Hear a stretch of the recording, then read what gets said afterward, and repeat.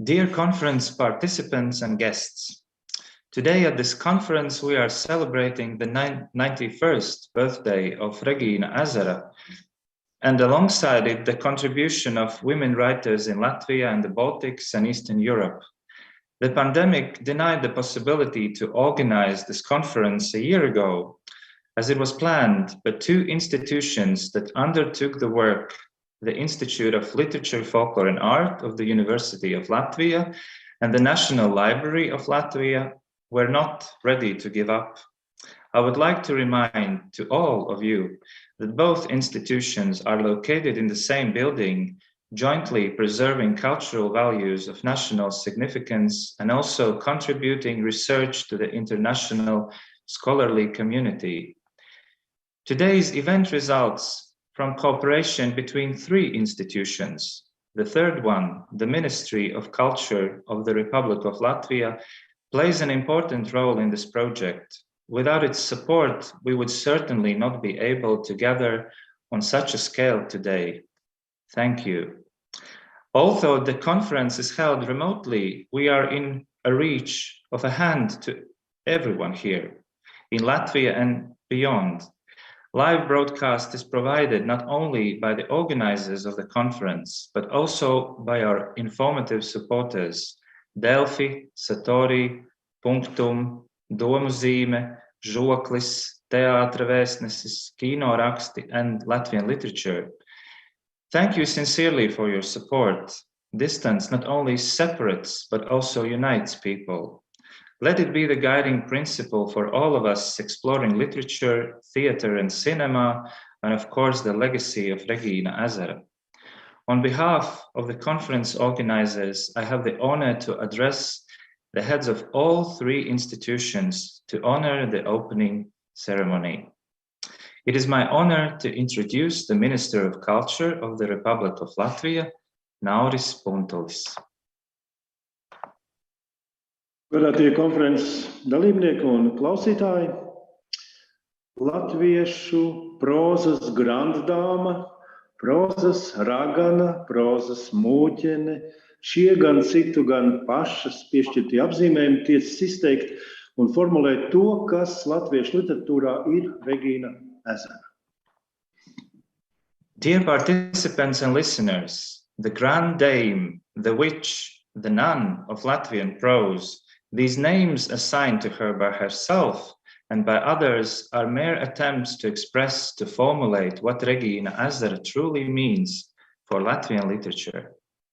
Jau vecāku dotajā vārdā Regīna, iezīmēta kā valdniece, karaliene, Regīna Ezera pirmsskolas vecumā, kā zināms, vēl īsti neprazdam latviešu valodu, kļuva par vienu no izcilākajām latviešu valodas kopējām un bagātinātājām, par meisteri, kur prozas ietekmes teorija stiepas tālu pāri gan viņas dzīves laikam, gan arī telpai, kurā tā tika radīta. Even her given name, Regīna, marks her out as a ruler, a reigning queen. As we know, Regīna Ezera did not even speak proper Latvian before starting school. Yet she went on to become one of the most impressive cultivators of and contributors to the Latvian language, a master whose prose covers territories far beyond her own time and the place it was created in. Būdama prozas valdniece, Ezera iekšēji palikdama brīva, vienlaikus, kā pati formulējusi, ir bijusi arī allaž pazemīga un padevīga kalpone viņas majestātei dzīvei un viņa majestātei darbā. Being the queen of prose while maintaining her inner freedom, she was also, as she put it herself at all times, a humble and devoted servant to Her Majesty life and His Highness work. Šodienas konferencē izvēlētā tēma apliecina, ka mērogs un konteksts, kurā var un vajag skatīt Regīnas Ezeras daļradi, prasa plašu tvērumu, un šīs plašākais tvērums dos iespēju ieraudzīt jaunus, vēl neapzinātus rakursus viņas daļradē un labāk saskatīt rakstnieces lielumu arī plašākā vesela reģiona Austrumeiropas kontekstā un samērojumā. The topic of today's conference is a testimony to the vast scope and contextual range that can and must be considered when approaching Regīna Ezera's body of work. And this vast scope might give us an opportunity to notice new yet unexplored aspects of her writings and to better access the writer's significance in a wider context and reference system, namely that of the entire region of Eastern Europe. Taču visplašākās teorijas, ko spēj skart un pārvaldīt literatūru, kā zināms, plešas nevis uz āru, bet uz iekšu, cilvēka dabā un pasaulē, viņa dvēseles un zemapziņas dziļumos, kur zem neievērojamas, pat šķietami labklājīgas virspuses nereti zemdegās grūst nepateikts un aizturēts brīžām iznīcinošs jūtu spēks. However, the greatest territories that can be reached and governed by literature, as we know, are not the ones spanning the outside world, but the ones within, in human nature and culture, in the depths of our soul and subconscious. There, under unremarkable and seemingly prosperous surface, often smolders a silent, restrained, at times destructive force of human emotion. Un šīs iekšējās zemdegas savā romānā Zemdegas mums ir meistarīgi atklājusi tieši Regīna Ezera, ar šo darbu ieņemdama arī godam pelnīto vietu Latvijas kultūras kanonā. And it is precisely Regīna Ezera who so masterfully has described to us this inner smolder in her novel Zemdegas, with which she earned her rightful place in Latvia's cultural canon. Rakstniece pat ir teikusi, ka šodienas provincē nav mazāk kaislība un jūtu, liktenīgas mīlestības un atriebīgas greizsirdības, šaubu un neprāta, nesautīguma un plēsonības, cildenuma un varas kāras kā visos iepriekšējos gadsimtos. The writer herself once stated that in today's province, passions and emotions, fatal love, vengeful jealousy, doubt and madness, selflessness and predation, honor and lust for power are as prevalent as in any other century. Tikai ne no augstzimušām ģimenēm, bet no Sovhoza un PMK, no SCO un patērētāju biedrības, un lai šo šķietam necilos, neievērojamos cilvēkus padarītu nemirstīgus, ir vajadzīgs tik ļoti maz, ir vajadzīgs vienīgi Šekspīrs. Not only among nobility, but also among sovkhoz laborers, workers in mobile mechanized columns, inter-kolkhoz organizations and consumers' unions, and rendering these seemingly plain and unremarkable people immortal requires so little. It requires only Shakespeare. Un šodienas kontekstā te var droši piebilst mums latviešiem Regīna Ezera.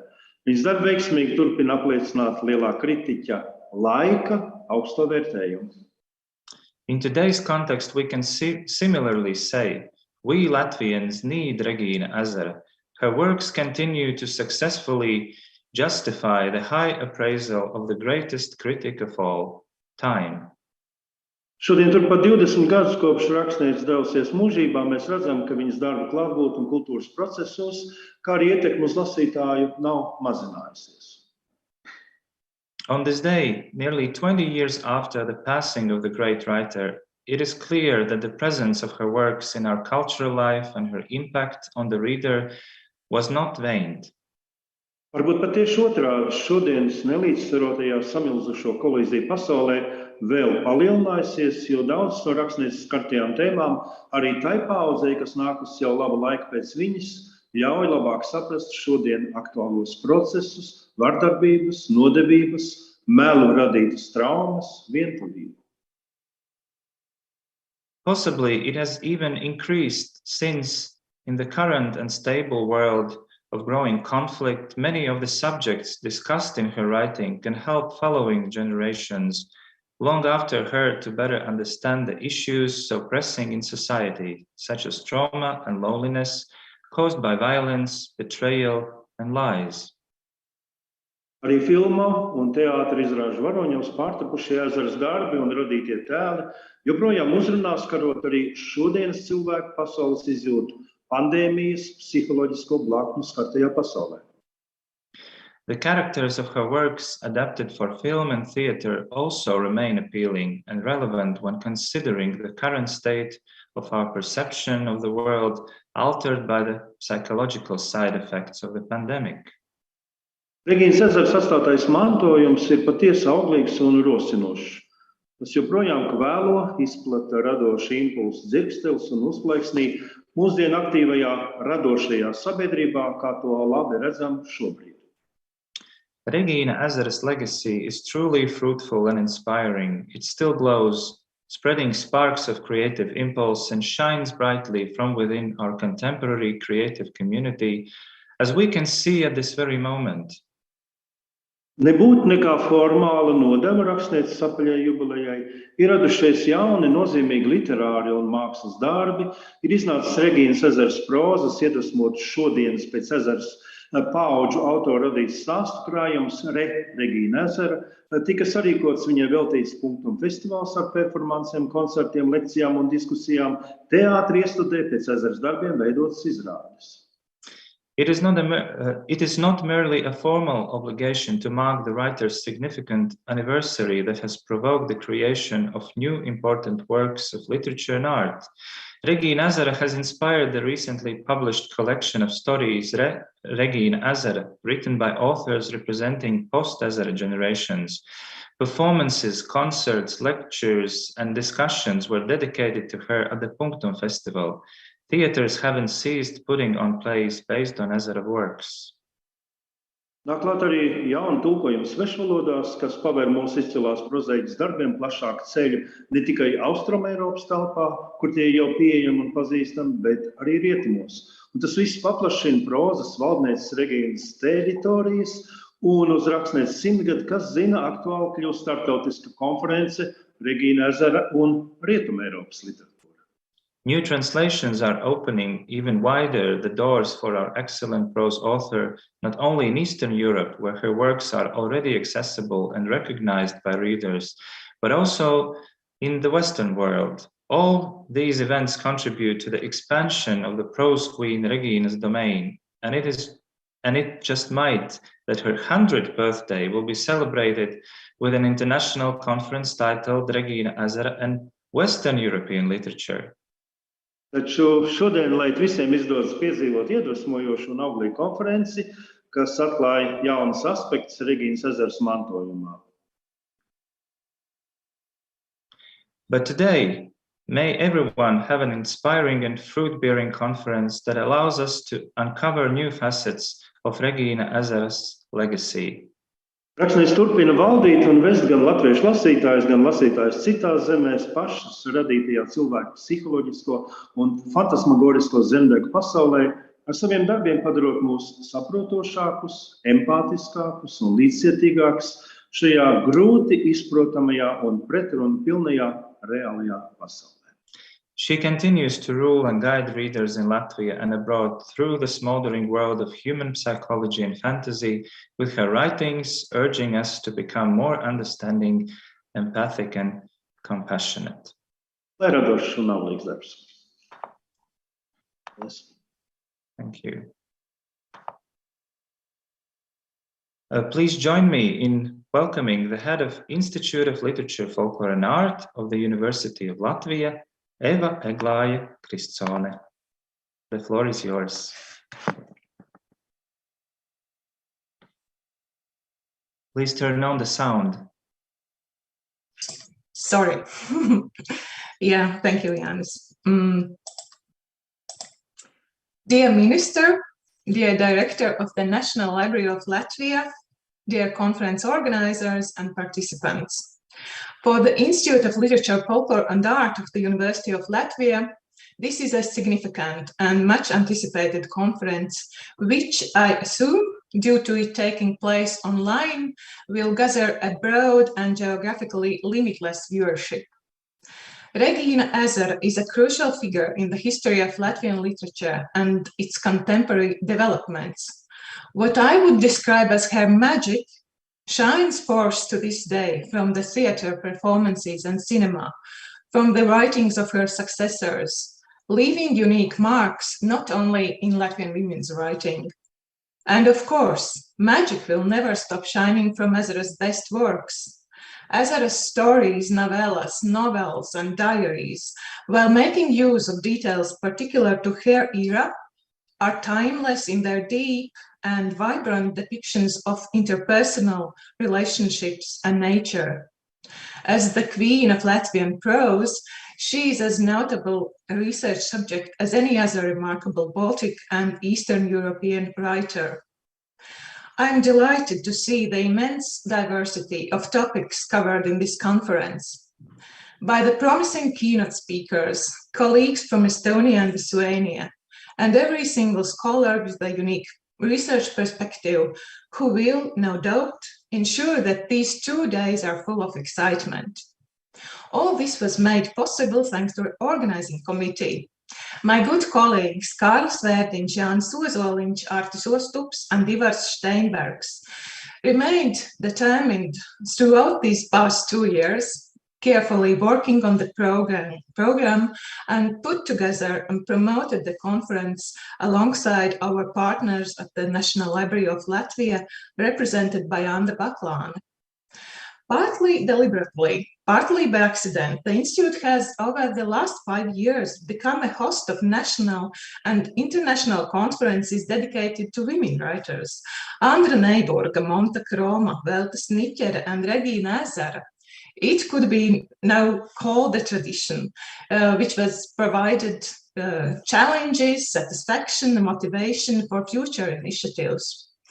I hope that the speakers and listeners can approach this event with venturous curiosity, empathy, professionalism, and a sense of humor. For these are the values Regīna Ezera has always represented for me. I sincerely hope you enjoy these 2 days of debate and virtual networking. Thank you for your participation. Thank you, Eva. I kindly invite the head of the National Library of Latvia, Andris Vilks, to close our welcome addresses.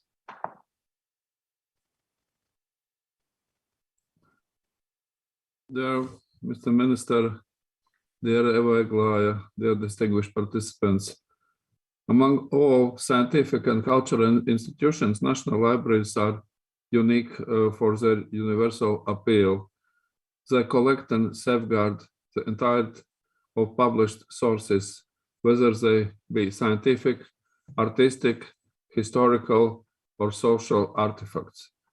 For this reason, national libraries usually project several, sometimes mutually contradictory identities. Science and literature are 2 worlds that occasionally meet, but mostly remain distant from one another. Science strives for precision, clarity, and objective truth, while literature is allowed to be unpredictable, aimless, and subjective. Nonetheless, there are several aspects that these different fields do share. For instance, just like science, literature also welcomes research and discovery. In their works, writers are able to explore and describe the mechanisms underlying human psyche and social systems. Writers are engineers and architects of language capable of inventing new languages and forms of communication. Like science, literature generates knowledge and understanding necessary to exist within extremely complex structures, namely civilization and cultures. In her essays, Regīna Ezera describes her written work as research, the study of human thoughts, worldviews, and emotions. She writes, contemporary outline of the human inner world is a task that requires a new approach. On the path of exploration, errors are to be expected. That path is not traversable without trial and error, and unsettled issues, difficulties, and new discoveries. Ezera is known in Latvian literature as an author who has produced impeccable, detailed, precise, and modern descriptions of the internal world of human emotions. One could say that her artistic subjectivity is manifestly scientific in nature. Moreover, she is known to be one of the most prolific innovators in prose. Ezera is both one of the creators of the Latvian novel writing tradition and a disruptor and reformer of the novel genre. This force of creation seems particularly admirable given the fact that Ezera became a writer in a time and place where art had to follow the aesthetic doctrine of social realism. Soviet literature has no shortage of strained identity, righteous, untruthful, moralizing, and boring examples of writing. It is full of white spots and of awareness. However, despite censorship and self-censorship, Soviet Latvia was also able to garner great works of literature. Regīna Ezera undoubtedly is one of the brightest examples of this. Evaluating Soviet literary legacy is no easy task. We cannot look at the literary works created during this period merely from the aesthetic perspective. Inevitable, the writer's relationship with political power must be considered. Besides, it is rarely appropriate to apply simplistic analysis by merely distinguishing the supporters of the regime from dissidents. Ezera's journalism of the 60s and 70s features material proof of the author both voicing loyalty to Soviet ideals and attempting to criticize the dogma of the social realism doctrine. Possibly, Ezera's most consistent ideological conviction is that she never feared carving her own path. I will conclude my speech with two quotes from Regīna Ezera's autobiographical work titled Some Truths, a Few Lies. Quotation. I have not yet ceased to be surprised when I see poetry surface from within prose.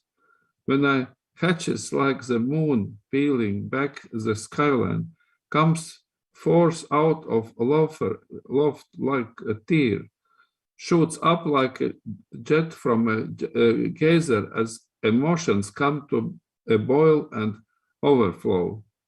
It has influenced me, poisoned me. I'm finished. I try to avoid sin. I don't always succeed, but there be sin. Big deal. Sin, it is so sweet, after all, but maybe it isn't even sin.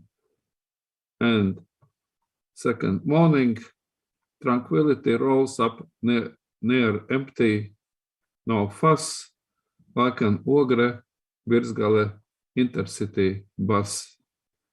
I wish you a successful conference full of new insights. Thank you very much. Thank you very much. And now I give the floor to my colleague Artis Ostups to open the first plenary session. Good morning, everyone. It is my great pleasure to introduce our first keynote speaker of the day, Professor Sanja Bahun from University of Essex, United Kingdom. Sanja Bahun's expertise is international modernism, and her research interests include theory of comparative arts, world literature, psychoanalysis, and women's and gender studies. In 2014, Oxford University Press published her monograph, modernism and melancholia, writing as counter-mourning. Sanja Bachun is also a co-editor of multiple books on modernism, avant-garde, violence, gender, and ideology, as well as an author of many scholarly articles in great journals. The title of her keynote talk today is Cassandra's Anew, Women's Writing and Strategies of Resistance. And as I have been told, she will also mention the work of Regīna Ezera in her talk. Without further ado, please welcome Sanja Bachun. Thank you very much, Artis, and thank you to all. I hope you can see and hear me well. Maybe a nod can confirm that. Thank you. First of all, thank you very much. I'd like to start with greeting everyone, saying good morning to everyone. Labrit. Unfortunately, that's about the only word I know in Latvian, but I'm very hopeful I'll learn more over the course of the next 2 days. This is a great opportunity and a great pleasure for me, and I would like to thank the Institute of Literature, Folklore and Art of the University of Latvia and the National Library of Latvia for honoring me with this invitation, and the Ministry of Culture of Latvia for supporting it. So, as I said, a great pleasure to be with you today, albeit in digital form. I was looking forward to discovering Latvia and Riga in person, but the pandemic conspired against that wish. However, as many speakers have already pointed out, the digital format also has its secret benefits. And the key one of these is that it makes access easier and therefore democratizes and widens the audience, including those audiences that cannot plug in at the moment when the talk is delivered, but can do so later. And I'm particularly keen to greet those audiences as well, because I know that many of them could be child carers, as I am, working people who have other work obligations at the moment, and other people who simply cannot join in directly. So I greet both those who are with us at this moment synchronously and those who will join us later. In what follows, I will take you on a journey through women's writing, or women's writing. There will be a constant shift between singularity and plurality here. And I would like to take you on a journey through Eastern European women's writing in particular, loosely focalized through a specific mythic female figure, that of Cassandra. En route, I may say things that are very familiar to you or things that are very unknown to you, and I hope the blend of the two will keep you interested, even in this digital format. So here we go. Cassandra, the fairest and wisest of Priam's daughters, and one of the rare female oracles or prophetic witches of whom we have an extensive, if tantalizingly scattered account, is said to have had her ears purified by Apollo to understand the sounds of nature and learn about future omens. Her name in Greek, Cassandra, means she who entangles man. And it is literally this capacity that causes her tragic fate, a myth upon which generations of storytellers, writers, artists, and recently filmmakers have expounded. On the occasion of an unfortunate nightly sojourn in Apollo's temple, Cassandra rejected the zealous god's advances, whereupon Apollo not so much invalidated as rescinded his gift, leaving Cassandra with the tragic legacy of a gift revoked, the fate of one who has the ability and desire to foretell and to tell us the languages of the birds, but whose prophecies, albeit true, are disbelieved. As various Greek myths reiterate, Cassandra's plaintive and violent cries, foretelling political and private calamities, ranging from the fall of Troy to the killing of Agamemnon, were ignored by her compatriots and their enemies alike, by her own family and by other women. She came to be regarded as deranged, or else she might have indeed sunk into madness faced with that continual disbelief. And aptly, contemporary psychology has designated a comparable neurotic state, the Cassandra effect. The myth of Cassandra opens itself to an extraordinary variety of interpretations. Less romantic and more violent than the tale of Helen of Troy, the myth of Cassandra is first a story about the attempts to conquer the female body and about the consequences of that violent conquest, of a series of suitors who slay each other, of a fanatical and vengeful god, of psychological violence and mockery, of being imprisoned by one's own father and being raped by an unpitying enemy, of serving as a currency in the settling of post-battle accounts, of forced emigration and sexual captivity, of the final murder of a woman and her children by another woman, all of which the myth insists with inexorable determination Cassandra is allotted the tragic fate to foresee herself. As such, the tale is a variation on a particularly popular pattern of mythic fabulation, the wide diffusion of which anthropologists suggest serves a discursive corroboration of a more or less global move from the matriarchate to the patriarchate. It is a story of a mythic heroine's insubordination to a male divine and or its secular representatives, and the tragic cost she must pay for this deed. It is noteworthy, though, that Cassandra's story differs from the general template, insofar as, disquietingly, no representative of patriarchal power is redeemed in the course of the story. In all accounts about her, including those that attempt to attribute to Cassandra those of fickleness, Cassandra emerges as a victim of patriarchy, and the victim endowed, surprisingly, with the virtues of dignity and defiance. For this reason, she was a particularly apt figure to be reappropriated by 20th century feminists, who saw in the mythic heroine a paragon of femininity's disruptive power.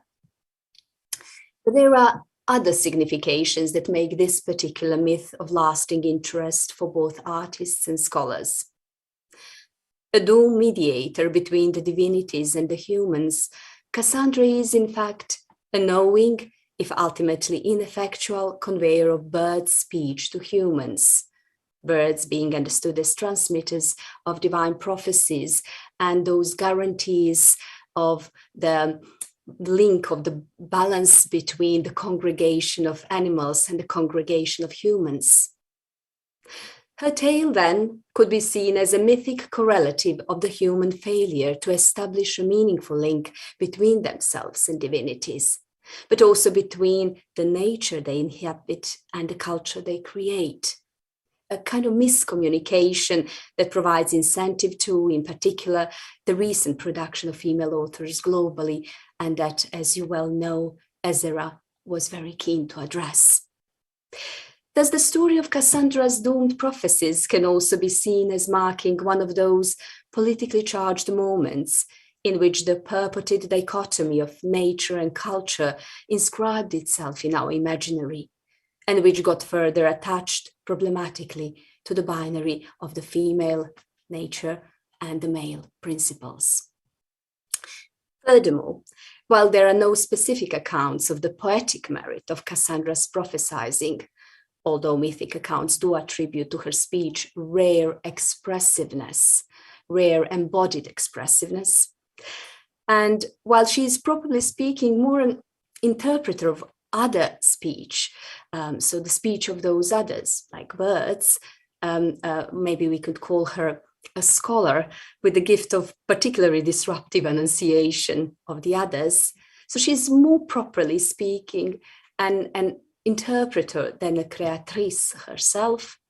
And although that might be true, the myth of Cassandra has most frequently been invoked in discussions and representations concerning female visionary power and female creativity, those bewitching qualities that Ezera professedly embodied in her own prose. Such interpretation of Cassandra is indebted to a particular challenge posed by both Aeschylus's contraposition in Agamemnon of the chorus speech, so rational speech of unproblematic temporality, the voice of male elders, and Cassandra's speech, which is mantic, pictorial, almost impenetrably figurative, indiscriminately fusing temporalities. So there's a strong juxtaposition. If you look up, as I always recommend, never enough reading of ancient Greek literature. If you look up Agamemnon, you will see these very strong contrapositions of the chorus speech and Cassandra's speech. And then also the chorus's incessant effort to establish a rhetorical dialogue between the discourses, so as to understand that fate that Cassandra prophesizes, because the chorus actually knows better. They know that they need to listen to that female voice. So in mediating what Cassandra foresees, the Aeschylus's chorus attempts to impose a rationalist male discourse and the associated type of hermeneutics upon the prophetess's words. But it is hard. Sometimes the meanings of the words lead us for a long, long time, especially if they are very expressive. They're hard to get to. So in her function as the embodiment of the other speech and as a violated female body speaking subject, this dismissed prophetess has also become a feminist icon of numerous female writers and artists worldwide who saw in her fate something of their own. And tales of this and other Sibyls have repeatedly been reappropriated as a tale of the female artist as visionary, their fate being seen as paradigmatic of the position of the female artist in the chiefly male-organized official culture. And I'll have more to say about that later. Finally, Cassandra is also remembered as a doomed political agent, whose ardent, perduring warnings are greeted not only with public defamation, but also with the oppressive censoring mechanisms of a skeptical, blind power.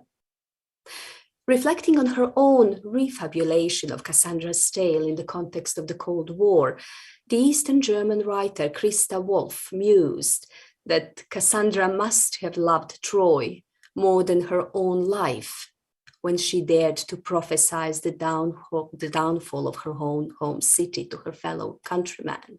So she must have loved her country state, more than her own life, because she dared to prophesize knowing that she won't be believed. Wolf, I think, is perceptive, for the myth of Cassandra is also an extended allegory on political social meanings attached to femininity, nationhood, censorship, and political and artistic voice, and the role of artists in any society, I would add. So, how have Eastern European women writers of the 20th and 21st centuries responded to those readings, and more generally, the meanings and dynamics they impart? Now, the first thing I like to note is the difference in their positionality in comparison to their Western peers. Mid to late 20th century Eastern European women writers often found themselves both sympathizing with and genuinely not understanding the calls to action of their Western peers. Notably, Anglo-American women writers' demands for equal pay for equal work, access to all professions, abortion rights, and right to divorce at no detriment to wife.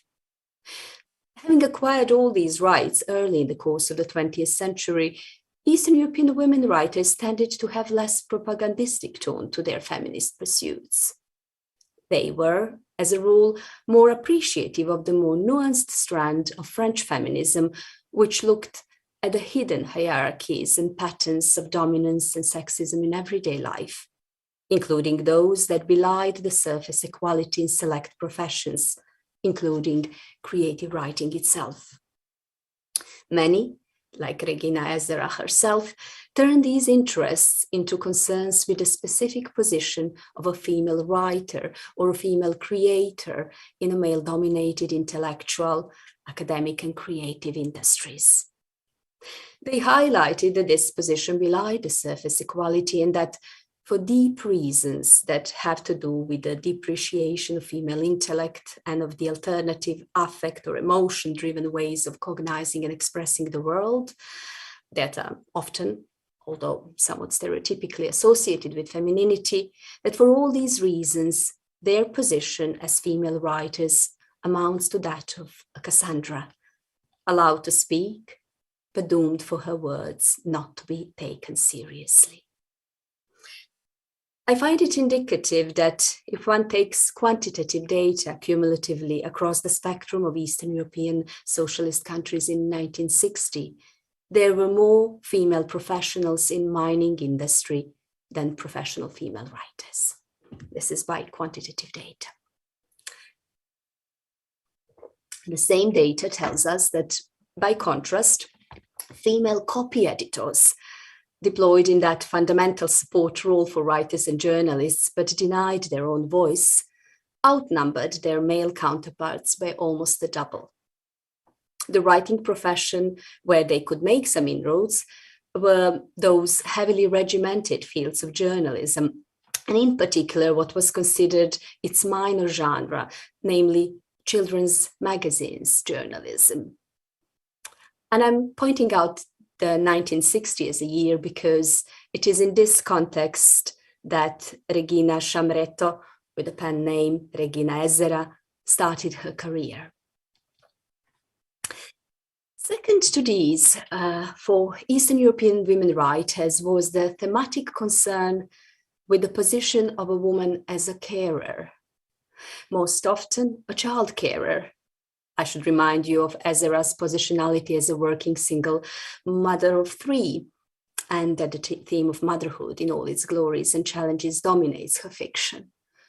I think that if young Ezera were with us today, she surely wouldn't be able to join us directly, synchronously as it were, because she would be ushering her children to school or to the nursery. So it is to those mothers, working mothers, that I dedicate this little aside. So, woman is a carer, I said a child carer, but also carer for elderly, disabled, weak, for those under-recognized or under-supported by society. And I would say a carer for society as such.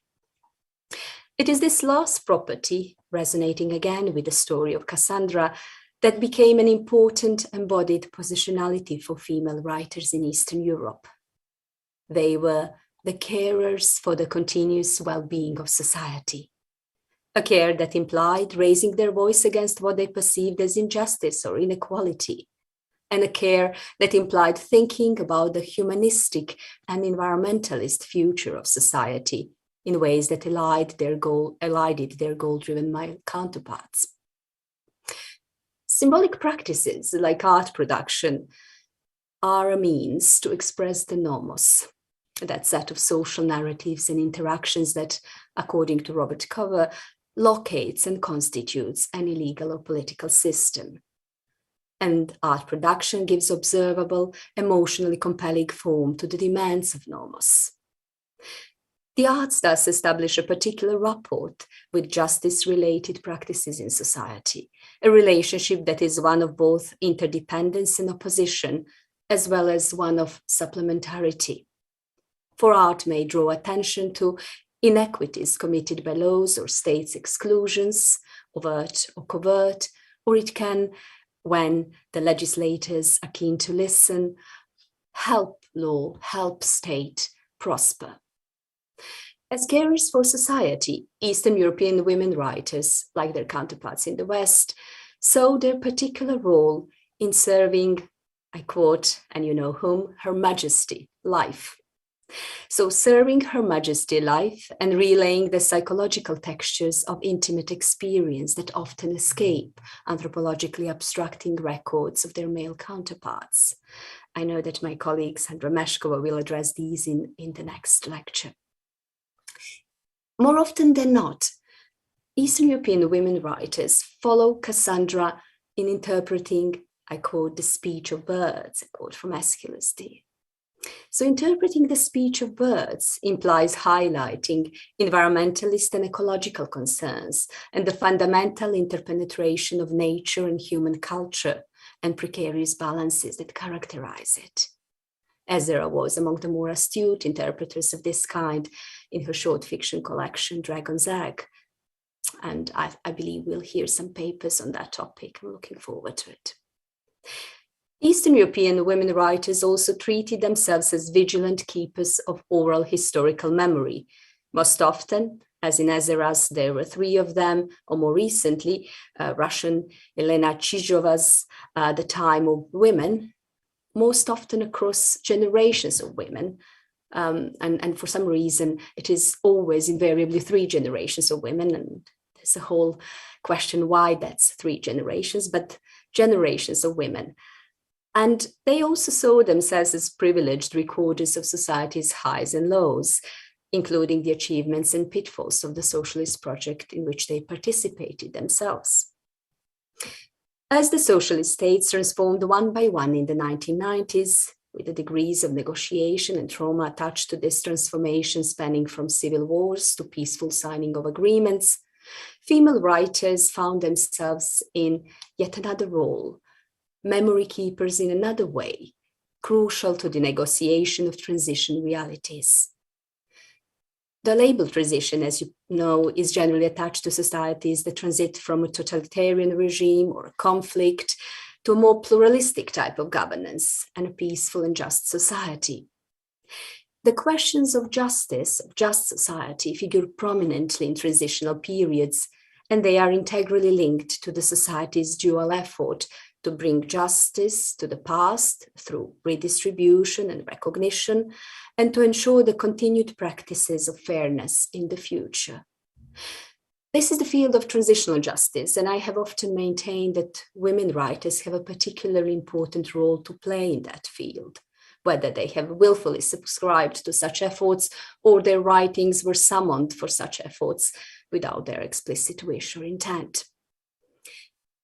This is because peace building and just society building implies a particularly charged relationship with the past and necessitate attempts at finding the path between too much memory and too much forgetting. This is from Minow, the scholar of law. So finding the path between too much memory and too much forgetting is what I would say a really good force field for a woman writer. It is in identifying and traversing that path that the function of the arts is most visible. And it is in that function that female writing, so closely connected to intimate realities and oral history, is an excellent witness. Thus used literary practices and artworks by Eastern European female writers of 20th and 21st centuries have both assisted recognition of past injustices, memorialized them, or contributed to psychological reparation, and testified to the very social challenges of transition, measuring satisfaction and evaluating the transitional processes themselves.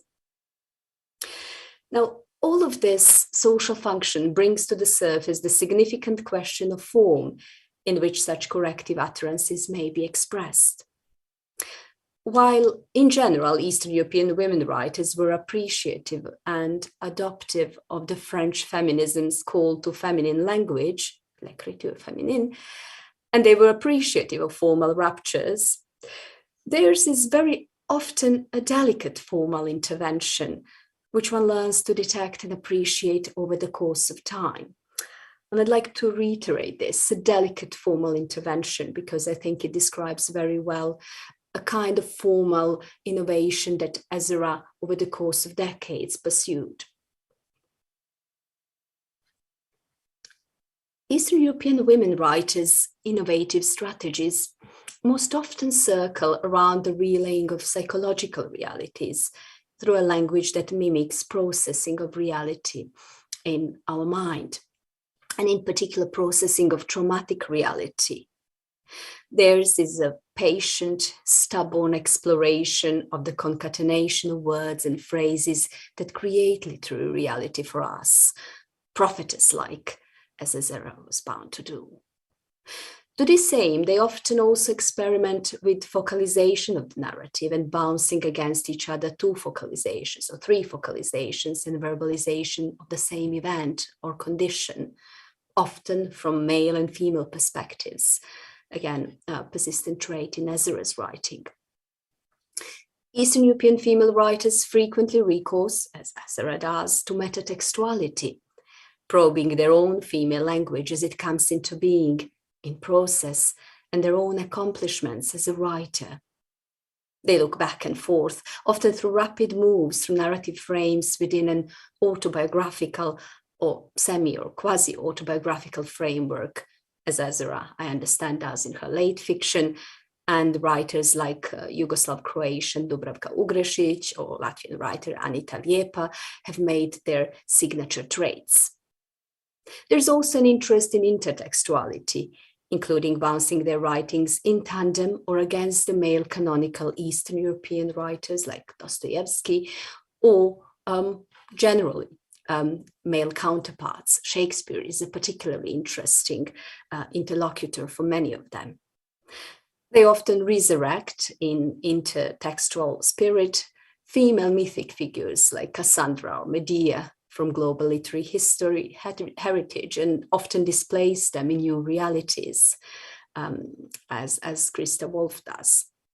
Or they bury them in the palimpsestic accretion of literary discourses. So you have to unveil one after another those aspects of those or layers of those palimpsests, and when you get the bottom line, an occluded female figure from literary heritage.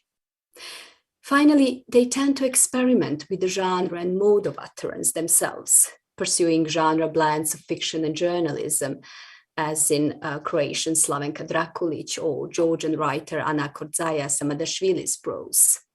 They often weaponize satire, as Ezera herself did more than once, confessional writing, as Romanian Nora Juga does in The 60-Year-Old Woman and the Young Man. They borrow structural components and figures from fairy tales. Both Ezera and Ugrešić have done that to great effect. They recourse to children's literature to tell the truth for adults, like Estonian Ellen Mead, and irreverently fuse prose and poetry in a surreal and bewitching performance, as Ezera does in Smolder. Such formal explorations require a particularly attuned ear, I argue in conclusion.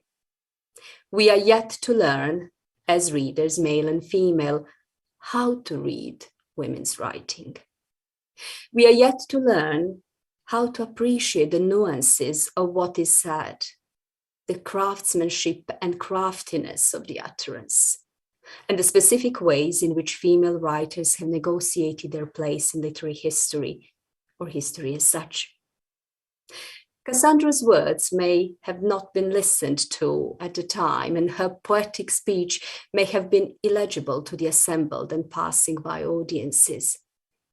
But she endures as an icon of what an alternative record and understanding of history may look like, and a perennial warning that we should listen to it. So with the invitation to listen, and to listen carefully to the words of a female artist, of an oracle, it is my pleasure to contribute to the opening of this conference on the work of Regīna Ezera and Eastern European literature. Thank you.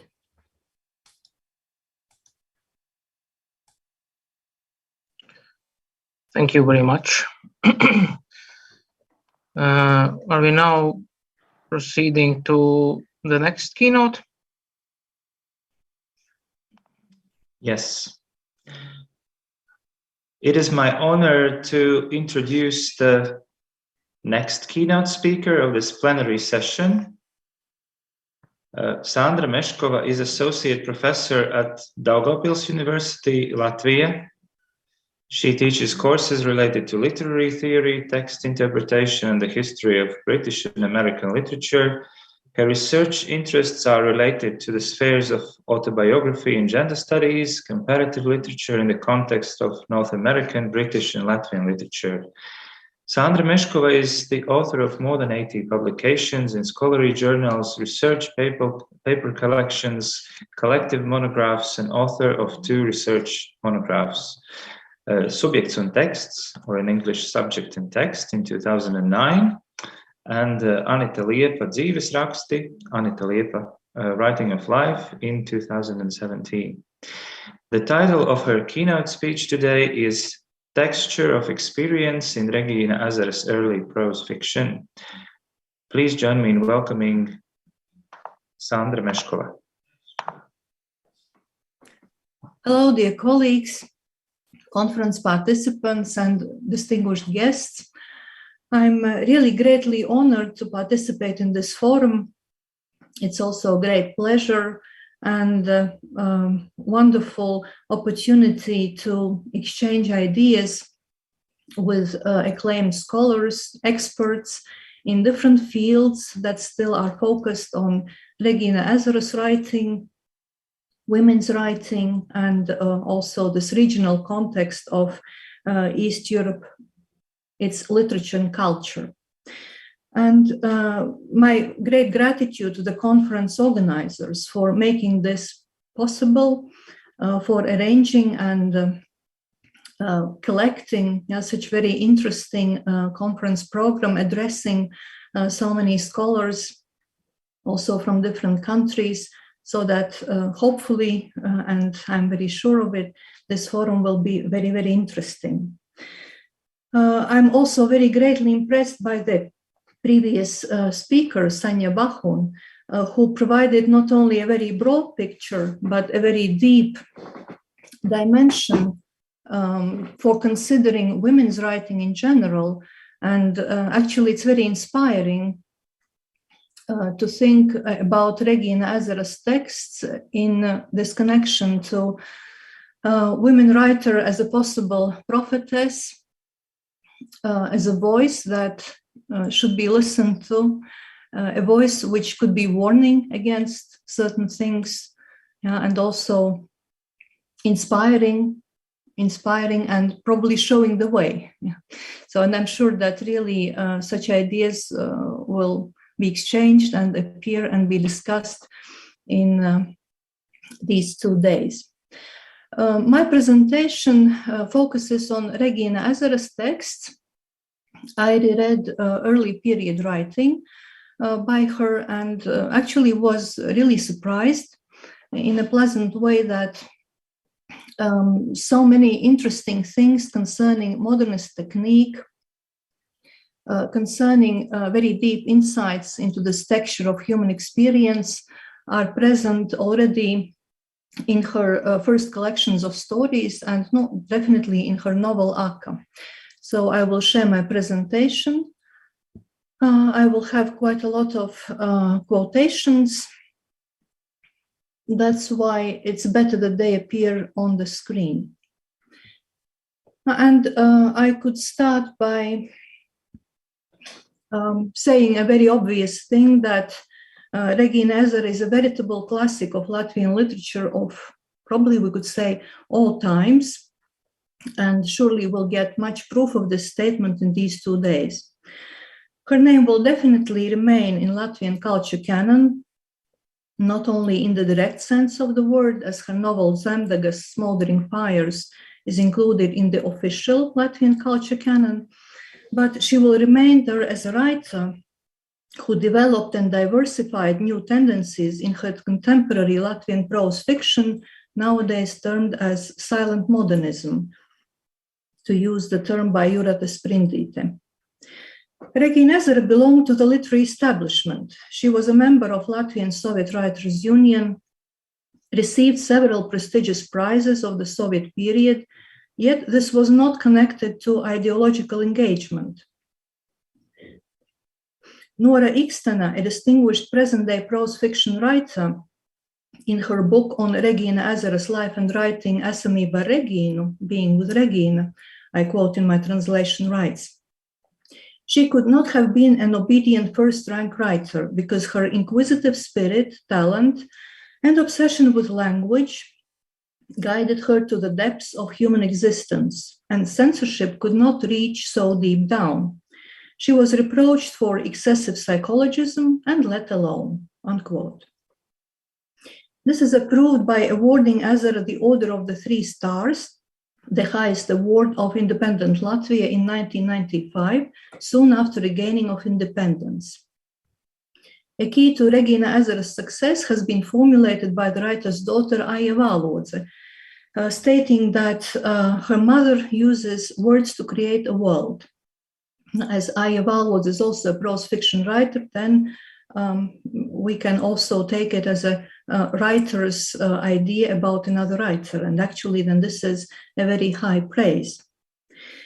The author has produced 28 books, winning special acclaim by her novels, actually by all her books, but especially starting with her novel Aka, and then the following ones, and also short prose story collections. Ezera's works have been translated into Russian, German, French, English, Lithuanian, Swedish, Italian, and also other languages. Regīna Ezera started publishing short prose fiction in periodicals in 1955, and in the 1960s she became a professional writer and a member of the Writers' Union. Her last book was published after her death, so her writing spans half a century, and that happened in one of the most complicated periods of Latvian historical cultural tradition. As is the case with a number of highly acclaimed Latvian writers and poets whose early period of writing relates to the late 1950s, 1960s, works produced in these decades are nowadays treated as controversial or prone to reconsideration in the light of current debates concerning the trend of socialist realism. However, Ezera's early published works have not become an object of this debate. Neither have they attracted much of present-day critics and scholars' attention. Yet they are worth studying, especially in terms of the development of the writer's technique and growth of her mastership. So we will consider certain aspects of the writer's technique whereby she produces the effect of the rich texture of human experience in short story collections Daugavas stāsti, the stories of the Daugava, Aiztek Gaujas ūdeņi aiztek, the Gauja water flows away, and novel Aka, the well. These are not very first works by the writer, and her contemporary critics noted that Ezera's writing skills have greatly progressed over the first decade since the 1950s, mid-1950s. Yet the major turning point in her writing was marked by the novel Zemdegas, and that allows for considering the preceding period as an early formative stage. It has been broadly discussed that the time of mid-1960s in Latvian literature is marked by the growth of psychological trend in prose fiction. It's possible to read about it also in English in the collection Back to Baltic Memory that was published in 2008.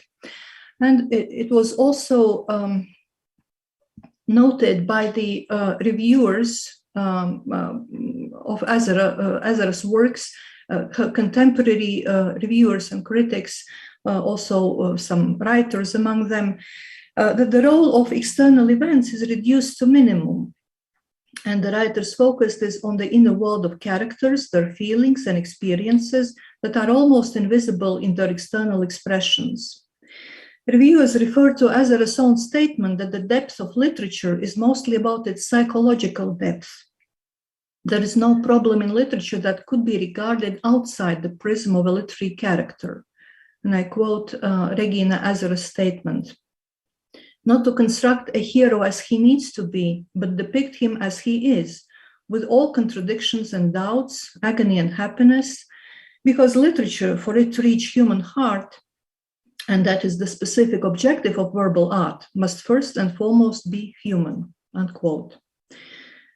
Critics also connect the psychological inclination of Ezera's works to certain features of her technique, the specific compositional models of her story collections, the lyrical structure of her prose fiction, the significance of description, especially description of nature, echoing the state of mind and feelings of characters, the use of detail and expressivity of language.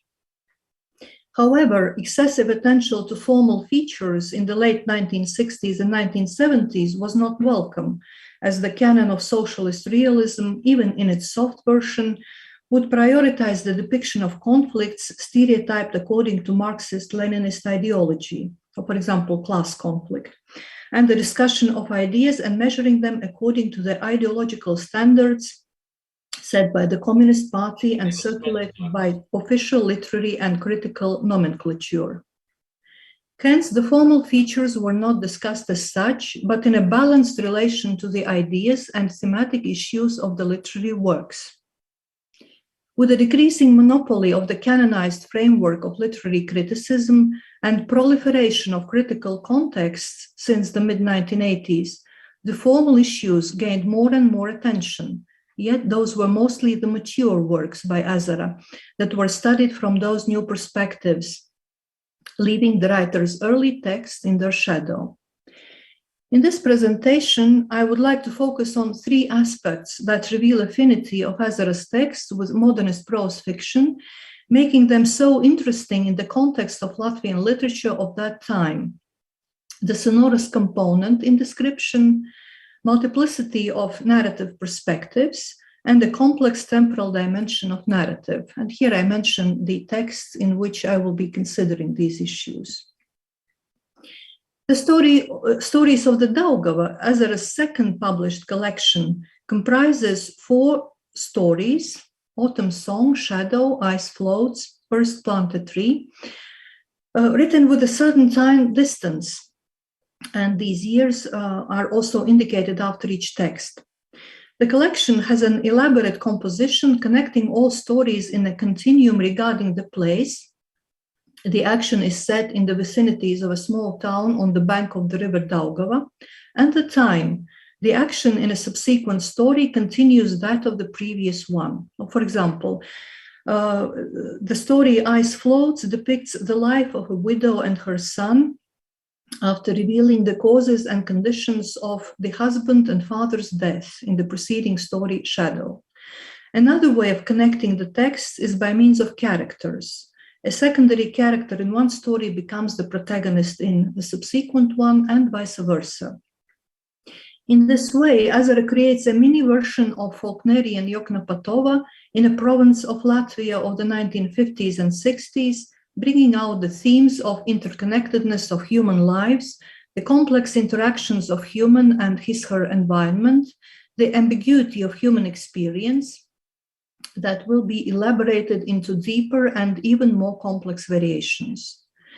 Each story depicts a crucial time in the main characters' lives, delving into dramatic collisions conditioned by complex social and psychological factors. Now, let's start with the first aspect of the sonorous picture in the narrative. In the first story of the collection, Daugava stāsti, Autumn Song, it is already the title that highlights the sonorous aspect of the narrative that is one of the landmarks of Ezera's prose fiction. The story starts with a scene of the protagonist, who is a resin collector in the forest, returning home from his late night round. And I quote in my translation: "Ridzis descended from the bicycle and listened. Trees were rustling around. He could even recognize their voices. Birch trees whistled, asps whispered, and from time to time a maple would clap its yellow leaf hands." Interrupt quote. The sonorous picture is combined with the colors, and I continue quoting. "Darkness was hiding under trees. Just above the forest, night had placed a huge glimmering dome with twinkling autumn stars, pale shades of color, serene, slumberous rustle, symphony of forest colors and sonorous night."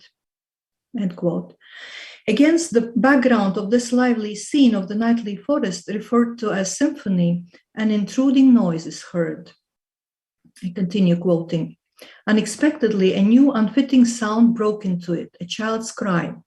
Didis listened with astonishment and even fright, looked at his wristwatch. The hands of the watch gleamed, showing 5 minutes to 11.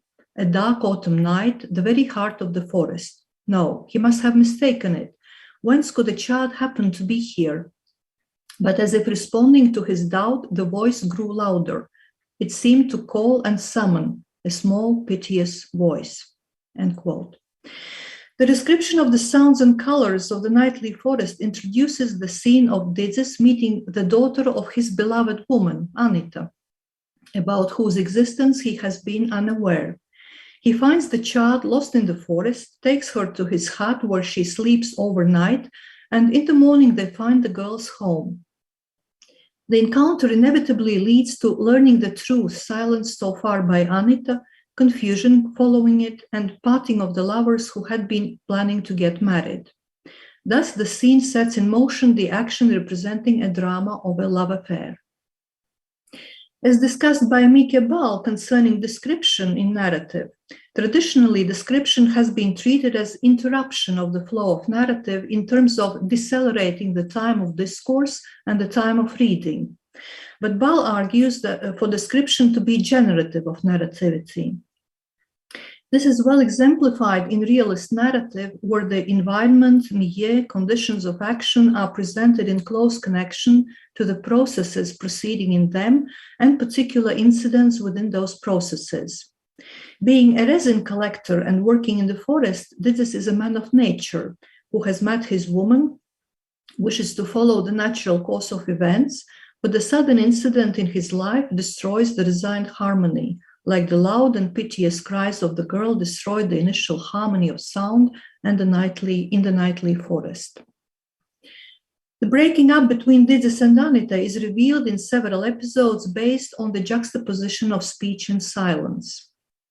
First, it was Anita who kept silent about her child. When the lovers meet after the truth is revealed, Didzis leaves in silence.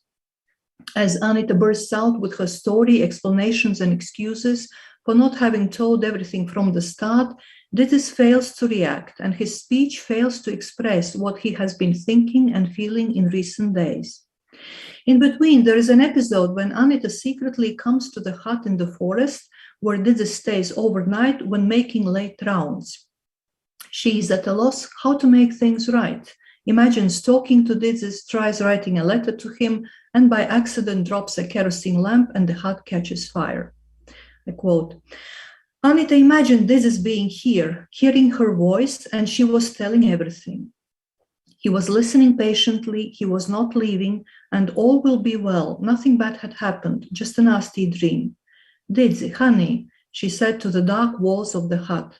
She shuddered from her own voice. It sounded so strange when there was nobody to listen, unquote. As revealed in the following scenes, Anita's attempts at talking the situation over fails, silence prevails, leading to the breakup of lovers.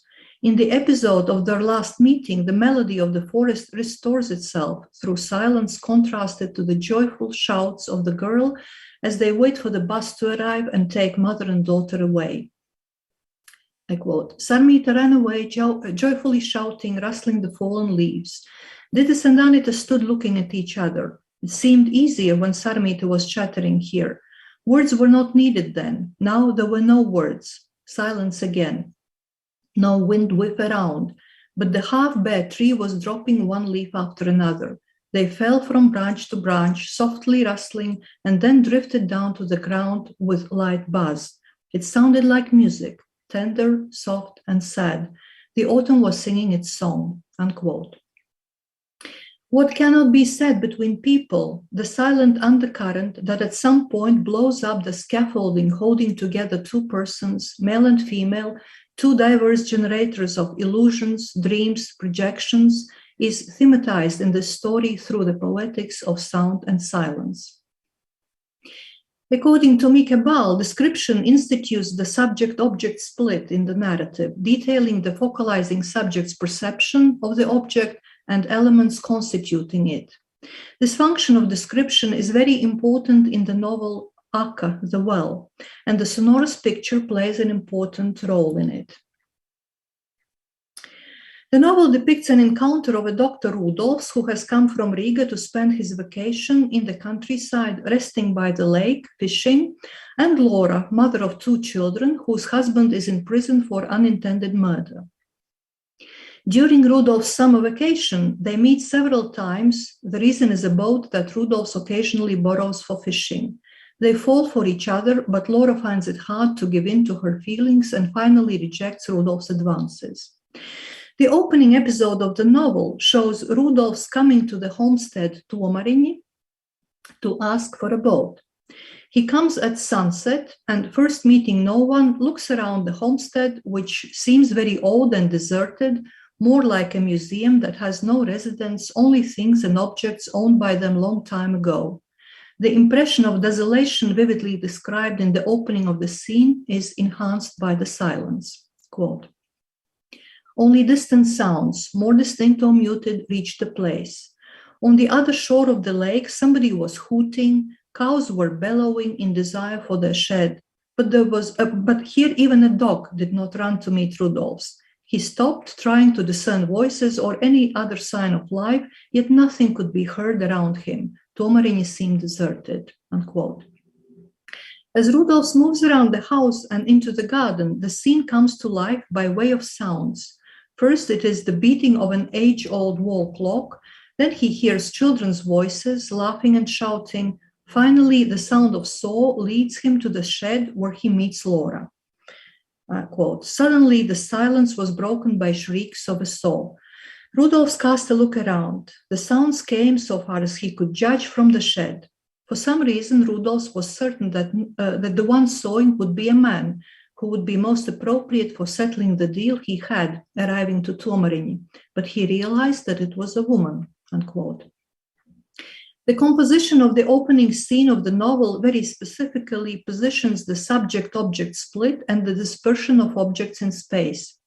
The character focalizer, which is Rudolfs, both observes the homestead and its surroundings and moves around it in search for a human object, somebody who could lend him a boat, an object which he will further move on the lake fishing and resting. Thus, the object is clearly positioned as a double object, human and material, and an object of desire, male desire for a female supplier of his needs, and it should be noted that the gender of a boat in Latvian is also feminine. Rudolfs remains the main focalizer throughout the novel, and the narrative generally follows his gaze, observing Laura, her looks, her action, her interactions with other characters, mainly her 2 children, her reactions to him. In some scenes, he seems to get closer to fulfilling the desire of capturing or possessing the object, or its attention at least, yet it always escapes. And in the final scene of the novel, Rudolfs holds Laura in his arms, feeling her complete estrangement. The object, Laura, lake with fish, the homestead Tomēr, remains ambiguous, like a riddle that is not guessed, or a quest which remains unresolved. I quote, "Her body in Rudolf's arms seemed like it was dead. They were very close and very distant. Rudolfs wanted to object, to contradict, say that, but he realized that all words had grown trite, cheap, helpless, feeble. He was overwhelmed by deep sadness. He sunk into it like in a bog, while his hands were still stroking Laura's hair and Laura's shoulders, as if trying to hold something that was hopelessly slipping away from him and that he could not keep without breaking some essential core in Laura. He was standing on the shore for a long time. The last window went out, houses sunk into the dark of the night. The moon, shrunken and pale, was sifting blue dead light, and Rudolfs thought how strangely it had changed everything. Tomēr against the sky looked like black debris." Unquote. The final scene is introduced by a description of the coming night, where the visual register creates a ghastly, irreal effect, but the sonorous register represents real sounds connecting to reality. And these respective phrases are underlined. Maybe I will not read the whole quotation, but we see that night came with noise all around. Here and there was rustle and swish. Amid flows, he could hear waves washing against the shore and knocking the rim of the boat. Sand gritted under the bottom of the boat as he jumped out, threw the chain around the trunk of the willows, steel scratched against the live bark, and he started mounting the shore. Mild melodious tune, as if made by an old instrument, reached him coming from above. He realized that it was wind playing in the air, the sound growing louder in the breeze. The shadow thrown by the shed was like a huge pit. He sneaked across it. Laura was standing in the open doorway, unquote. The splitting between fantasy and reality, marked by the visual and sonorous registers of imagery, hints to Rudolph's state of mind, as he is reaching for the object of his desire, but in reality it is unattainable. The complexity, ambiguity, and volatility of the object are conveyed by the nexus of Laura, homestead, lake, reflected in several scenes closely observed by Rudolphs. Scenes of Laura bathing in the lake, Laura going uphill to the house, Laura standing in the doorway, drawing water from the well. Dispersing the object across the space focalized by the observing character represents his subjective vision as centered around his desire. Whereas the sonorous picture, sounds of nature, sounds made by actions of Rudolphs and other characters, brings in the dimension of reality, thus building a fine and complex multidimensional vision of the world. Now I pass over to narrative perspective. As concerns that, Regīna Ezera's early works under study reveal its variations from that of the observing and reflecting hero in early stages to braiding multiple perspectives in the novel Aka, the well. Introducing a perspective of an onlooking hero in Latvian literature of the 1960s in general was an important move away from the doctrine of activism and active hero cherished by socialist realism.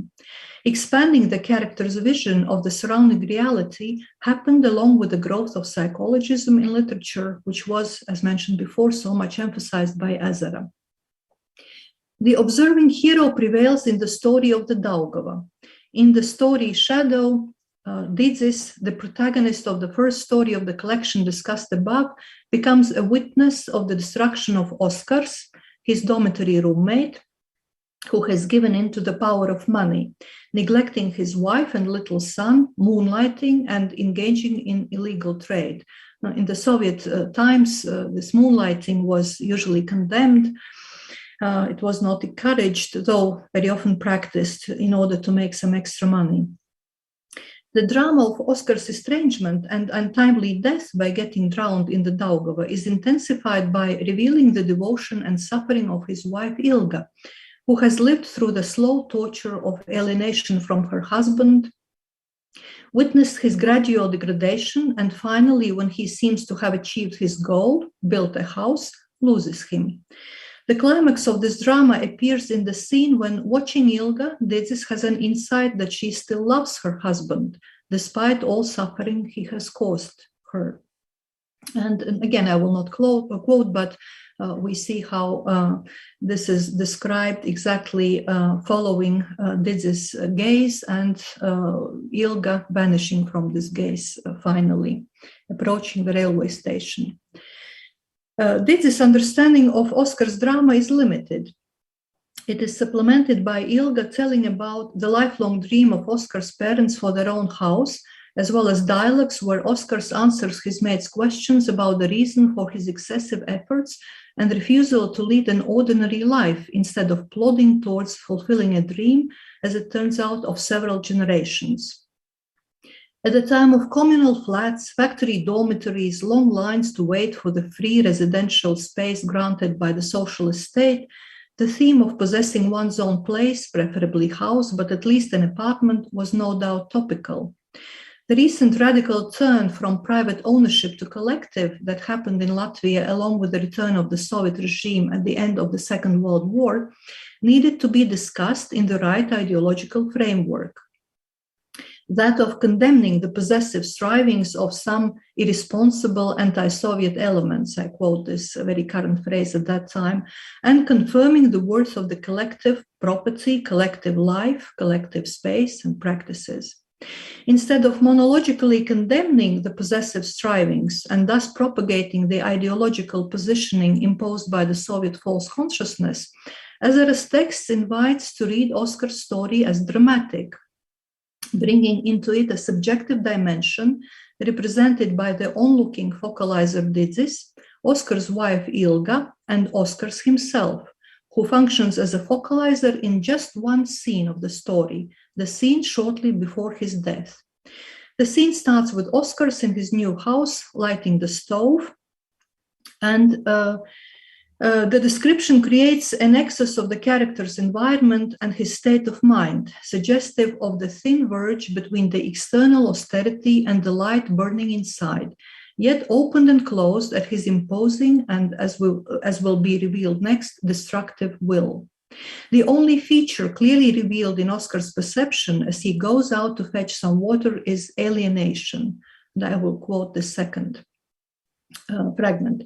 Today is the October festival. There is a social in the Forestry Club, on the other bank of the Daugava in the Kolkhoz Community Center. The dark November night is unusually loud, restless. The song died away in a distance, merged with the lapping of water, fizzled out. Yet Oscars was still standing there, unexpectedly feeling lonely, unquote. It is noteworthy that, even focalized by Oscars, the scene does not reveal why exactly he returned to the Daugava after extinguishing the fire in the stove and leaving the dog inside the house. In next scene, Didzis, on his way past Oscar's house, here shouts for help, and when he comes with others to help, it is too late. They find Oscar's dead body in the water. The arrangement of narrative perspectives is exquisite. The limited vision of an onlooking character shows the top of the iceberg, Oscar's life as witnessed by people around him. The external focalizer establishes suggestive links between the external and internal experience of reality, whereas the single scene focalized by the protagonist reveals the core feature of his existence, alienation, that is both the cause of his death and the effect of his whole life. A similar arrangement of narrative perspectives is observed in the novel The Well. Rudolph's perspective is focused on Laura and her surroundings. Laura's perspective focuses on her family, mostly her daughter, absent husband who is in prison, her mother-in-law and sister-in-law, and externally focalized scenes in the homestead Gobas where Rudolphs is staying show an aged couple Putrami whose small talk reveals important information about Tomēr, where Laura lives, and the dramatic events of the past surrounding this homestead. Braiding these perspectives forms a multidimensional narrative, revealing a Faulknerian picture of complex human interactions in their past and present dimensions. Simultaneously, several stories are told and several themes developed. The central story of Rudolph spending his vacation by the lake and falling in love with the woman he meets there relates to a story of Laura, a mother of 2 children whose husband Richards is imprisoned for having accidentally killed a man while hunting in drunkenness. That in turn is related to a story of Alvīne, Laura's mother-in-law, who had been a maid in Tomēr before the Second World War, got pregnant by the would-be master of the house and had to leave it in disgrace, returning to the half-ruined house after the war with a small son Richards, whose sister was born from a former farmhand Reinis and who was murdered by Richards' father.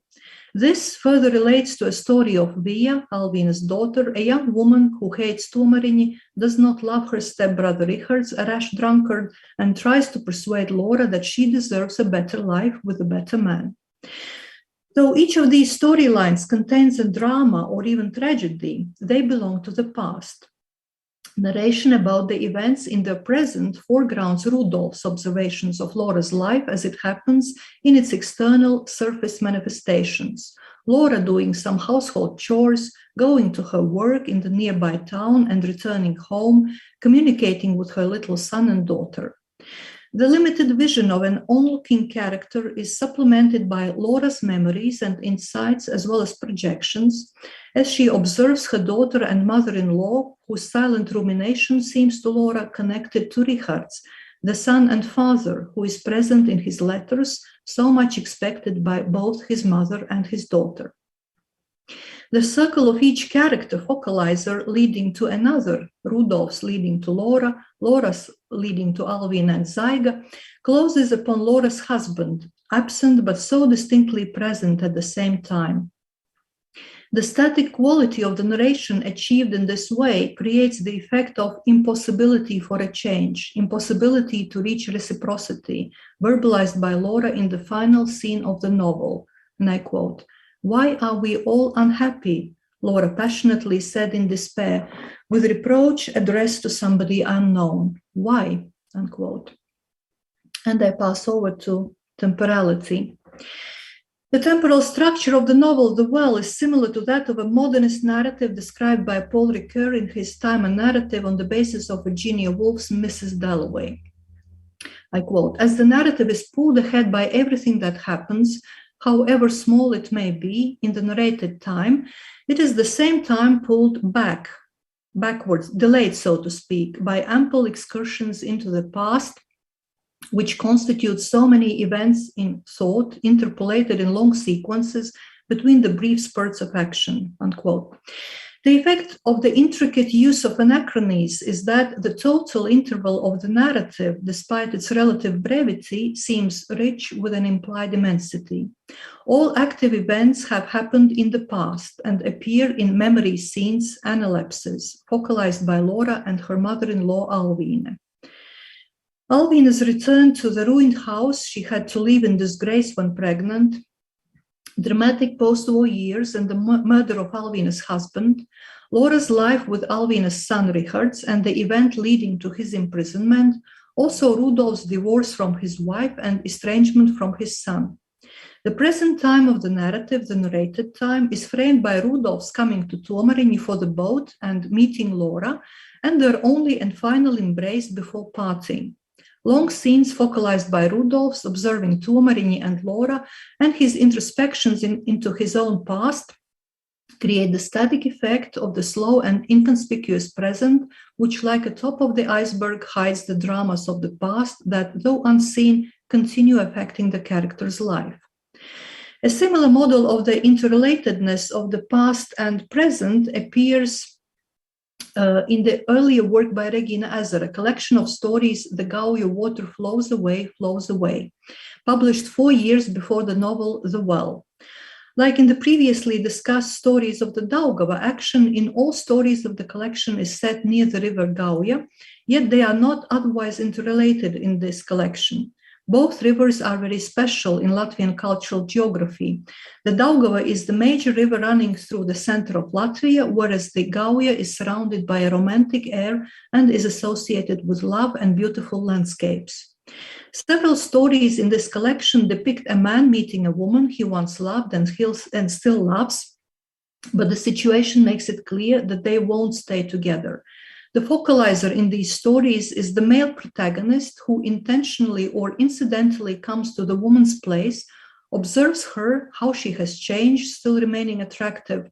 During the talk, accompanied by the protagonist's memories, it is made clear how they were related, and the woman, by her body language, silence, or hints, informs the protagonist that he needs to leave. In several stories, the past dimension is related to the war, bringing in the historical time and its determining impact. The story Rītausmā at Dawn demonstrates all the above-mentioned features. It is set during the war under the Nazi occupation. In small hours, a man brings the newborn infant found by the railroad to the house of a woman he once loved, but who married his mate and has 2 children, one of them also a baby, so she can share milk between both infants. She remembers Mārtiņš, but is worried about her husband, who is hiding in forest. Mārtiņš knows that he was killed, the husband was killed in fusillade, but cannot tell it to Ieva, so she remains with hope that one night her husband may come back. The story ends with a foreshadowing of Ieva awaiting her husband, Mārtiņš hoping that Ieva, her children, and infant will survive and have enough food. As one part of what is foreshadowed will never come true, the other part concerning their survival may also be doubted, and this gives a dramatic quality to the story along with certain fatality, as Mārtiņš leaves the house realizing that Ieva would not welcome him back even under these dire circumstances. Another important aspect of temporality that emerges as central in the story collection is the phenomenological one, depicting the flow of time, juxtaposing instant and duration, bringing out its potential of building existential themes like passage of life, sense of fulfillment of life related to the sense of happiness as experienced in time. This is highlighted by using the book jacket, which wraps the book cover.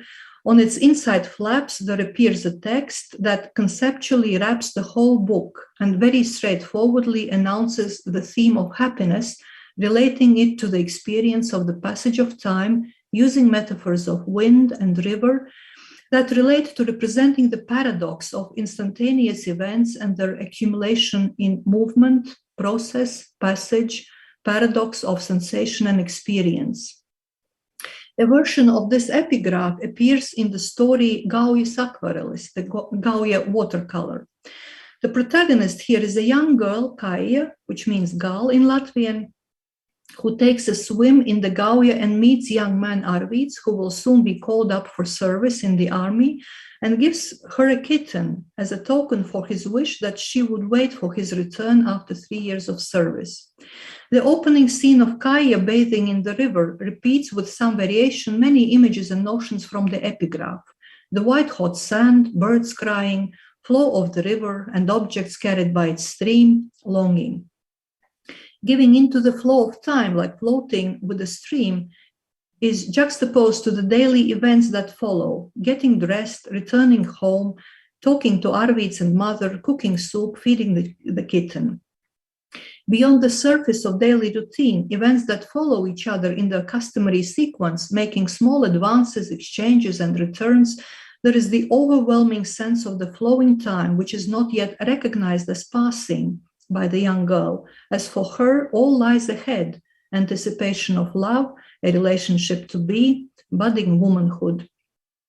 Kaija is so taken with this promising richness and generosity of time, of life, that even her mother is tempted to look into it. I quote, "Kaija is singing without words, swaying lightly from side to side like a birch in the wind. And this strange melody, not recognized by the mother, suddenly suggests to her something light, familiar, and just slightly forgotten in the passage of these long years. Kaija is looking through the window, and all at once the mother wants to know what her daughter sees there. She comes closer, she is standing behind Kaija's back and looking over her shoulder. But there is really nothing outside, nothing worth watching without turning eyes away, nothing that wouldn't have been seen 100 and 1,000 times before. Down there among the dark oaks flow the waters of the Gauja, and white light summer clouds are floating in their blueness." Unquote. Mother and daughter standing close to each other by the window, mother behind the daughter's back, see the same and a totally different scene, a watercolor painted for each by her own time. With this wonderful tableau, I wish to round up, and I would like to cite Imants Landsmanis, an artist and art historian, former director of Rundāla Palace Museum, and a person who is very important and very popular and very renowned in Latvian cultural context, figure of intellectual. And these are words that he said in a documentary by Laima Žurgina about the generation of the 1960s, 1970s. Yeah, that is his experience and experience of many people of that generation. All that communism is just one made up pure bluff where everybody plays that role. Yet it made it possible to get distanced from some cheap and simplistic things offered by the current trends in art developing around in the West. And it allowed for each of us to search for one's own way. It is very hard to be oneself, especially if there are so many opportunities, so much information around. At that time, the new way was searched in oneself, not on the basis of what is around. Regīna Ezera, since the early stage of her writing, demonstrates growth of a writer with her own distinguished voice, cultivated through repetition and variation, manifested in psychological veracity and brilliant findings of literary expression. Thank you very much.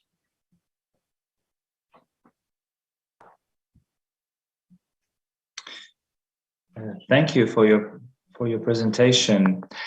Before we start the section of discussions and questions, I just want to remind all the followers, online followers, that time to time on the right corner of the screen, you can find a QR code, and it's actually for the questions. So you can scan it and you can write your questions on Slido, and then we can ask them to our speakers.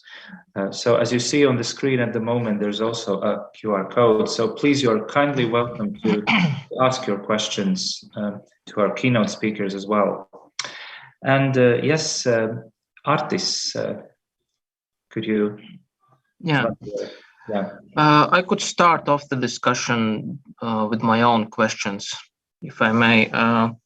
My first question goes to Sanja Bahun, and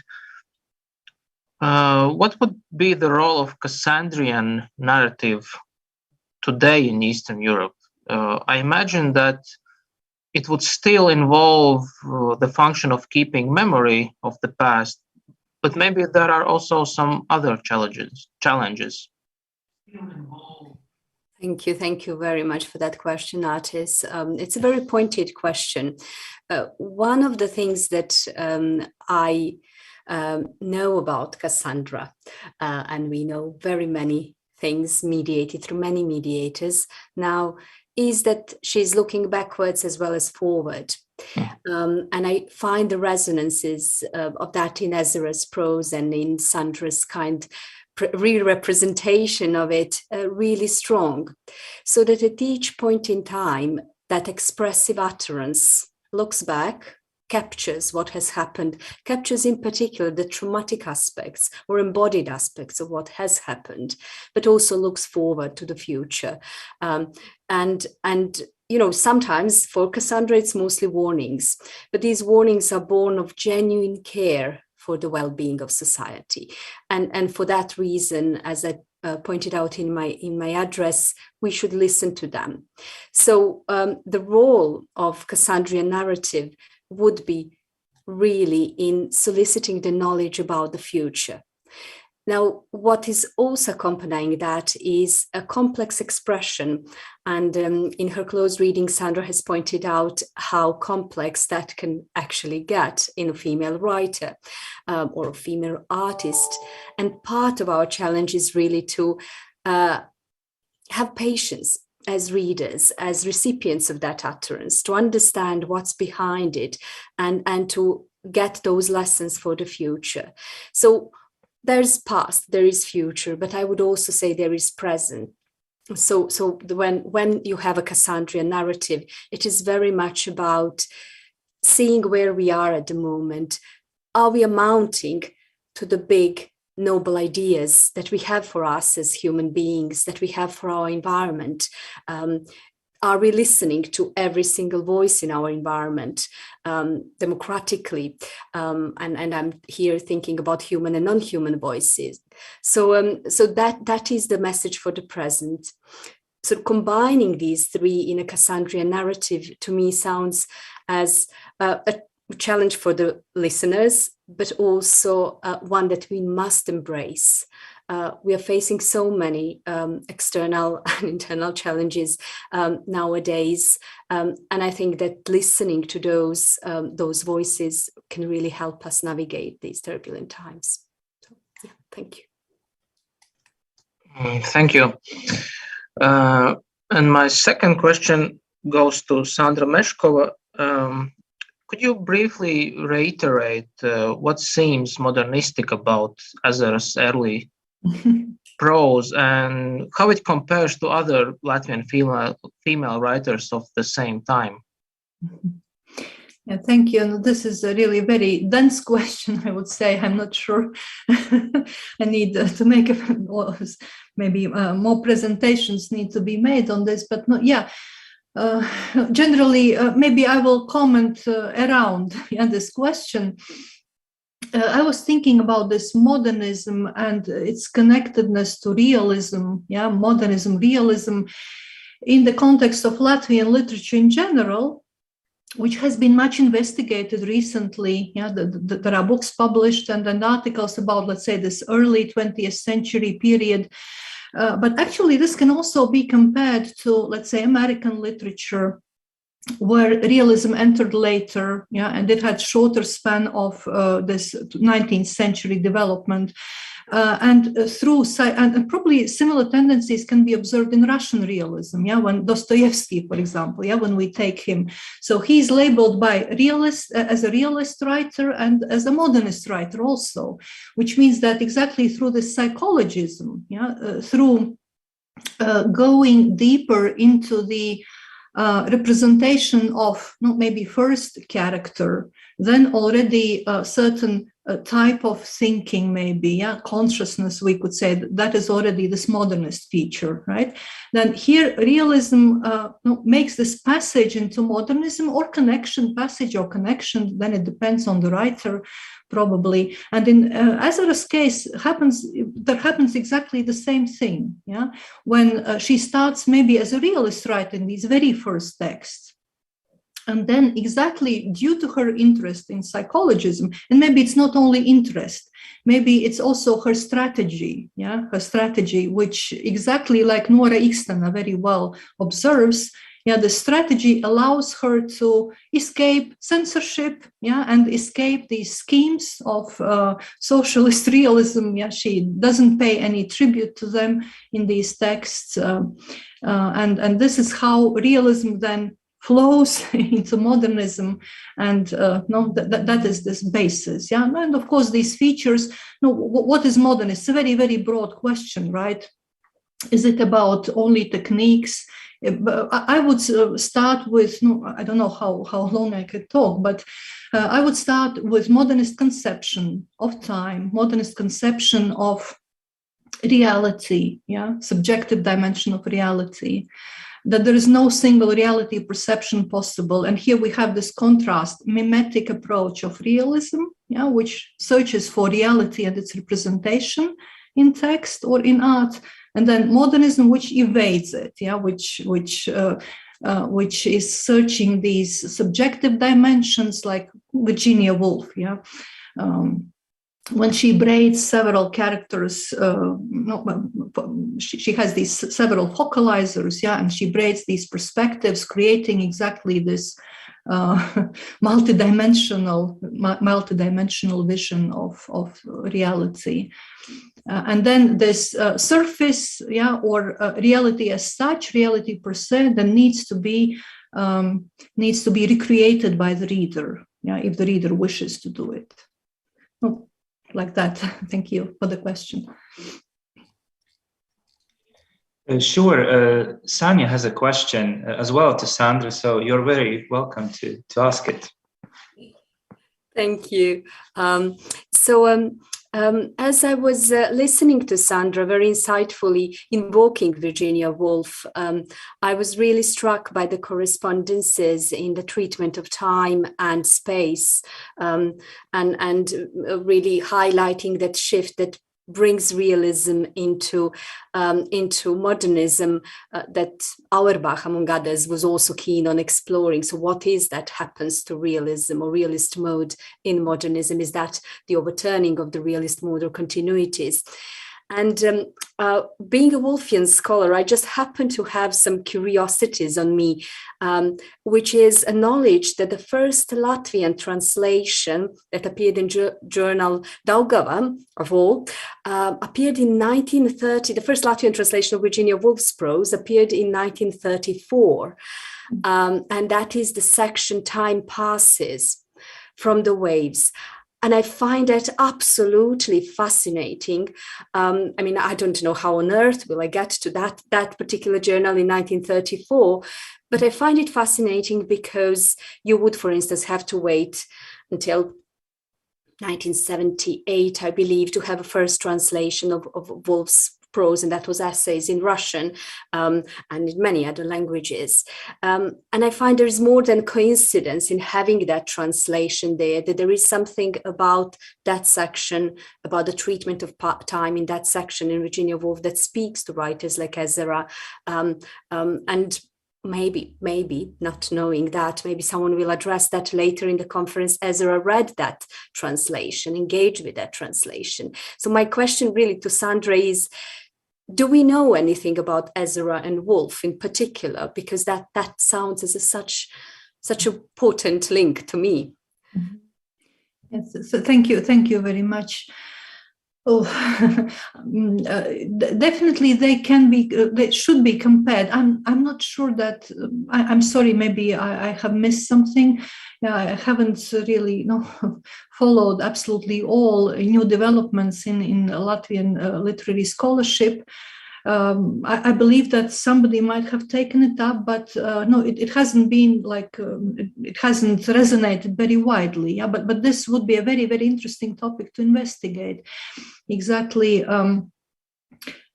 just because, this experience, this human experience, how it is. It seems like Ezera wants or tries to capture, like she.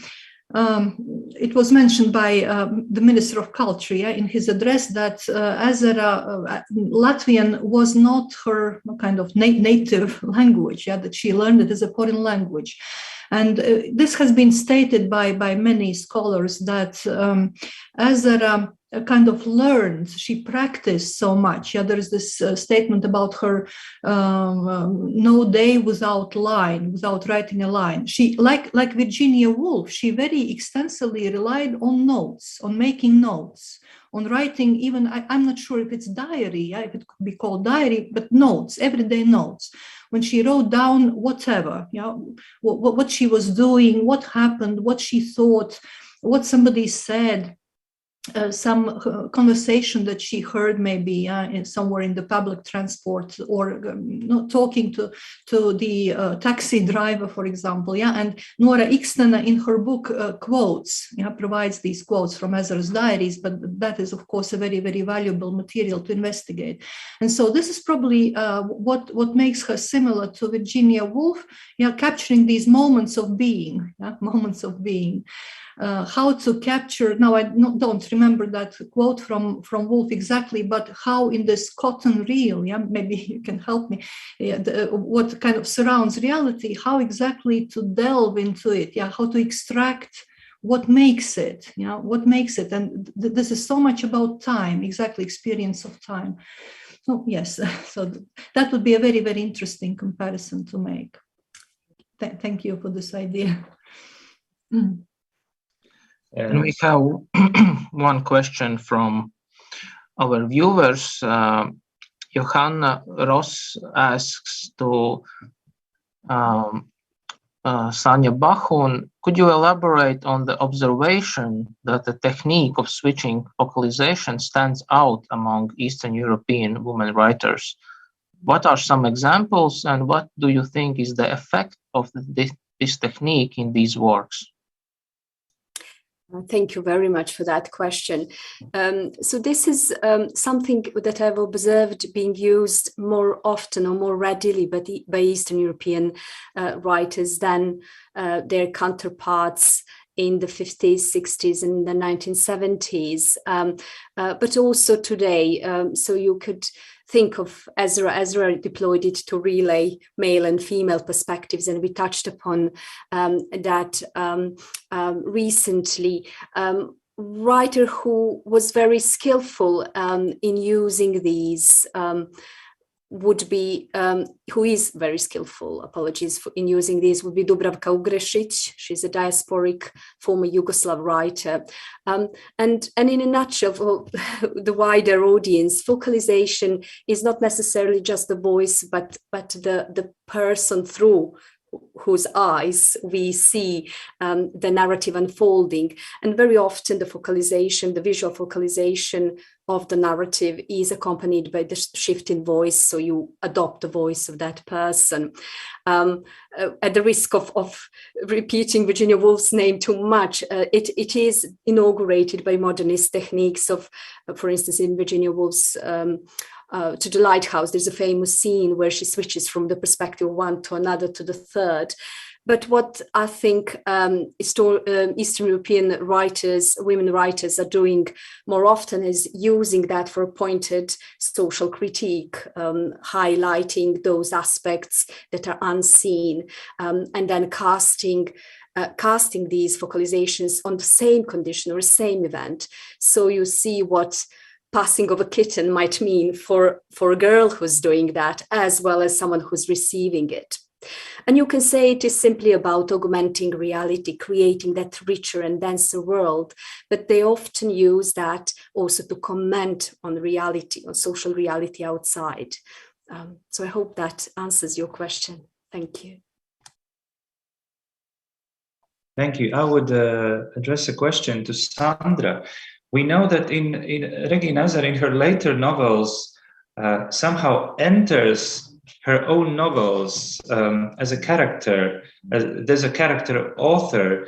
Could you maybe elaborate more on which is the turning point, starting from this early works, when she starts to do that?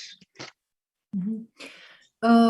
I think this has been discussed. Yeah, now I'm sorry, I won't, maybe even by several, right? By several critics, scholars, that this is naktsbez mēnesnīcas, yes. And then maybe here also we can say that, so there is this realist modernist line in her writing, which culminates in a way in Aka, yeah, in the well. So that's why, I would say that really this novel kind of marks the culminating point for her searches in this early stage of her writing.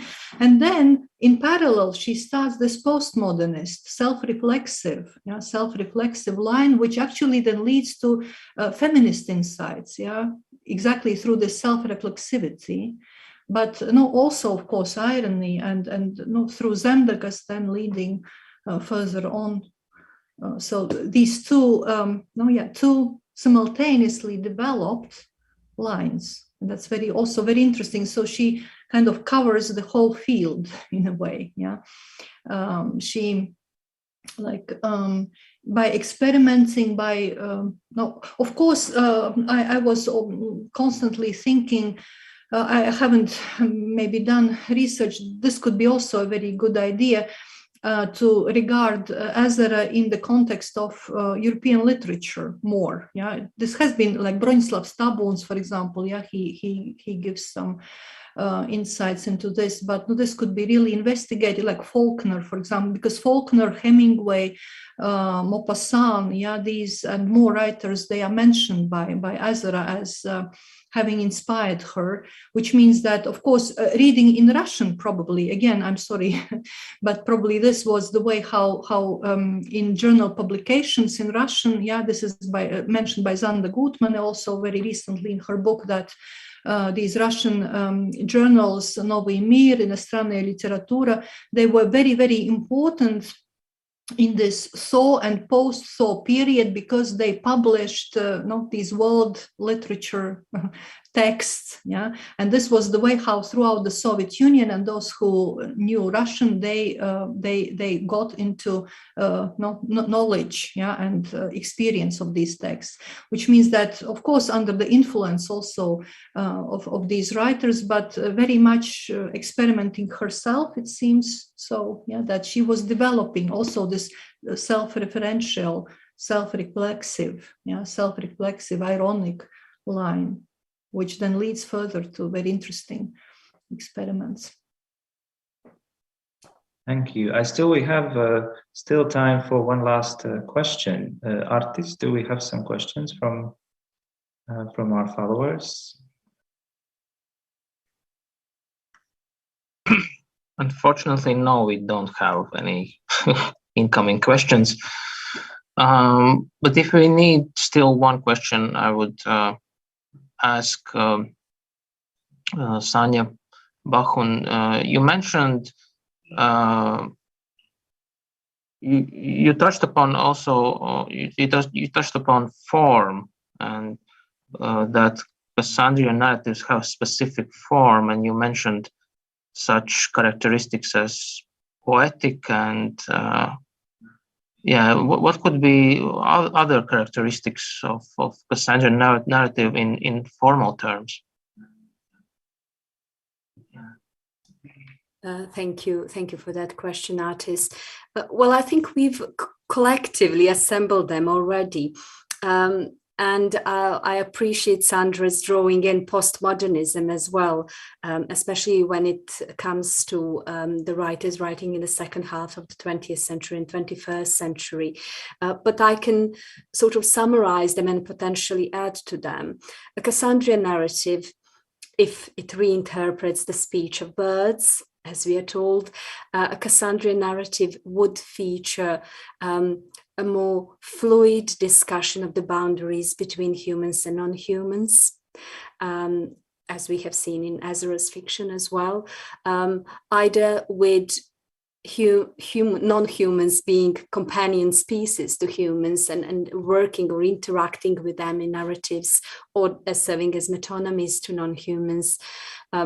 And that would be one aspect of it, trying to actively extend into the spaces and environments, natural environment in particular.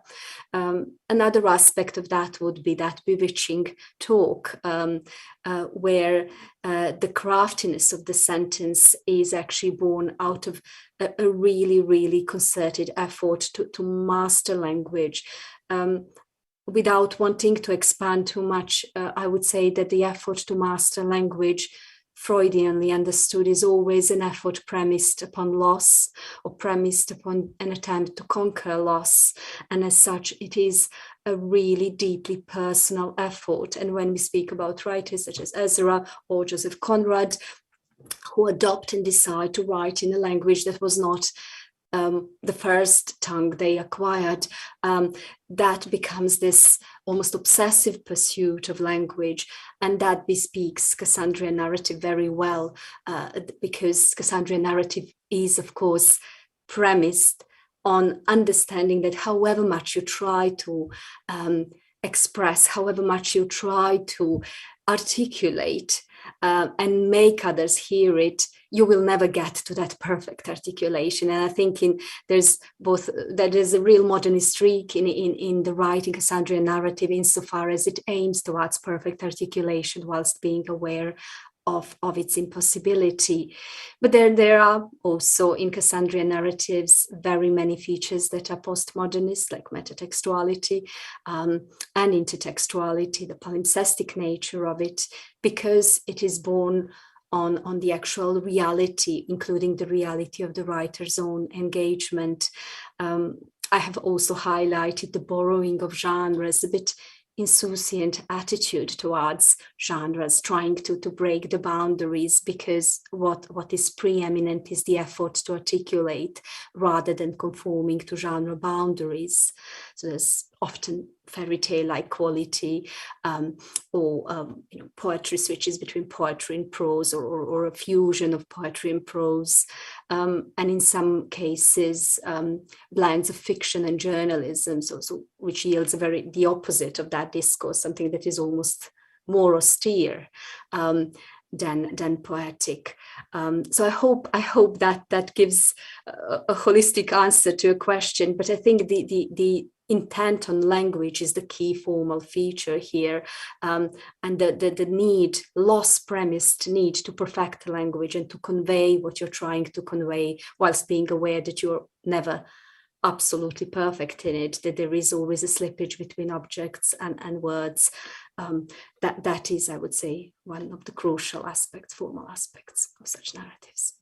Thank you. Thank you. It's also interesting that we can see all of these features at work in Ezera's texts. And so if we don't have any more questions incoming from our viewers, maybe Jānis could explain what happens next.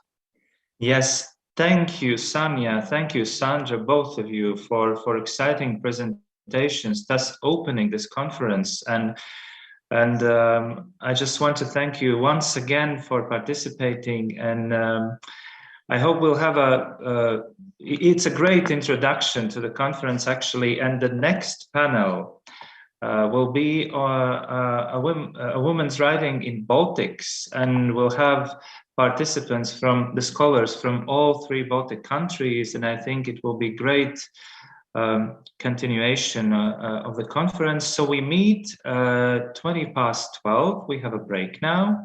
And thank you again, once again, for participating and for your presentations.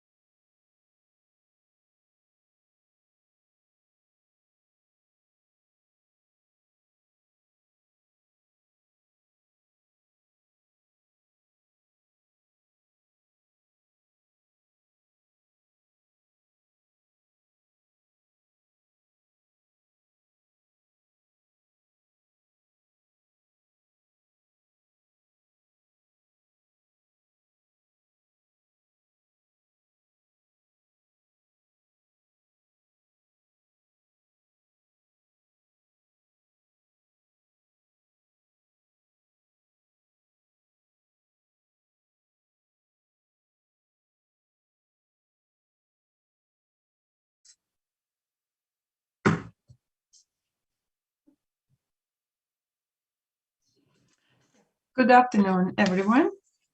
I feel truly honored to chair the International Baltic panel of the conference devoted to Regīna Ezera. Actually, all Baltic countries are present. That's very good. And I would like to ask the followers use all the digital means of asking questions. You can use a QR code. You can post your questions in the chat if you are following on Facebook, and also use the slide option. And I will perform those questions to the presenters in the discussion, which will follow all the presentations.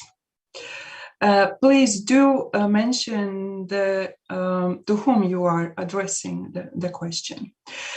And now, the first to speak is Eva Eglaika from the Institute of Literature, Folklore and Art, University of Latvia. She is the director of our institute, and she will be dealing with autobiographical narratives as part of women's literary history. Eva, the screen is yours. Thank you, Dace. Okay, I will share my screen firstly. So I hope it is a full screen. Okay, the first thing I want to say is that this conference is an opportunity to say out loud and to articulate the intention and desire that the speakers of this panel cherish already for some time, to write a history of Baltic women's writing. When thinking about women's writing, there are individual studies in each Baltic country covering a particular period, movement, genre, or author. Some aspects are analyzed in comparison, but there is no focused attempt to look at the process of women's writing from the middle of the 19th century to contemporary literature in a unified way, looking at regional similarities and differences. The history of Baltic women's writing is the first impulse for my report, which is now more of a research setting than in-depth analysis. Thanks to a number of projects, we have started to work more and more intensely on this idea, mostly individually or in some groups at the moment, but I hope that the wishes that have been expressed out loud will come true sooner, and we will start work on a common concept in the nearest future. The second reason, which comes out of my individual research and my position in literary and cultural studies, women's writing must be seen in a broader context. And one of the most fruitful directions would be to integrate autobiographical texts as a basis features in the work, and using autobiographical text as a basis, but also looking at them as an autonomous part of writing. And this approach is, of course, used in analysis and studies of both European and American women's writing. I just want to remind that women's autobiographical writing seldom taken seriously as a focus of study before the 70s of the 20th century. Was not deemed appropriately complex for academic dissertations, criticism, or the literary canon. And this interest in women's autobiographical practices as both an articulation of women's life experience and a source of articulating feminist theory has grown over several decades and was acknowledged as a field around the 80s. And the third reason, of course, is Regīna Ezera, one of the Latvian women writers who often has used autobiographical motifs in her novels and short stories, written diaries, and played with herself as an authorial figure present in her own texts. I share the view of the researchers, and they are mostly women researchers, who believe that the recovery of women's autobiographies, diaries, and memoirs forces us to reconsider the role of women in history, literature, and culture. Moreover, this recovery insists that we rethink the ways in which we talk about historical periods, literary genres, and our assumptions about what counts as literature and how we should read, interpret, and value it. Women's diaries and memoirs are vital to readers and scholars because they preserve what has been lost to us for many years, the histories and voices that reside in the everyday. If we wish to understand the legacy of women's voices in literature, how women have represented themselves in writing, and the changing roles of women in history and culture, we must read their texts. And I mean all the texts. Women writers' works have been lost through the shifting aesthetic values of male-dominated publishing practices and canonization processes, or because their writings were never intended for publication. As a well-known example of autobiographical writing, memoirs have rarely raised objection when placed under the umbrella of literature. But the diaries have been more challenging to deal with, as they have been perceived as too personal and fragmentary texts to be considered literary. Let us briefly look at the Baltic situation. Autobiographical writing arrived relatively lately in Latvia and Estonia compared to other Europe. But of course, fiction's beginning is late as well. As elsewhere for many decades, not much attention was paid to non-fiction autobiographical texts as a part of literary culture. The first heyday of memoirs began in Baltic states in the 30s of the 20th century. Estonian literary scholar and critic Ruth Hinrikus, in her article on the development of Estonian autobiographical writing from the 18th century until the Second World War, mentions that there were few women writers by the end of the 30s. But their memoirs attracted attention. For example, Estonian journalist, writer, and feminist Lili Sulborg was one of the first autobiography writers, as well as Marta Lepp, who was a legendary female revolutionary, and Mari Rāmat was the founder of the Estonian Women's National Defense Movement. Some autobiographical literature was published in Latvia at the same time, including extracts from the writer's diary of women's rights activist Ivan Dekaja, and also autobiographical novel by the poet and playwright Aspazija. While speaking about Kaja's diary, Latvian culture critics also acknowledge that the autobiographical genre is still underdeveloped.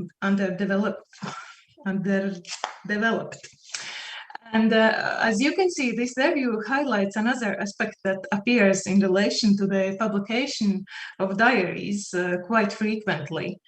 Principal objections to the publication of such diaries, while all the persons mentioned are still alive, but I will not explore this aspect further. Over the last few decades, the number of published autobiographical documents have grown year by year.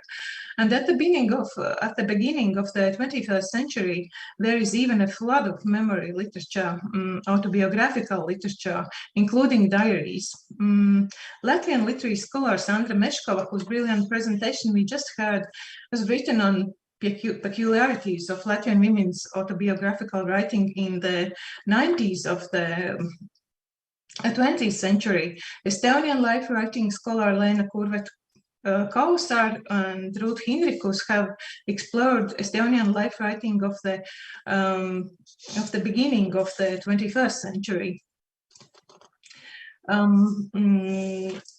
But my attention attracted the tendency to publish women diaries in every Baltic country in the last decades. These are diaries from different periods and by different authors of various degree of recognition. diaries written by well-known writers and diaries written by an ordinary women. Looking not only at the local but also international context, we can admit that the diary enjoys huge popularity in the publishing world. So why is this? Because it satisfies the need for authenticity, or because when filtered through a writer's viewpoint, everyday life suddenly acquires structure and transparency that you would never see so yourself. These are just some questions we can ask ourselves, but I will give you a small visual glimpse into the diaries published in the Baltic states over the last decades. And I would like to add my thanks to Lithuanian colleague Giedre and Estonian colleague Elimari for their help in identifying diaries.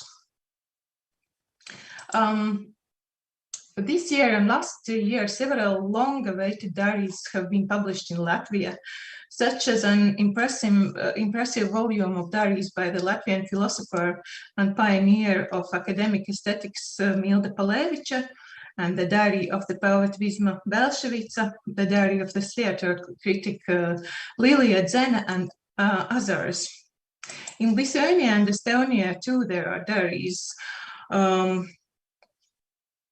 of prominent translator or choreographer, as well as those of lesser-known women. And since the turn of the century, diaries have been published from the interwar period and even from the 19th century. And diaries covering, for example, World War I, such as the diaries of Lithuanian educator, writer, and activist Gabriela Petkevičaitė-Bīte, and also diaries covering World War II and experience in Siberia, deportations. And of course, the Holocaust diaries are also important. Not only, but of course, not only autobiographical narrative of Jewish women is part of the Baltic women's narrative, but also the diaries of Baltic German women, Russian, or even Polish and other nationalities. It can thus be argued that the diaries already published cover the entire history of the Baltic countries since the end of the 19th century. Up to the diaries of the pandemic, several of them have been published in both Latvia and Estonia. And I will also mention two diaries that are popular and have been republished in Estonia. These are, somehow it goes back, okay, now it goes first.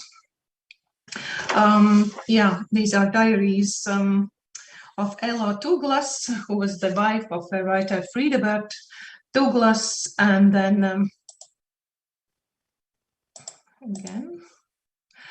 then diaries of a Finnish Estonian author Aino Kallas.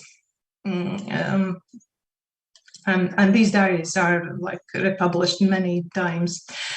And I would like also to mention just a few suggestive examples for research. For example, in the connection with the aforementioned Aino Kallas.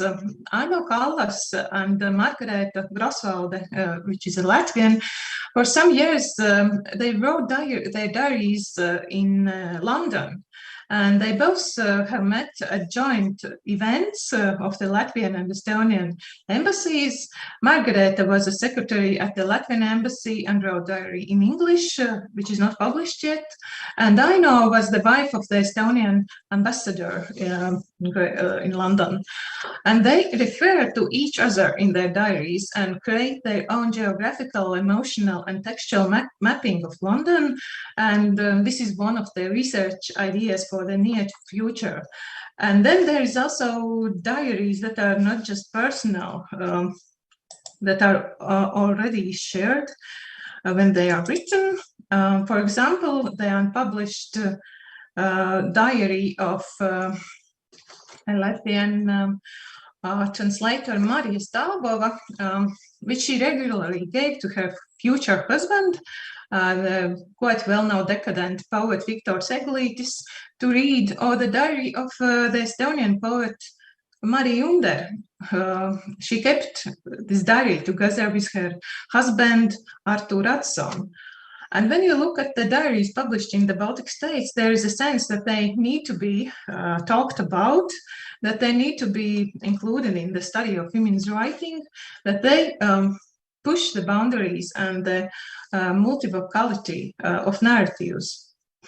Okay, and these are the published diaries, but my interest is also, as you can already see, these are not only published diaries, but also unpublished diaries, which is also part of my research interest. Because these unpublished diaries are still waiting for their readers in archives, museums, and private archives. And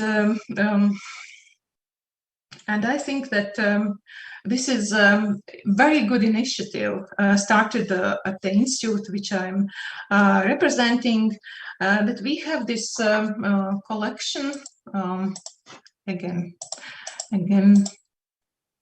this autobiographic collection of autobiographical documents, and I just counted that there are 194 documents in this collection, and 61 of these documents are women's life stories, primarily diaries. So there's so much to do with these unpublished diaries, as you can see, and not only in Latvia, so I suppose. Okay, let's move forward. So these elements, private, gendered, autobiographical, and daily, these elements also form the basis for 4 questions that have occupied and continue to occupy diary scholarship today. What does it mean to say the diary is public or private? Is the diary a remarkably female form of life writing?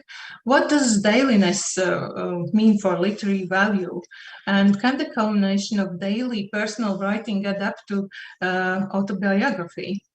These questions pose more than just possible ways into diary discourse and ways to join the conversation. And how scholars take up these questions and work to answer them is all about the kind of space they want to claim for the diary. Do I understand correctly that I have 2 minutes? That's it?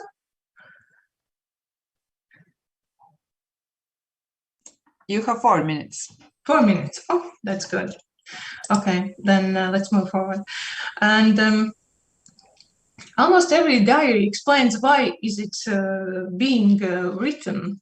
And there is one example from Milda Pavlevića diary, just you can read, and I won't comment more on that. And what makes the diary more challenging to read and categorize than other genres or kinds of texts are the same qualities that mark the diary, a distinct kind of writing. The fact that the diary is immediate rather than reflective, open rather than closed, and that the diary is daily. And these qualities mean that the diary resists traditional approaches to reading. And the difficulties in reading diaries is compounded also by the fact that mainly, as I mentioned already, that since the 19th century, diary keeping has primarily been associated with the female domestic space. And here comes the question of ordinary diary versus literary diary. And of course, this ordinary writing is challenging, but it's, at the same time, it is also so nice that it has survived, and it gives us the incredible opportunity to read what is so often so ordinary as to remain unread, unrecorded, and unsaved. So therefore, ordinary writing becomes a highly productive site for investigating how both writing and culture get made every day. And then just shortly that, of course, there, instead of the kind of these ordinary diaries, then there is these literary diaries, and of course such diaries as Regīna Ezera diary, or Gundaga Repše, Aino Kallas, or Petkevičaita Bite, these tend toward the literary because they have more like, there are more metaphors or self-reflection or extraordinary events, or but one of the important points is that diaries written by women writers who have already made name for themselves become part of so-called literature much more easily because the author is already a writer. But if the same author were to offer the diary, her diary as her first literary work, I doubt there would hardly be any response to publishing. Maybe today it's different. And just look at them. Okay, these are some statements. If you think about Ezera diary, she has recorded almost every moment of everyday life in this diary book. But the strange thing is that although the moments are recorded and with amazing precision, the hour and even the minute of each entry is noted, the most important thing is not indicated. There is no date, no year. And it is hard to say whether the diary entries have more poetic splendor or subtle irony, as you can read in her introduction, which is meant for the readers. But the variety of moods and attitudes is astonishing, and the writer's ability to see the ordinary and discover the extraordinary, yet timeless, seems limitless. And diary, as the most personal genre of autobiography, offering the hope of observing the writer as a human being at close quarters, of penetrating into an intimate room and into spaces that are not accessible to visitors, usually close to, or usually, and in the case of writers also the illusory hope of getting closer to the creative juices of the creative world. So to sum up, the status of autobiography has changed dramatically in the last decades, both within and outside the academy. And women's autobiography is now a privileged site for thinking about issues of writing at the intersection of feminist, postcolonial, and postmodern critical theories. And the diary as a form of writing has so long been unseen, feminized, and privatized that the fact that there are any women's diaries left from the past to read is astonishing in and of itself. So let alone the fact that a scholarly field has risen up around the diary. I'm still considering all the goals and outcomes of this recovery process, which means questioning a process that has led to the validation and publication of the words and voices of so many forgotten women. Thank you. Thank you, Eva. Thank you for your interesting paper and also for being so careful with time. And now the next speaker is our colleague Solveiga Daugirdaite from our sister institute in Vilnius, which is Institute of Lithuanian Literature and Folklore. And she will be speaking about women writers and the literary canon. Solveiga, the screen is yours. Dear colleagues, nice to see you on screen. I apologize for the expression of my face because right now the bright sun shines directly into my eyes and I have no ways to escape it. It seems that we have something in common to evaluate new women's writings and to look for ways to make them more visible. One of the challenges of the feminist criticism in the West in the 70s and 80s was to bring women's lost traditions and texts back to literary history. While still working on it, it became clear that women's literary history could not simply be rewritten, including forgotten names or replacing names of male authors with names of women authors. Shortly after, Elaine Showalter published in 1977 her A Literature of Their Own, British women novelists from Bronte to Lessing, in which she singled out stages of women's writing as feminine, feminist, and female. Toril Moy, in her Sexual Textual Politics, criticized Showalter for supporting traditional academic aesthetic values and, among other issues, for relying solely on women authors who started commercial writing at the beginning of 19th century in England, while women were writing fiction and non-fiction for different purposes for hundreds of years. Around that time, the research of literary canon intensified, questioning premises for its formation as gender and politically biased, and so reflecting DWIM, dead white European males. At the same time, the boundaries of documentary and fiction literature disappeared, the hierarchy of genres changed, and the so-called elite literature took over the features of popular literature. The post-Soviet revision of the literary canon of Lithuanian literature in particular was an attempt to replace the work of authors loyal to the Soviet regime with those of authors who were on the periphery for ideological reasons without taking into consideration male bias of the Soviet and emigre culture. The current high school program in Lithuania includes 36 mandatory authors spanning from the 16th century, and only 3 of whom are women. In 2015, I participated at the conference on the 150th anniversary of Aspasia and even published an article entitled "To Whom We Can Refer As to Lithuanian Aspasia and Rainis." The main idea of which was that we Lithuanians, unfortunately, have no such an iconic couple of equal literary personality. And now, at Regīna Ezera's centenary conference, I am about to say again that, unfortunately, we don't have such a successful or an iconic writer of the Soviet period.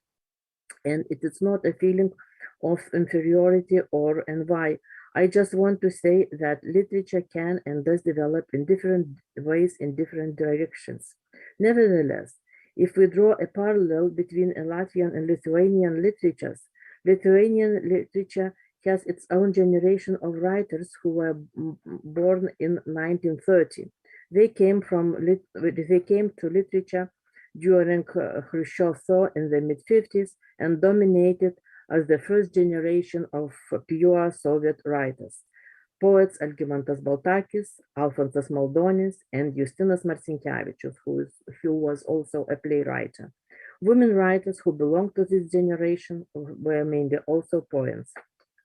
And here we face a specific hierarchy of the Soviet literature. Prose, especially the novel, was considered the most important achievement of literature. In Soviet Lithuania, women wrote very few novels, and even those who would now consider those we would now consider novels were then called long short stories or cycles of short stories. Dalia Urnevičiūtė and Vidmantė Juozukaitytė, born in late 40s, are examples of what such an underestimation could be. In early 80s, when more and more women debuted in prose and critics identified women's prose as a phenomenon, the prose men's speech in the press flashed, I quote Leonidas Jacinevičius, that literary work is a masculine activity connected with all kinds of ordeals which tear the artist's soul and which are invisible and incomprehensible in the eyes of others, and that serious literary work is often connected with the sacrifice of personal happiness, so unavailable for women. Those were the reasons that, according to male writer, preventing women from prose writing. On the other hand, writing, like any other strong self-expression, even in the Soviet pseudo-egalitarian society, really meant a challenge, a transgression of certain psychological and social boundaries drawn for women. That is why example of Ezera's type productive and well-recognized author could be a role model for young women. And now I will turn to Lithuanian literary history in a hope to encourage thinking how literatures written in different languages contribute to universal women's writing. So what do we have in Lithuania? Sure, we have Žemaitė, also born in the mid-19th century. She was a role model for women writers in different times and circumstances. She was valued for her realistic style and left-wing political views during Soviet times, but young and ambitious writings were fascinating her personality, her self-sufficiency, perseverance, ability, courage to stand out from the social norms that bound older women in traditional society. Bitė Vilimaitė started publishing stories about Žemaitė in mid-60s and continued writing for more than 20 years. Vidmantė Jasukaitytės play was staged at Šiauliai Drama Theatre in 1987. However, the popularity of Žemaitė during the Soviet era is far from equal to its popularity over the last decade. The scarf suit was finally appreciated as her style and the chosen identity in solidarity with the peasants. Another style icon, Frida Kahlo, appeared on the wall next to the monument to Žemaitė, and the square became a ground for feminist festivals. So, Vega, I'm sorry to interrupt you. Haven't you forgot to use your PowerPoint? So I see there is Žemaitė's portrait in your slides. So, and we still have your title slide on our screen. So.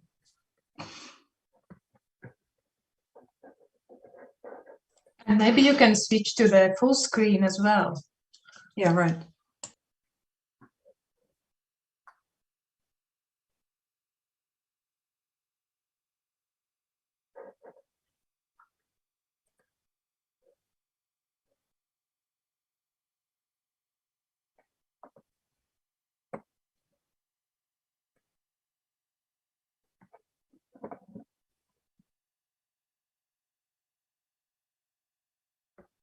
So what do you see now?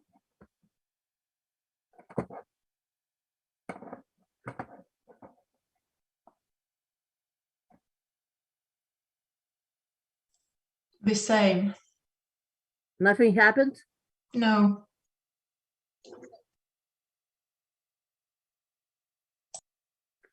Second screen.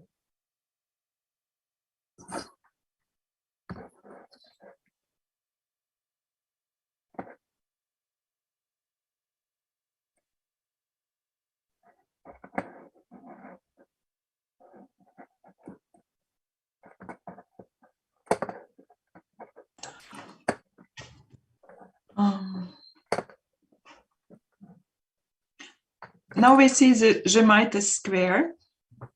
Oh, okay. Then it's better.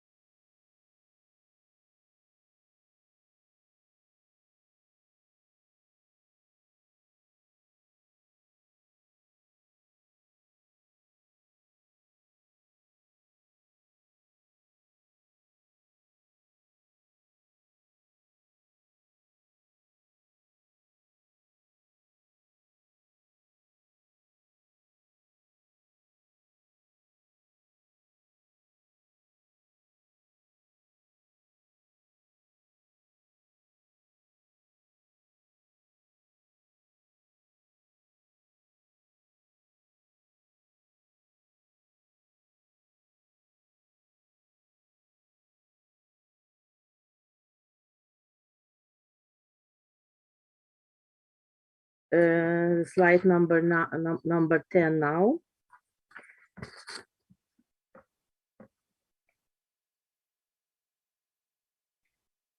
Okay. Žemaitė, who was an advocate of women's rights in literary works, now is recognized as the first Lithuanian feminist. As such, she is also a hero of plays. She sings blues, urging women not to restrict their sexuality in spite of their age. The young author, Elena Gasiulytė, next, published a book, please next slide.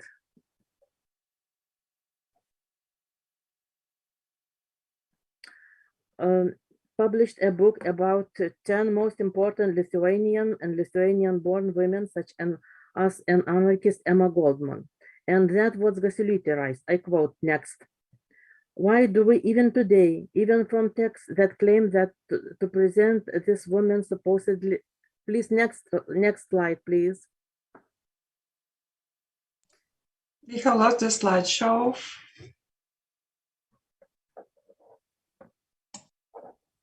Okay. Why do we even today, even from the texts that claim to present this woman supposedly modern and new, get to know only that she loved and smoked, and that not she was anti-clerical and anti-capitalist? Of course, it's much easier to sell cigars and romantic letters in the headlines of articles, but I think there is still a fear here. The ghost of controversial question breathes in the back.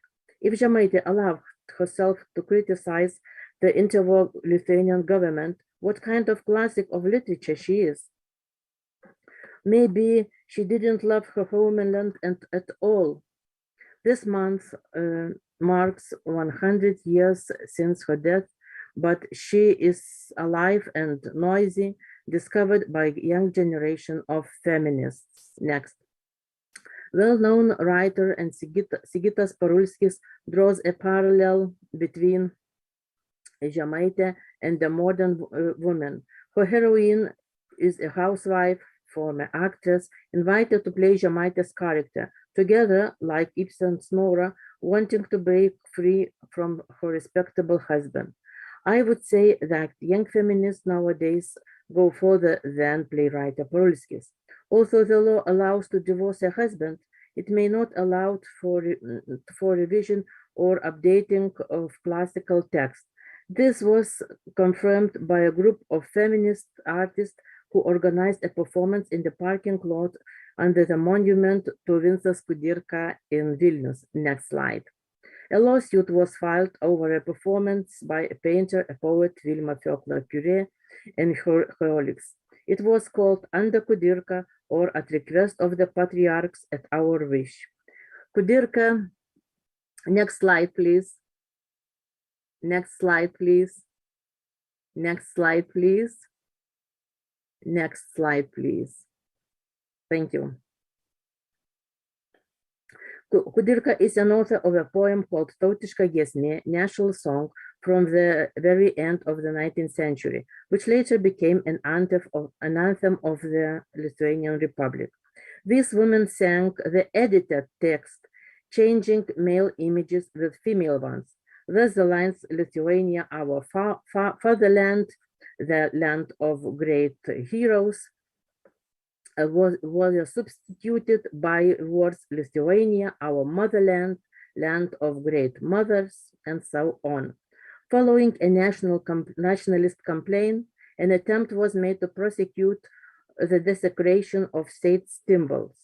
The women were several times questioned by police, and although they were not tried, this case sparkled fear, which was probably was the real goal of the nationalists. Next slide, please.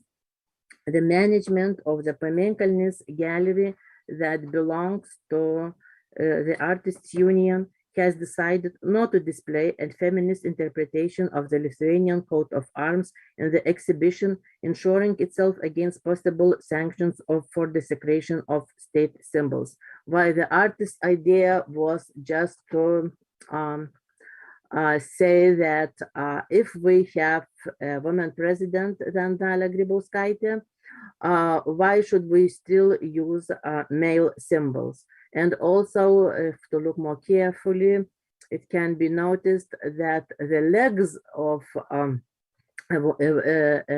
woman warrior, are not shaved. Perception and recognition, next slide please, of Aldona Liobytės significance is one of the significant changes in the hierarchy of literature. Liobytė was well-known children's writer, although in Soviet times as well as now, children's literature is considered a periphery of the main literary processes. However, the greatest difference between Liobytė and other Soviet writers is that after 1990, her importance did not diminish, unlike that of many Soviet classics, but increased because of several publications of her letters and other documents. Next slides, please. These publications consolidated the recognition of the equality of the epistolary genre and fiction, as well as the recognition of Liobytė as an observer and critic of the Soviet Lithuanian culture. Since open and public criticism of both social and cultural life in the Soviet era was not possible, next slide, please.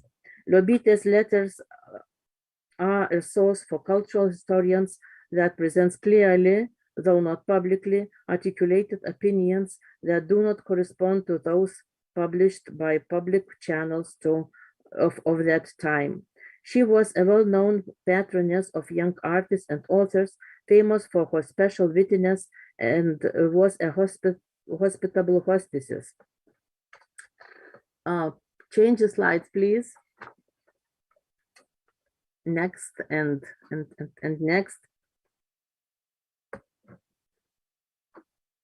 There are the books published in recent years devoted to Liobytė. Next slide, please. She was able to turn every life situation into a funny story, like presented in this excerpt from her interview, where she explains why she loves graphomaniacs very much. One of the dramatic examples of the devaluation of women's work is the case of emigre poet, prose writer, director, and actress Birutė Pūkelevičiūtė. Next slide, please. When she published her first collection of poems, Metūgės, in Toronto in 1952, she was criticized in the press and mocked in real life for overly eroticized and even obscene poems. Here's one of her poems. I will read it in Lithuanian. You will follow its literal translation if you wish. Next slide, please. Aš esu vilkė lūšis ir žalsvoji gyvatė. Aš esu alkana. Mano pirštai yra žnyplės. Vakarais aš matau tolimus gaisrus ir laukinių arklių šešėlius. O kai pritvinkusi naktis ima žaibuoti, susirenku į sterblę mėlynų žaibus. Aš esu nerami. Next slide, please. Vidurvasario audroje ateina mano mylimasis. Mano persirpę lūpos plyšta pusiau kaip vaisius. Mano krūtis yra baltos paukštės raudonais sparnais. Aš jas laikau abiem rankom, nes jos gali išskristi. Mano sąnariai ištirpsta kaip sniegas ir mano įsčius kaip aukso kielikas prisipildo saldaus ir karšto vyno. Aš esu palaiminta tarp moterų. Dabar aš vaikštau tyliai ir esu atsivėrusi kaip žaizda. The harshly criticized poet switched to prose, which, although interesting, especially the memoirs about her retreat from Lithuania, the end of the war, and her life in DP camps, did not equal her poetry. However, next slide, please. There was a positive side of this sad story. She received a new edition of this collection in Lithuania, where she lived since 1998, suffering from depression that haunted her for life. She wrote a short memoir explaining the circumstances of her personal life and showing how the private life and public aspects of a woman's life intertwine. Here she explained that in Montreal, she lived briefly with a prose and playwright Antanas Škėma, who at that time was writing his most important work, Balta drobulė, White Shroud, now available in English, translated by Carla Gruodis, Lithuanian Canadian, my first teacher in gender studies at Vilnius University in 1991. I got 2 minutes. Okay. I'm finishing. When Pukelevičiūtė published her first novel, Septyni lapai, Škėma accused her of plagiarism in the press. For the new edition, she wrote a glimpse at Metūgės after 44 years. I skipped the quote.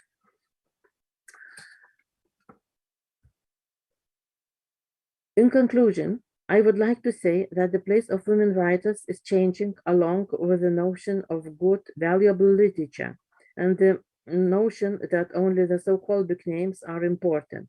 The post-Soviet revision of the canon was hasty, and it takes time and our efforts to make it more favorable to women and other underrated groups. Thank you. Okay. Thank you, Solveiga, for the very interesting presentation. And sorry for the technical problems we had. Yeah, and this is why we probably finish a bit later our panel. But the next speaker is our guest from Estonia, Ella-Mari Tallive. She is a researcher at Under and Tūglas Literature Center and also Tallinn University, and she will be speaking of environmental writer in Estonian literature. Thank you. And I will start sharing. Can you see the slides all right? Yeah, it's full screen. It's okay.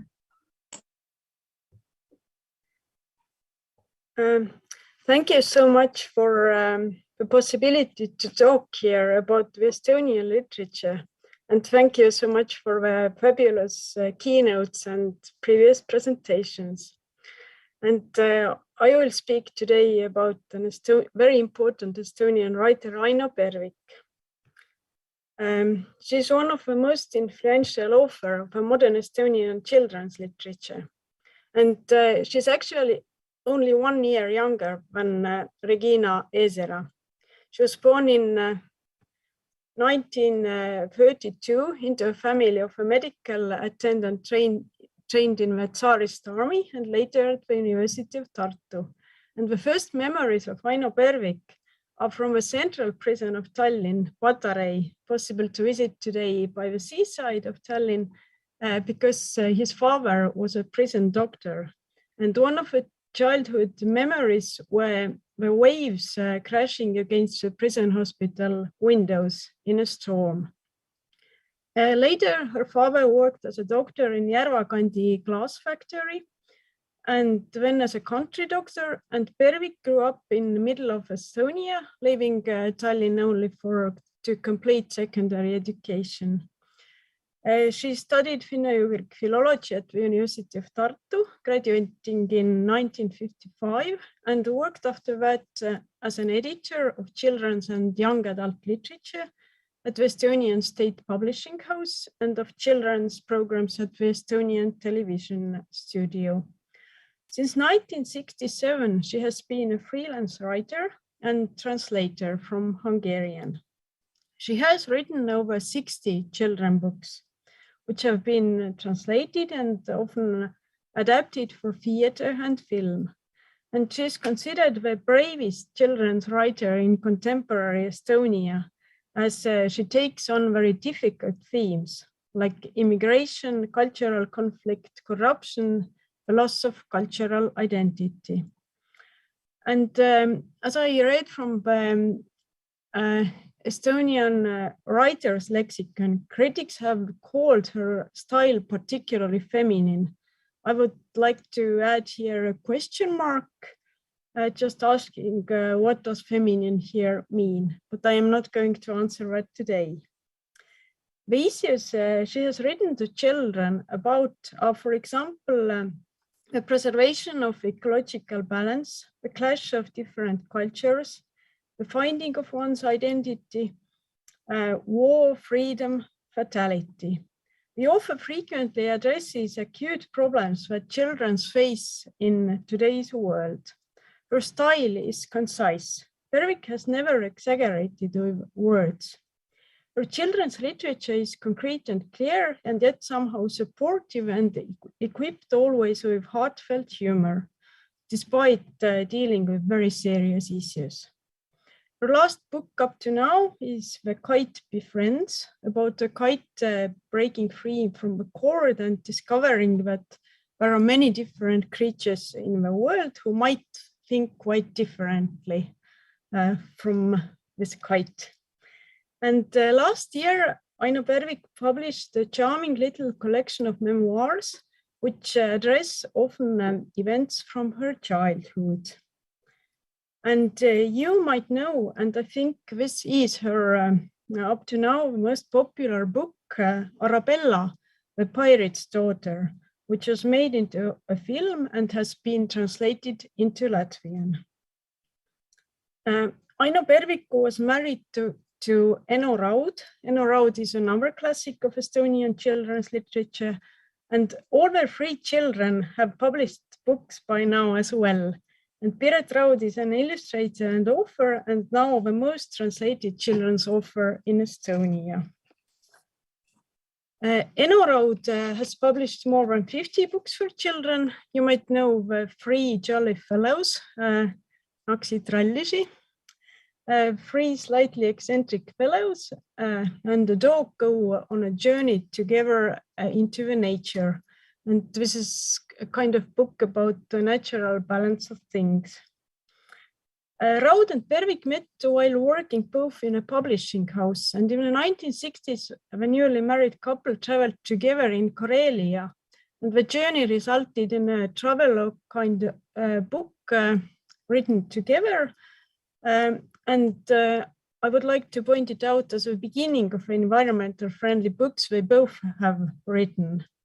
The only fictional character in a book is a protagonist, an Estonian schoolboy Rein, who goes to visit his relatives in Karelia. I will go back to Bervik's lovely little laconic memory book and ask what is the context of Bervik's writing. Here are some quotations on the slide from this book, translated by Adam Cullen for the Estonian Literary Magazine. First of all, her background is the Estonian children's literature of the interwar period, especially from the end of the 1930s. She mentions in her memoirs certain titles referring to books telling children about nature, animals, and plants, and her favorite one was about ants by Estonian women author Irma Truubald. Secondly, the world she describes in her memoirs, in brief, I would say, this was somehow a very safe, tiny universe, partly provided by her parents and partly just by a very lucky chance. For example, the family had just moved before the 1941 deportation, and this saved the family from the deporters, as they could not find them.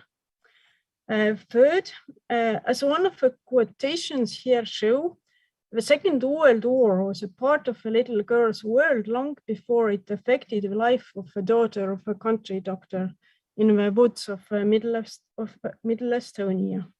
I would like to draw a parallel here with the life story of Regīna Ezera. In Bervik's memoirs, it has been repeatedly said that her playmates were deported or left Estonia in different years for different reasons, and her best playmate left for Germany. Allusions to children, people, creatures who have to leave their homeland in the shadows of the war appear here and there in Bervik's books. And I would say that her point of view is always that of someone who has not lived through something like this directly, and is therefore able to offer someone else reassurance and shelter. And maybe she expects others to do the same, as children's literature has still an educational aspect. Berwick has said in an interview that in her eyes, a children's book should be understandable and interesting for a child, but should also contain words that he or she probably doesn't know yet. The meaning should be clear from a context, and in extreme cases, the child can ask someone, after all, we learn to talk in the same way, but by guessing from the context. And which I particularly like is her opinion that one of the tasks of children's books like literature is to explain the world on a basis of modern thinking. So there can't be just classics of children's literature published, but there must always be the contemporary authors writing about the contemporary world. For example, in 2002, Berwick published The Dragons in a Foreign Land, illustrated by Piret Raud. And this is a story on war and refugee life in a foreign country in the form of a fairy tale. The main characters are a pleasant and good-natured family of dragons. And this is like both combining contemporary and historical problems, I would say. Berwick became a writer in the 1960s. To be a children's writer in Soviet Estonia meant the chance to be free from ideological oppression to some extent, but also the chance to make a living as a writer. And the 1960s and 70s are a period that Berwick herself has considered to be the peak of Estonian children's literature. The 60s were a time of some relief and free atmosphere, and this also extended to children's literature, where was a bit more allowed. In the 50s, Naksitrallid or Kunksmoor would have been out of question. And in Soviet children's literature, the literary fairy tales were not favored. But the central character of Berwick's memoirs, at least it seems to me so, is Aino Berwick's father, a country doctor. He seems to me to be somehow a prototype or basis of some important characters in Berwick's work. I mentioned already Arabella, the pirate's daughter, and there is a character called Hassan. In the film, his name was changed to Adu, as Moscow did not allow Islamic names back then. He is a healer and a very pacifist character, but still able to fight for his beliefs if necessary. And from here, I finally turn to Berwick's character Kunksmoor, as she reminds me a bit of Hassan, although as a character, she's totally different. In 1973, appeared a story Kunksmoor as a book. It was as excerpts published already in the children's journal TIEŠSAISTÄ, and this book became very popular, and soon the author wrote a sequel, Kunksmoor and Captain Trum. Kunksmoor is a witch. She's living in a little cottage on a very small island in the middle of a sea. She treats people with medicinal herbs, and she can also foresee accidents. For example, she prevents storms by flying to a spot with a balloon. However, one day she fails to stop a storm, and the result is a shipwreck. And she saves the captain, this is Captain Trum, and they develop a relationship. And this brings more adventures to Kunksmoor's life. Both of her books were made into puppet films and have been translated into several languages. Kunksmoor is said to be the most feminine character in Estonian children's literature. And here maybe I quite agree, as having qualities or an appearance traditionally associated with women. Definitely not something characteristic to a Soviet woman.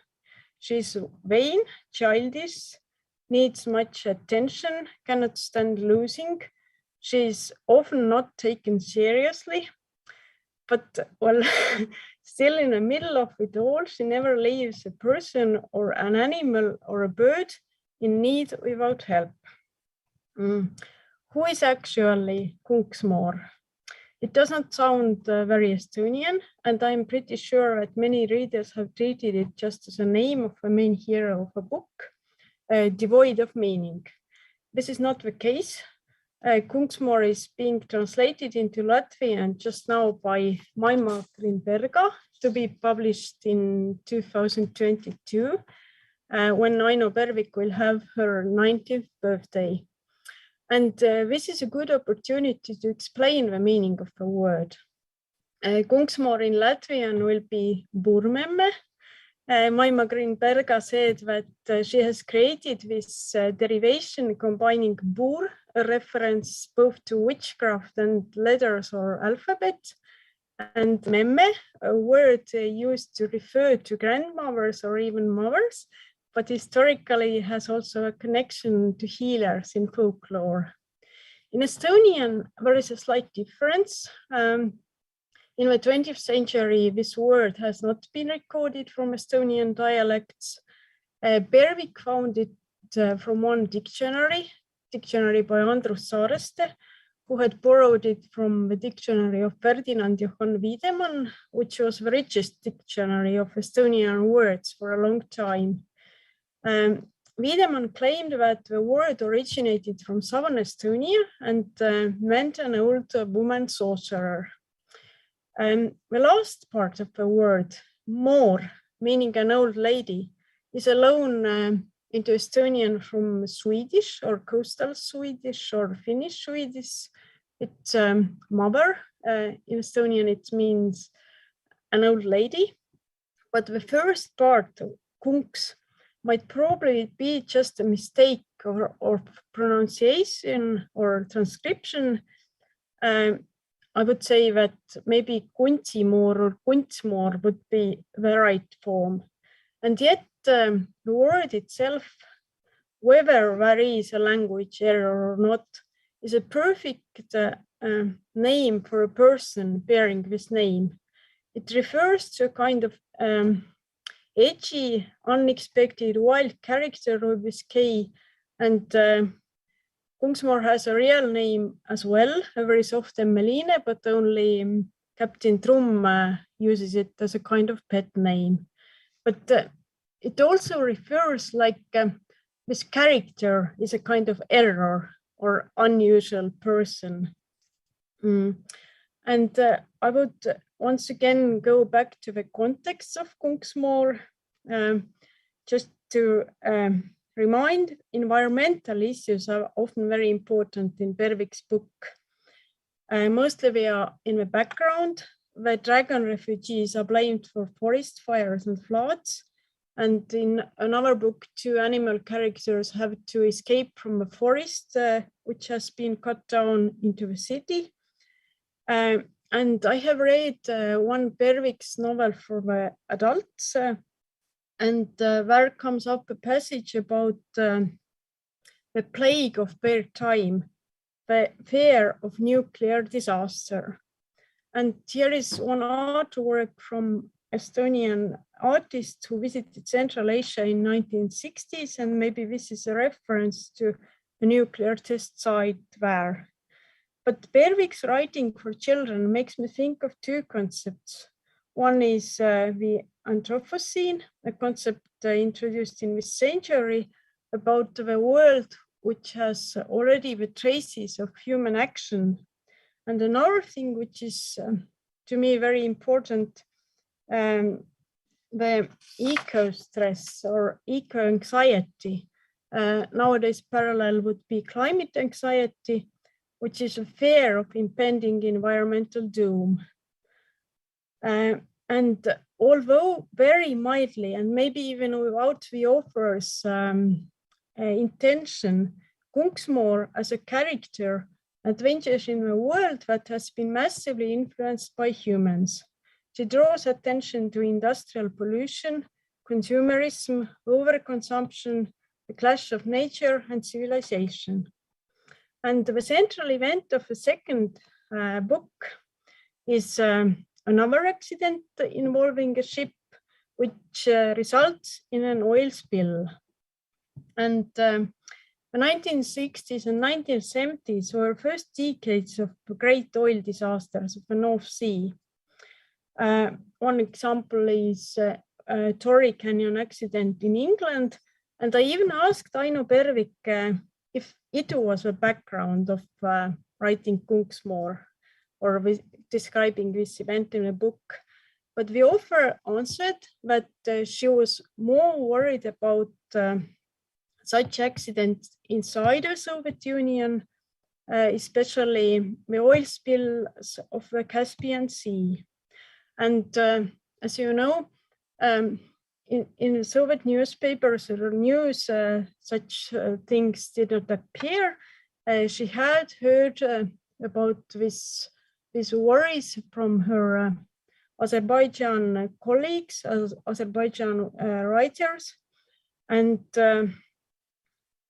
here I would say the genre of children's literature was in this case the only possibility to express the concerns not to be talked in public, although, for example, the Caspian Sea oil spill and fire of 1954 is still the world's largest ever marine oil fires.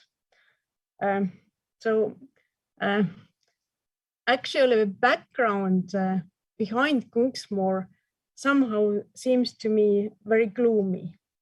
But Pervik has added to me in her email that she did not write about the oil spill as the first thing, but rather to understand why Kunksmoor, the witch, did not want to write a book about her witchcraft, to prevent her knowledge from falling into the hands of outsiders who might use it to cause accidents.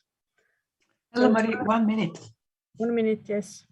And to conclude, is Kunksmoor a children's book at all? Pervik suggests that the major environmental disasters are a result of carelessness.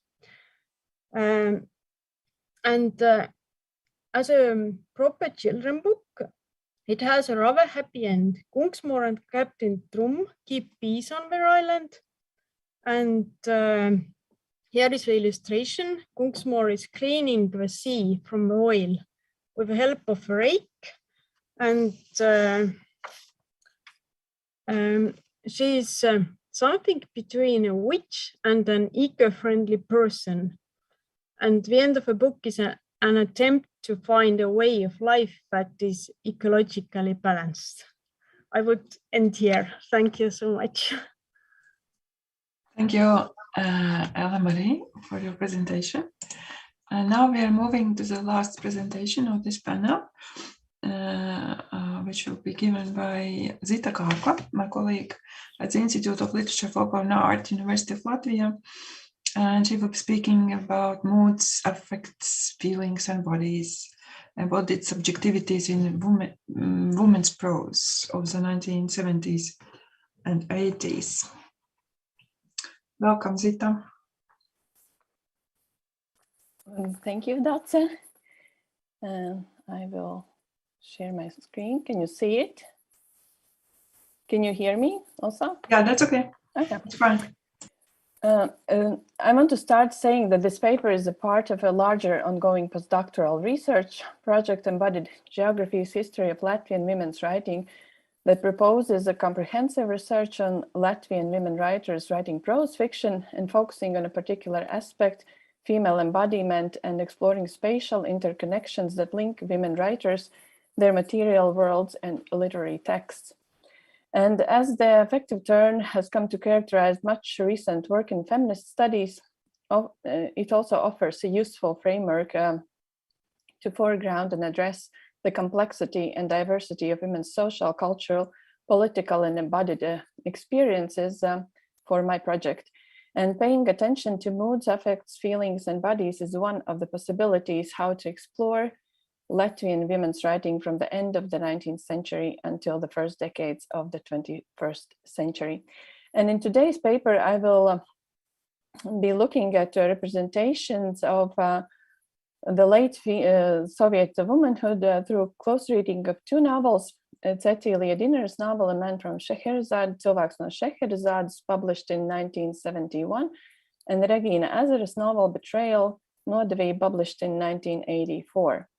Both novels involve female main characters and reveal difficulties that women encounter trying to combine everyday life, family obligations with their creative aspirations. The main female characters are strongly grounded in the quotidian existence, and for various reasons, they also feel dissatisfied with their life. While in Soviet studies, the issue of the non-division of labor at home and the topic of the woman's double burden and the crisis of masculinity have been explored, this paper is motivated by my interest in the intersections of the bodily affective and the discursive layers of being in the world that allows to observe female subjectivity and the full unfolding of the crisis of the heteronormative family as a social practice. The post-World War II Latvian literature faced ideological restrictions, and at least until the mid-1950s, the heavily censored prescribed model of socialist realism significantly impeded the free cultural expression. The 1960s witnessed an emergence of a new generation of prose writers, and Regīna Ezera was among those new generation of writers. And literature of 70s and 80s is characterized by an emphasis on a subject-centered perspective, and individual is in the focus of the literary works. And during the 70s and 80s, there's also more space for female authors and female characters in Latvian literature. While there's not so much direct description as to exactly how female characters think and feel about their bodies, there are much more indirect affective implications. For example, the feeling of not fitting in, the loneliness, anxiety, and isolation that manifest as bodily sensations. In Latvian fiction of the 70s and 80s, we find the crisis of the heteronormative family. Marriageable men are a rare commodity, and extramarital relationships are normality. However, for women who tend towards emancipation and seek fulfillment in professional activities, yearnings for love and the search for a reliable partner remain the central focus of their lives. Lauren Berlant calls cruel optimism a paradoxical position of desiring and maintaining an investment in the very object that prohibits one from flourishing, the impossible and thus potentially damaging cultural dreams. What it creates is the tension between harsh reality and the individual's aspirations to happiness. Sara Ahmed, like Lauren Berlant, is skeptical about this kind of optimism. In her book, The Promise of Happiness, Ahmed explores connections between affect, subjectivity, and citizenship. And one of the central questions is, what does it mean to be worthy of happiness? What does happiness do? And what certain actions are associated with happiness, and why certain people are associated with attaining happiness, and who gets excluded? Happiness is often foreclosed for people who do not fit in the normative framework. Ahmed's response to the question is to show how specific acts of deviation get attached to particular identities that are seen to cause unhappiness.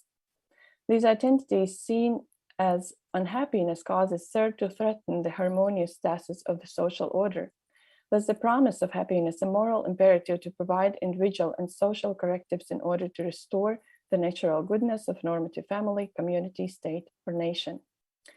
Motivated by Lauren Berlant's studies of cruel optimism and Sara Ahmed's research into happiness, I will explore the usefulness of those ideas in addressing the complexity of women's social, cultural, and embodied experiences during the late Soviet period, and trying to see the modes of subject formation in relation to larger social processes of the era.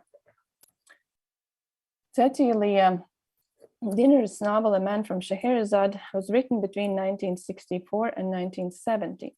According to author's daughter, artist Lilija Dzene, it took 7 years to publish the novel because of the censorship.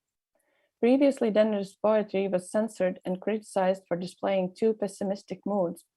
Her lyricism, sensuality, and sad tonality did not correspond to what was expected from the Soviet literature at the time, where the dominance of certain emotions such as sadness, hopelessness, helplessness, pessimistic moods were seen as undesirable.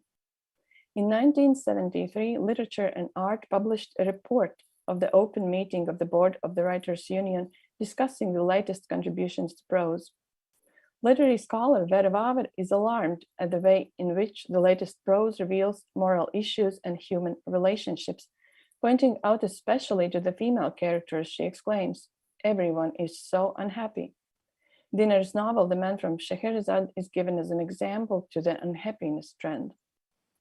When literary critic Astrid Skurbe writes about Dinner's novel, the opening paragraph of the review deals with the question of happiness, emphasizing the idea of happiness as the human right associated with morals and strength. Skurbe harshly criticizes Dinner not only for choosing a weak and unhappy female character as the main protagonist of the novel, but also for author's choice not to distance from this unhappy character, but to identify with it. According to Skurbe, it is already bad that Dinner portrays unhappiness or unhappy character, but even worse is her acceptance of unhappiness as inevitable state in the portrayed situation. And indeed, Dinner in her novel reveals a gloomy world with the main female character, a 32-year-old poetess Laura Martinsson, who tends towards depression and exhaustion. Laura is divorced and cares alone for her daughter Velga and her disabled teenage sister Diana. Earning her living by translating, she is poor and overworked, and she longs for love. However, her chances of happiness are narrowed down as she has to struggle for bare survival. When a ballet dancer, Vadims, a man from Scheherazade, the prince of the tales of 1001 Nights, one evening suddenly enters Laura's gray life, he makes it more colorful, cheerful, and brighter, evoking strong feelings that give impetus to Laura's creative activity and thus also changes Laura's status quo. While Dinner portrays a great unfulfilled love as a catalyst for understanding life and creativity, the impossibility of fulfillment of this love also sharpens the sense of Laura's unhappiness. Not only Vadim already has a family, but his son, like Laura's sister, is disabled, and the shared burden that in the beginning brings them together also draws them apart. Morality and emotion are connected as Laura relies on her feelings to determine a moral course of action. Peter Brooks, thinking about melodramatic imagination, writes, "Morality is ultimately in the nature of affect, and strong emotion is in the realm of morality, for good and evil are moral feelings." Laura exhibits tremendous fortitude when she insists upon following her ethical and moral convictions by refusing a relationship with Vadims. Saying yes to her desires in this situation would mean that Vadims would leave and neglect his family and his disabled child. Laura worries and wonders and agonizes over negotiating boundaries of physical intimacy, her desire, and morals.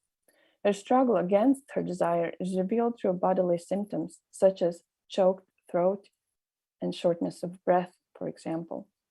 Difficulty to breathe and choked throat refers to protagonist's inability to speak and to express her feelings, but also to her anxiety, as well as the social and cultural isolation of the mother taking care alone of a small child and a disabled child, and the cruel optimist is symbolized by her affective isolation. She is trapped and isolated in her apartment, mostly because of her disabled sister who needs constant care. In several passages in the text, parallels are drawn between Laura's apartment and her body, raising the question, does she feel trapped in her body as well? But also revealing the impact that surroundings can have on a character's emotional life. When Vadims changes a burned out light bulb, and here I quote from the novel, "The whole apartment became unusually bright. I was embarrassed by this unprecedented brilliance. The ugly cracks in the worn out floors and the greyness of the speckled walls became illuminated. I felt like standing in a lamplight that was revealing the shortcomings of my appearance, my body." End of quote. The apartment is seen as an extension of the narrator's body, and it is depicted as run down. It needs renovation. However, there's neither time nor resources at hand to do that. Because of her gender and social position, Laura is excluded from happiness, and she is well aware of that. Throughout the novel, she repeats that she has no way out but, and I quote, Diane with her crippled legs and taking care of little Valga. Where is the place for happiness? Really funny. There is place for happiness in other homes and in other hearts. End of quote. Opportunities for stability, for having a good life, are foreclosed in Laura's situation, and dinner shows that. Literary critic Skurbe disagrees. She writes, quote, Laura is healthy, her child is healthy and cheerful. She has a creative job. She is still young enough to have both energy and hope for happiness. Vadim's love is also a great gift, a great treasure in Laura's life. End of quote. Putting aside the fact that Laura cares for children alone and creative job that she really likes barely provides means for necessities, the promise of happiness that Vadim embodies points out at the cruel optimism, the affective relationship, which has the potential to make Laura happy, to provide feeling that she is living that good life, in fact hinders the happiness even more. Laura's melancholic coping with the given circumstances, literary criticism calls stubbornness to remain unhappy, expressing an opinion that certain characteristics such as strength associated with masculinity are more valuable than weakness and sad moods that Laura embodies. According to Ahmed, it is not as if she is disrupting the project of happiness, that she is disrupting her own happiness. When she refused to be happy, Laura is struggling against the very community at large in which she finds herself, and that is what disturbs also the literary critics. Sarah Ahmed invites us to reread the stubbornly unhappy subjects whose refusal to give up unhappiness, refusing to put bad feelings aside, might kill joy, but also make room for life, for possibility, and for chance. If anything, writes Ahmed, we might want to reread melancholic subjects, the ones who refuse to let go of suffering, who are even prepared to kill some forms of joy as an alternative model of the social good. Not only Dinara, but also other authors during the time are delving into the question of female happiness and its limitations. For example, Daina Avotiņa, Ilze Indrāne, and among others, also Regīna Ezera, whose novel The Well, Aka, published in 1972, ends with the question, why are we all so unhappy? It could be argued that by exploring the inner crisis of educated women who pursue careers but also value traditional heteronormative family life, these works, to a varying degree, also testify to the basic cultural discomfort around gender order and norms of femininity during the late Soviet era. In terms of style, Ezera's novel Betrayal, published in 1984, differs from Dinara's. It is less lyrical and poetic. It avoids sentimentality and the melodramatic elements and is more openly invested in questioning the position of women in society, and in particular also in literary establishment. There are two main female characters in Betrayal, an experienced author and a young schoolteacher, Irene, who is also an aspiring young writer and who, like the author herself, has failed in her family life. Consisting of excerpts from the author's diaries and letters to Irene, the novel hints at the Irene's family drama in a fragmented way, complicating an otherwise simple storyline and deviating from the novel from the realism, searching for new forms of poetic expression. The novel exposes the impossibility of balancing a happy family and individual aspirations as a gendered problem. The experienced author finishing her novel remarks, I quote, "It seemed to me that I had come up with a pretty typical modern woman, educated, independent, confident, and not very happy." End of quote. This characterization of a modern woman appears in other literary works of the 1980s as well. Literary critic Anna Plāsuma, in the article Woman in 80s Prose, concludes that in most of the books, woman is depicted as independent, successful in her career, mostly divorced and not very happy, pointing out to the common failure of a woman to achieve success both in work and family life. And women who choose career are punished with failed relationships and ultimately with loneliness. In Ezera's novel Betrayal, a heteronormative family as a social practice has clearly failed. Irene's sister Undine raises her 3 illegitimate children with the help of her mother Janina, forming a family unit of women and children. It is mentioned that the author's family, her daughters, grandson, and husband arrive at the weekends, but the family exists only nominally. Author lives and works as a complete loner, as if not related to anyone. And the crisis in Irene's relationship impacting her emotional and corporeal well-being is evoked by husband who does not favor the educated and at least partially emancipated wife who possesses a certain amount of self-esteem. The crisis in the end of the novel leads to the divorce. Thus in Betrayal, like in many other Ezera's works, in the absence of man-women form relationship with each other and with their children. In Betrayal, the intimacy exists between 2 writers, experienced author and aspiring young writer Irene, as they are sharing important aspects of their authorship, addressing the questions about dilemma between creative aspirations and family, as well as writing and publishing as women in the male-dominated literary field. In the novel, there are envisioned 2 available ways for women to achieve self-fulfillment through a professional career and through motherhood, which are difficult to balance.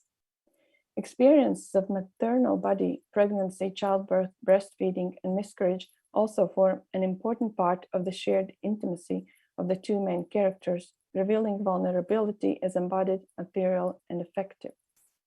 When Irene discloses to the author her experience of her 2 miscarriages, her face grows thin and suddenly ages, showing the emotional burden in a bodily, affective way. First miscarriage happens when Irene is hanging curtains. And I quote, "I had climbed on the table and accidentally overturned the lamp. When the lamp fell, a shadow separated from the wall and also fell. A huge black shadow fell directly on me. When the light bulb shattered, something painfully tangled inside of me. I cannot tell if I felt it in the chest or abdomen. I was standing on the table, seeing nothing in the dark, and something desperately beat inside of me.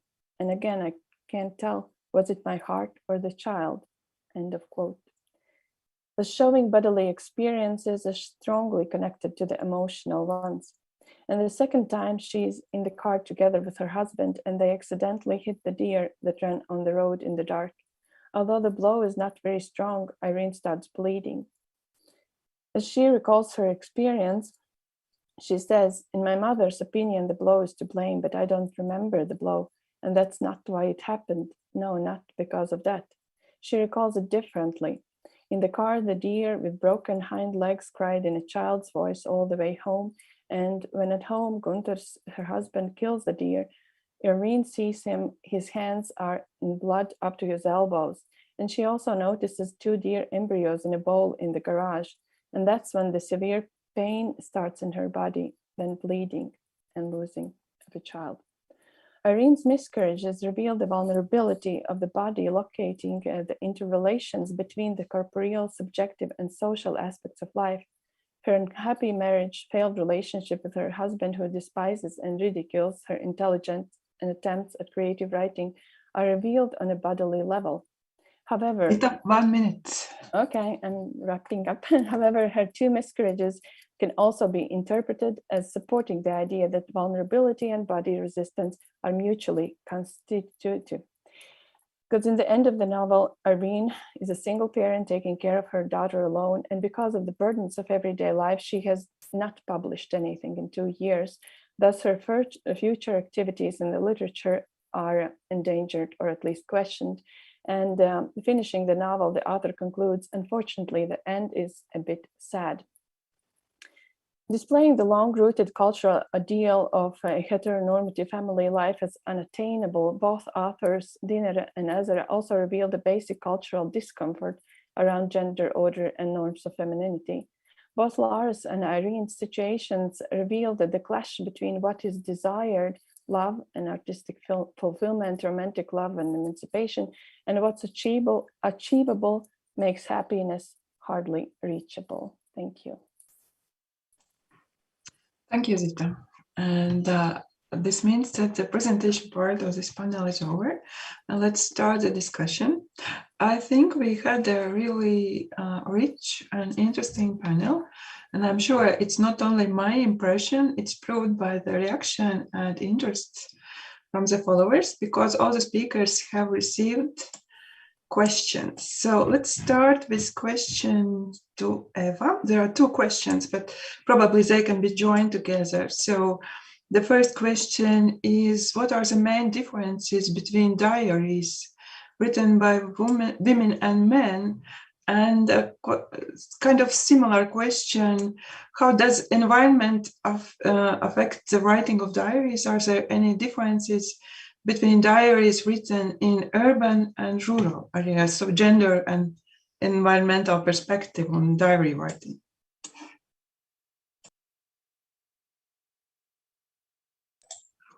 Okay, thanks for the questions. Of course, that matters what are we looking for. If we are looking at these women diaries, then we are looking for this female voice. And I think we can find this female voice, and that's the main difference between male voice and a female voice. About the if it's written in a city or somewhere else, of course this environment matters.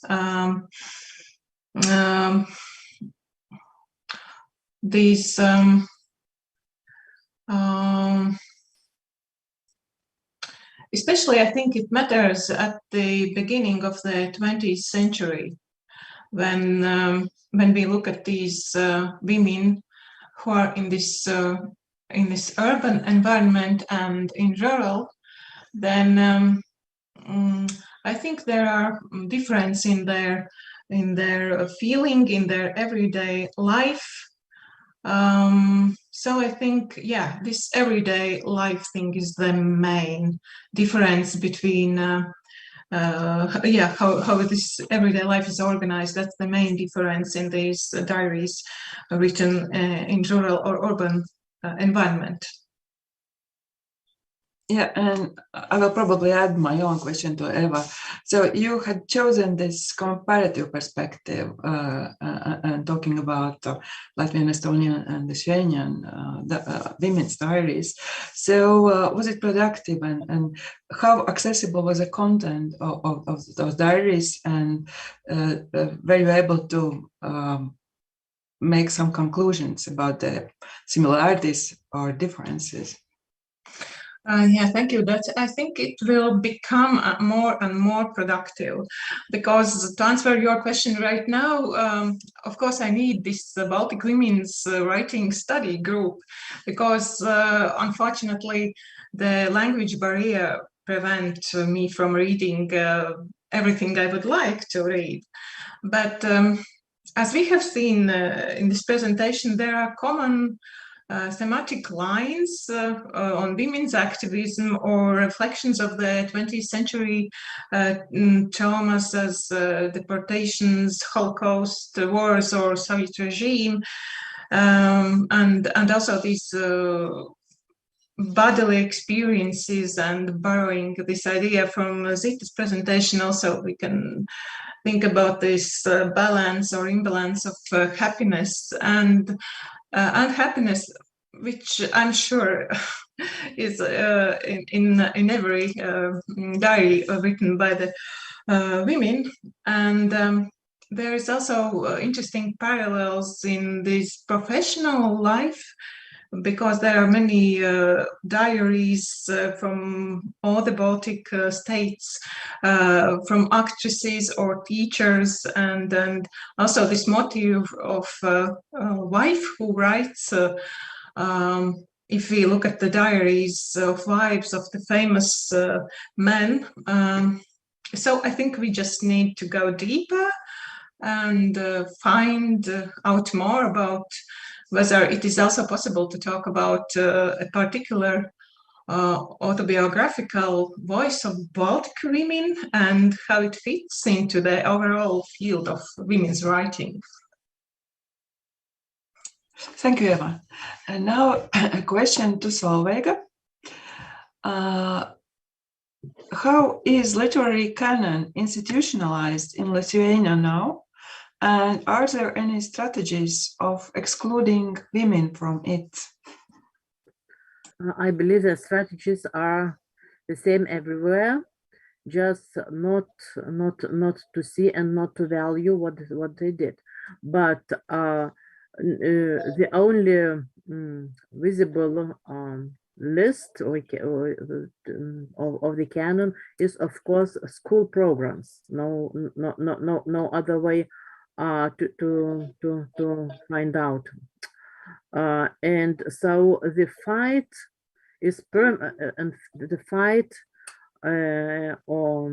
for these programs and for methodologies and authors included is permanent for those 30 years, and with no end. Unfortunately, women still are represented badly, poorly, to tell the truth. Yeah, thank you, Solveiga. Your presentation made me remember my study years when I studied during the Soviet times, and we had a course on literature of the Soviet republics. And my impression of that time was that Lithuanian literature is somehow more masculine than Latvian one. So it was very interesting, yes, to hear your presentation about this. So that was just a comment. Do you want to comment upon it? Well, it was masculine. It was the prose itself was started by women because at the end of the 19th century it was so unprestigious, and writers like Žemaitė could enter the scene because they had no rivals, almost no rivals from males. And later on, at the beginning of the 20th century and during Soviet time, when the profession of a writer became more prestigious, of course, women were excluded from it. So now it's much more better situation, but although women still are considered as too popular writers, like in the case of Jurga Ivanauskaitė, who is still not analyzed by literary critics because of being popular writer. I believe that is gender-biased position. Thank you, Solveiga. And now a question to Elle-Marie. Would you connect environmental concern to feminine writing? And there's a reference to Irigaray about feminist economy, including concern for ecological sustainability. Thank you for this question. I would say I'm very interested in this aspect too. I think it is a bit under-researched in Estonia. But just now, my answer is yes and no.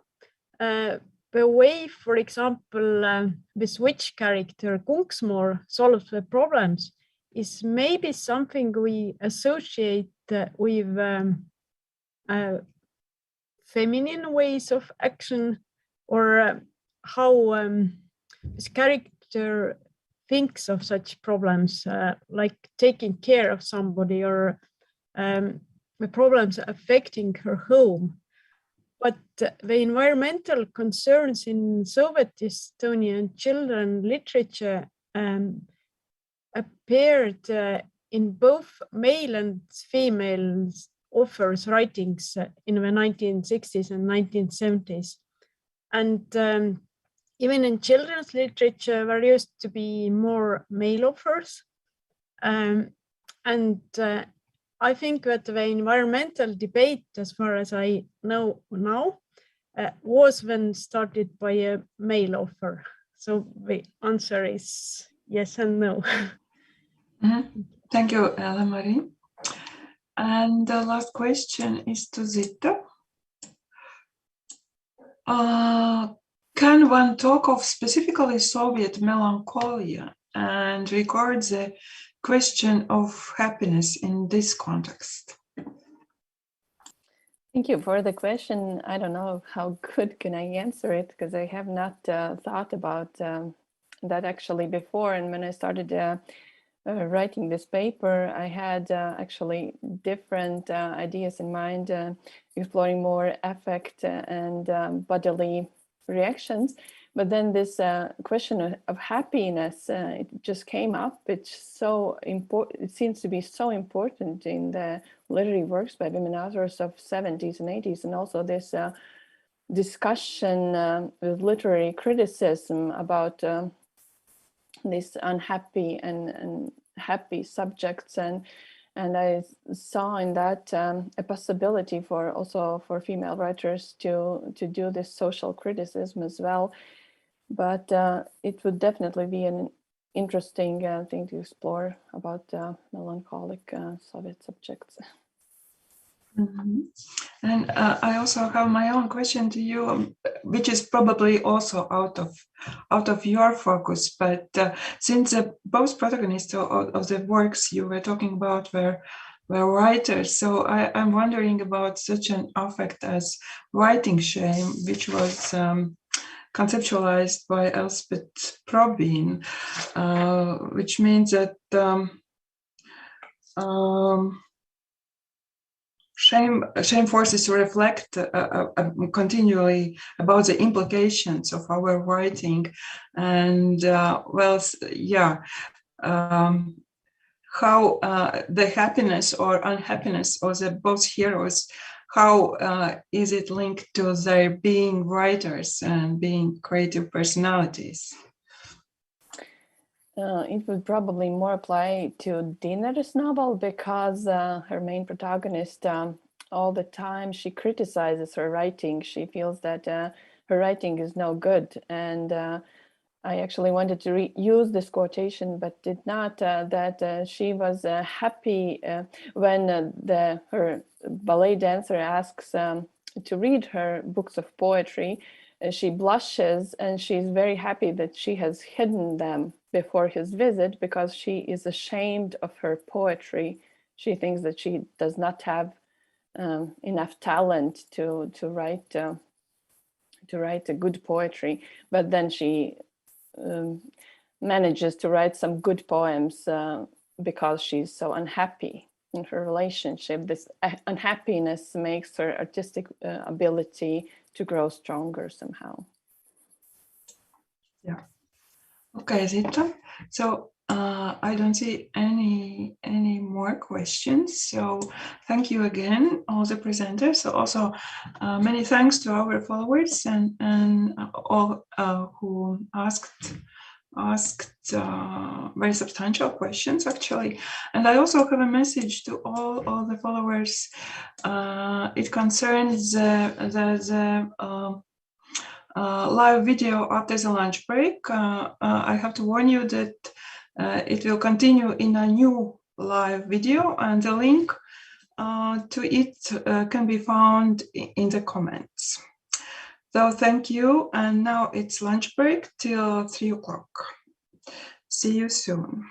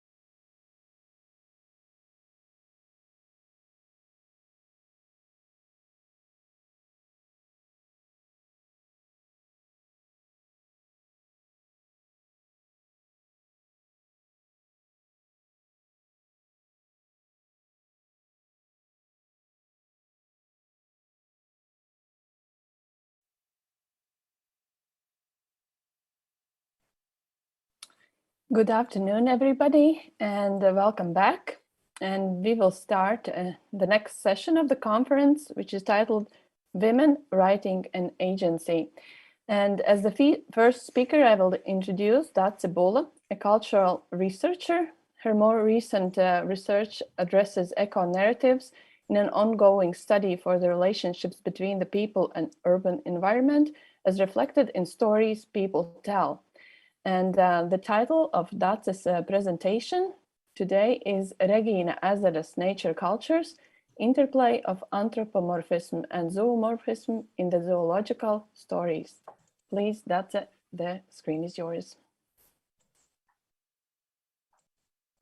Yeah, good afternoon, everyone.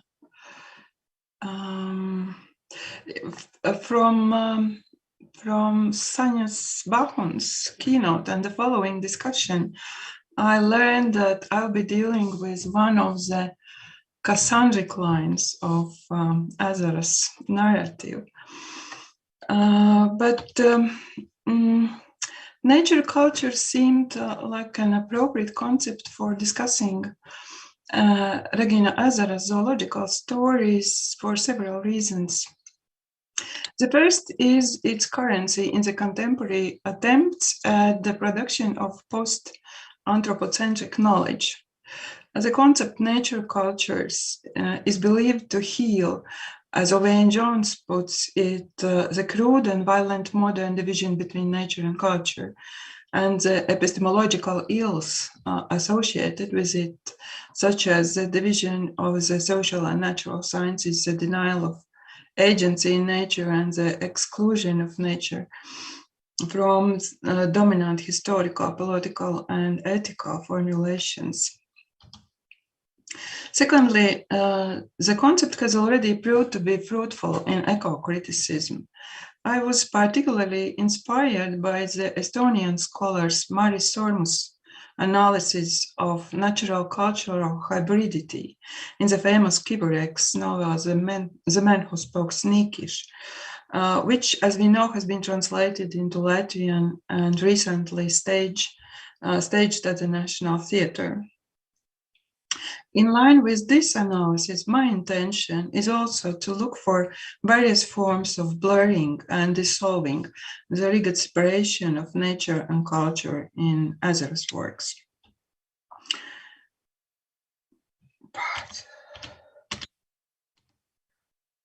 But the main reason for choosing this natural cultural lens was an association that suggested itself to me. It was a parallel between two works of dog writing, namely Ezera's collection of stories, A Human Being Needs a Dog, and Donna Haraway's The Companion Species Manifesto, Dogs, People, and Significant Otherness. As we know, Haraway came up with the concept of nature cultures in this book, classified as a piece of dog writing by herself. While devoted to critical assessment of the co-history of people and dogs, the pathos of Haraway's book is in agreement with Ezera's persuasion: a human being needs a dog whether he realizes it or not, which is expressed repeatedly throughout the book. Ezera's 5 short stories deal with the fate of 4 puppies of an old dog called Grace. Puppies are sold on a market square on a cold and windy winter day. They arrive to poorly heated homes of Soviet Latvians to fulfill certain missions, very much like those Haraway names by saying that having a dog lowers one's blood pressure and ups one's chances of surviving childhood, surgery, and divorce. The buyers of Grace's puppies are cautious to protect them from freezing in the winter cold. At the same time, they cherish vague expectations regarding the ability of the small creatures to enhance warmth in human life, or to somehow settle relationships between an unfaithful drunkard and his mistress, between a son and his despotic mother, between a family and a father suffering from tooth pain. But let me now leave this parallel and shortly address the whole genre, Ezera labeled zoological stories. 18 stories belonging to this group are included in 2 volumes published in the 1970s. And I would like to link them to the second part of Beck-Mosner's definition of eco-narratives, implying that there is more to Ezera's stories than the foregrounding of ecological issues and human-nature relationships. Ezera was not a merely nature writer, fond of natural imagery. Neither she, in the first place, bothered herself with the poetic exercise of employing non-human narrators. She had an intention to bring about change, or at least to warn about the necessity of a change. It is both openly stated and communicated indirectly through various poetic means. The most explicit in this regard is her short story, The Song About the Last Sea Cow. In the story, Ezera approaches the extinction of marine mammals, stellar sea cows dating back to the 18th century. The story starts with natural historical information, including the fact that an incomplete sea cow's carcass is stored at the Museum of Zoology in Leningrad. But the rest of the text is an elegy for a species whose imagined last representative is addressed by the author as her sister.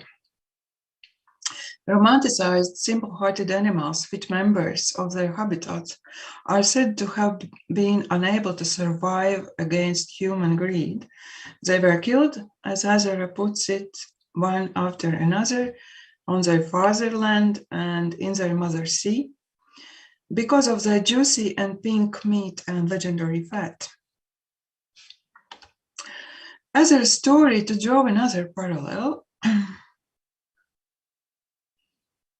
can be read as an inversion of the introductory chapter to Rachel Carson's Silent Spring, published about a decade earlier.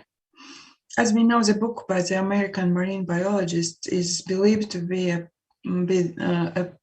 pioneering environmentalist writing warning against the deadly effects of pesticides on the life on Earth.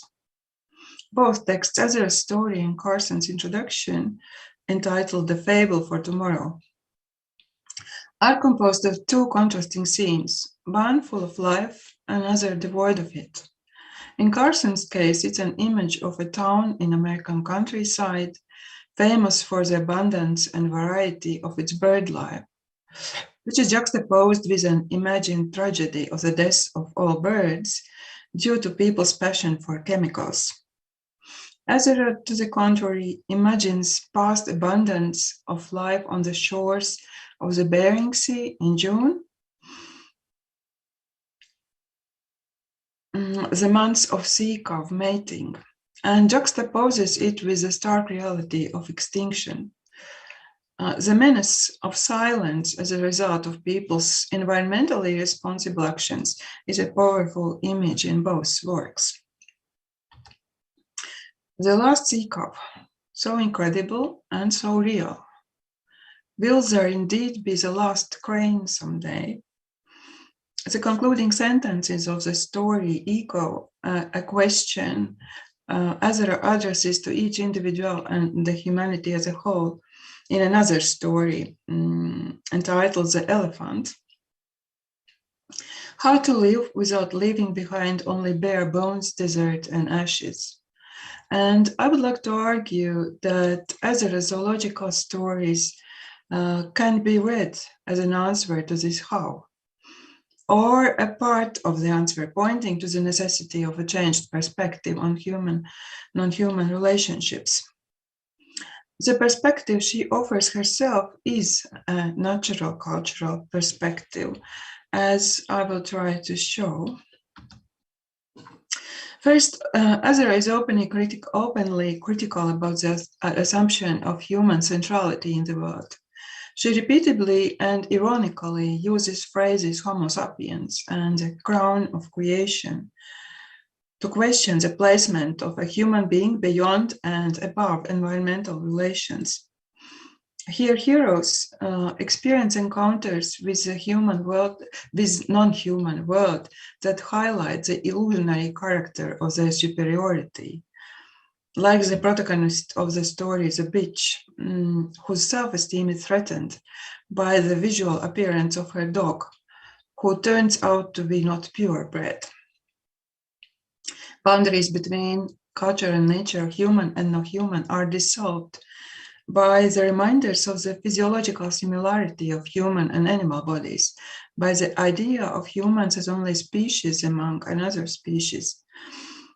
The story about the wild boar called Ferdinand starts with an exclamation, "A pig is almost a human being." And central to the story is the belief that one can find differentially endowed individuals among all species, among all living creatures, including humans, as Ezera says. Within perspective developed in her zoological stories, having a cat and having a daughter are not two totally different things. In the remaining part of my presentation, I will focus on deeper layers of Ezera's texts to see how poetic language she uses contributes to the building of natural cultural worlds. I would like to link this discussion to recent attempts toward a post-anthropocentric configuration of knowledge, to use Rossi Bredotti's expression, in art and literature. These attempts are paralleled by a search for poetic means able to transmit a non-human perception of reality. For example, for a more biocentric poetry. Attempts like these, however, are accompanied by a recognition of human limits in mastering a mode of representation that would be free of human gaze.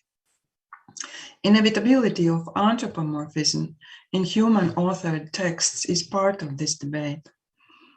Ezera's texts reveal that she was reflexive about writers' ability to construct other than human perspectives. In the story Risk Threshold, she describes the behavior of crows who are perplexed by the sight of a cat sitting dangerously high up in a pine tree. Ezera interprets crows cawing as a discussion about their thrilling experience. At the same time, she admits that her interpretation can be just a cheap anthropomorphism. Anthropomorphism, however, unlike anthropocentrism, in the recent posthumanist and new materialist debate has been treated ambivalently. It surely is a mode of looking at the world through human eyes, and to some extent it's inseparably wed to perception. At the same time, anthropomorphism does not necessarily nurture human narcissism the way anthropocentrism does. On the contrary, the projection of human characteristics onto the non-human is believed to blur the strict boundaries between the two realms, as Jane Bennett, in her often quoted appeal for a touch of anthropomorphism, assures. By revealing similarities across categorical divides and lighting up parallels between material forms in nature and those in culture, anthropomorphism can reveal isomorphism. Ezera's zoological stories can be examined in the search for anthropomorphic means of exhibiting natural cultural similarities or isomorphisms. They are really rich in this regard. At the same time, they can also be examined in order to look for the recognition of what Haraway calls a significant otherness. Yet I would like to shortly concentrate on one particular poetic way in which Ezera creates her story worlds as natural cultural worlds.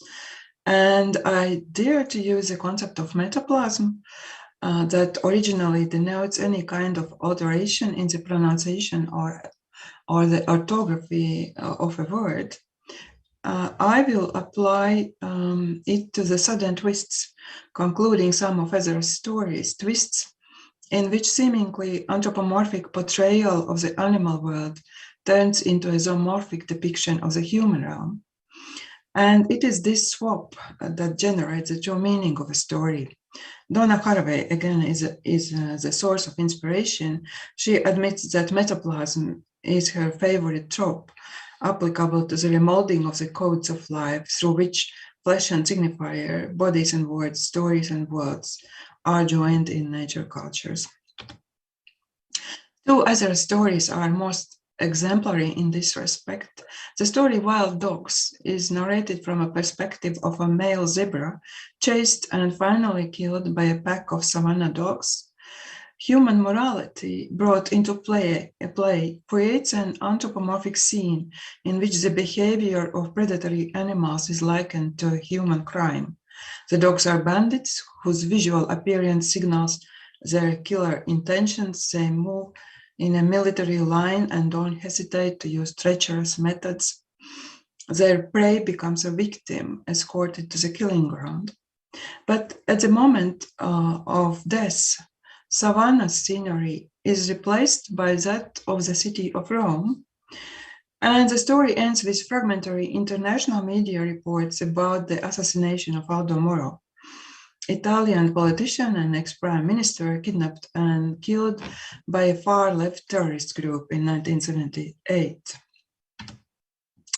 Politically similar is the story The Trap, which has the same title as the book. Its protagonist is a trapped rat whose life history and lineage are being reviewed in the face of inescapable death. Everything in this life has been subordinated to the primary principle to get more. Her ancestry of travelers and robbers, her extraordinary physical skills of a sprinter, alpinist, and acrobat, her democratic tastelessness and fascistic cruelty, the extended description of everything she has tried, edible and inedible, ends abruptly with the realization of being trapped. But the last paragraph of the story suddenly transfers the reader to an office of a bookkeeper or a warehouse manager who faces inevitable end of her fraudulent and greedy career because of an unexpected audit.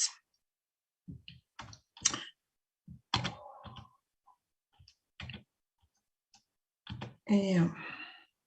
Both stories, of course, have a negative and not particularly original message. As a crown of creation, human beings are in no ways better than wild beasts.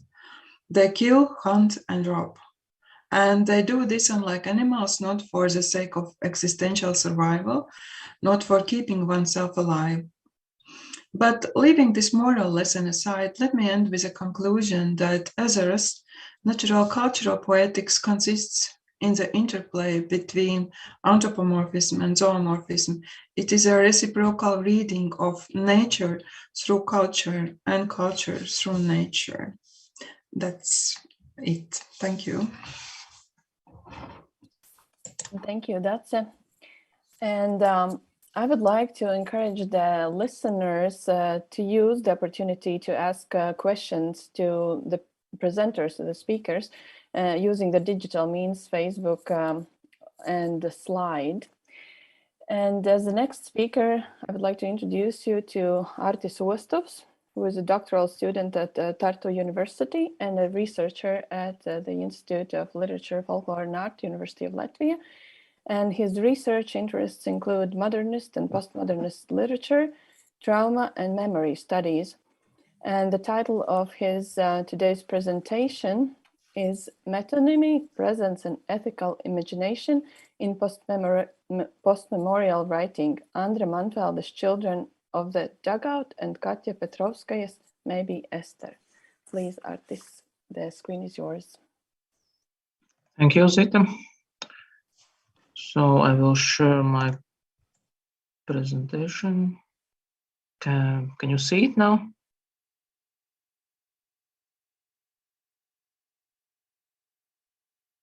Is it okay? It's not full screen. Okay. Just a second. Yeah? Yeah, no, it's Okay, thank you. So I'm one of the presenters in this conference who will not be speaking about Ezeras fiction. Instead, I will be focusing on other and more contemporary female writers from Eastern Europe, and to use Sanya Bahun's phrase, which she used this morning, I will focus on authors who could be described as keepers of memory. And also, I should note that my presentation, perhaps compared to previous ones, will be more structurally oriented. So today my subject is the nexus between metonymy, presence, and ethical imagination in post-memorial writing. And I will be looking at two particular third-generation narratives of totalitarian trauma. The first being Andra Manfelde's Children of the Dugout, and the second is by German writer Katja Petrovskaya, maybe Esther. Here's the structure of my presentation. First, I will speak about post-memory and points of memory. Then I will switch to more philosophical account of metonymy and presence, connect it to virtuality in narrative, and then proceed to my case studies. So first, I should remind everyone, you probably have heard the notion of post-memory, but let's look at it again. Post-memory was famously defined by Marianne Hirsch as the relationship that the generation after bears to the personal, collective, and cultural trauma of those who came before, to experiences they remember only by means of stories, images, and behaviors among which they grew up. Post-memory's connection to the past is thus actually mediated not by recall, not by direct memory, but by imaginative investment, projection, and creation. This is, of course, where narrative comes in with its creative capacity. However, the existing research on post-memorial writing has focused more on the role of the archive. And as Aleida Asman infers, since there's no possibility of prolonging, extending, or transferring existing memories, the only alternative is to recreate as memory what exists as data in a mediated form in the archives. So usually in post-memorial narratives, the protagonists, the narrators, they visit different archives, including state archives or family archives, and they try to see what's there, and then they try to reactivate the past by looking through different photographs, documents, notes, diaries, and so on.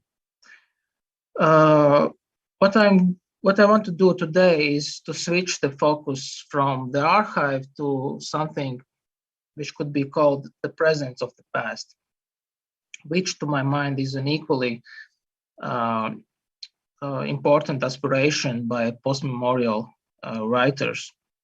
And here I propose that metonymy is encountered by the narrator in the story world and integrated in the discourse serve the function of reviving the past particularly well.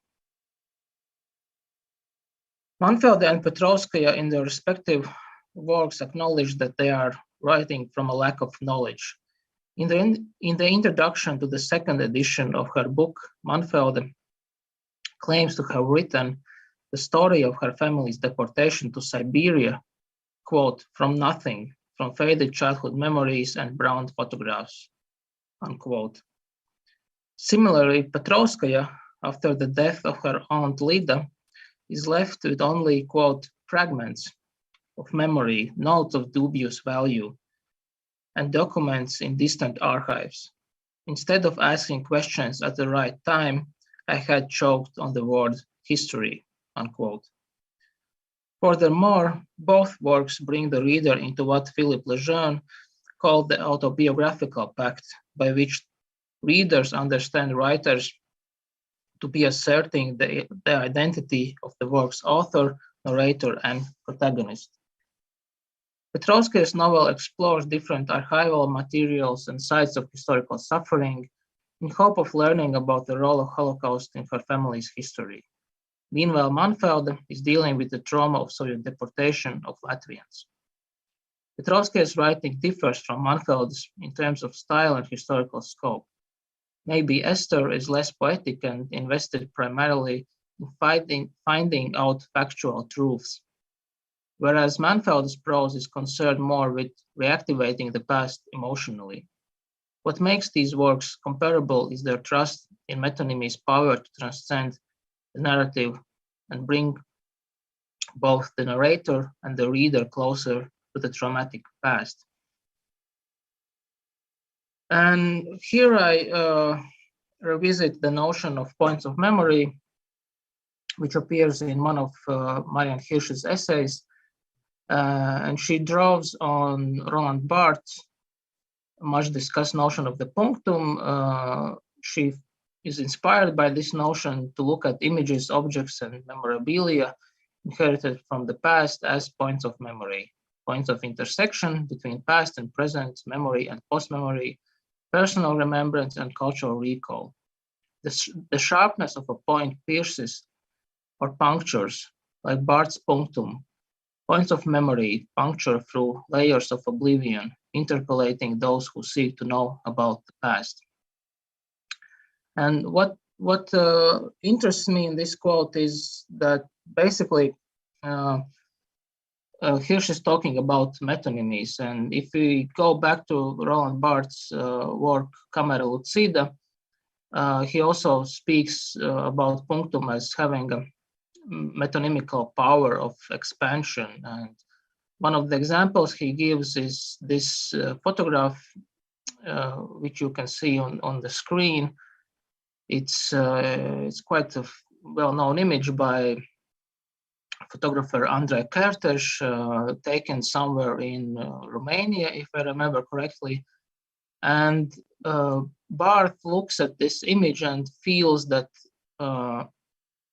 it's able to transcend, or rather, it's able to transport the viewer to the scene itself, to this dirty street somewhere in Romania.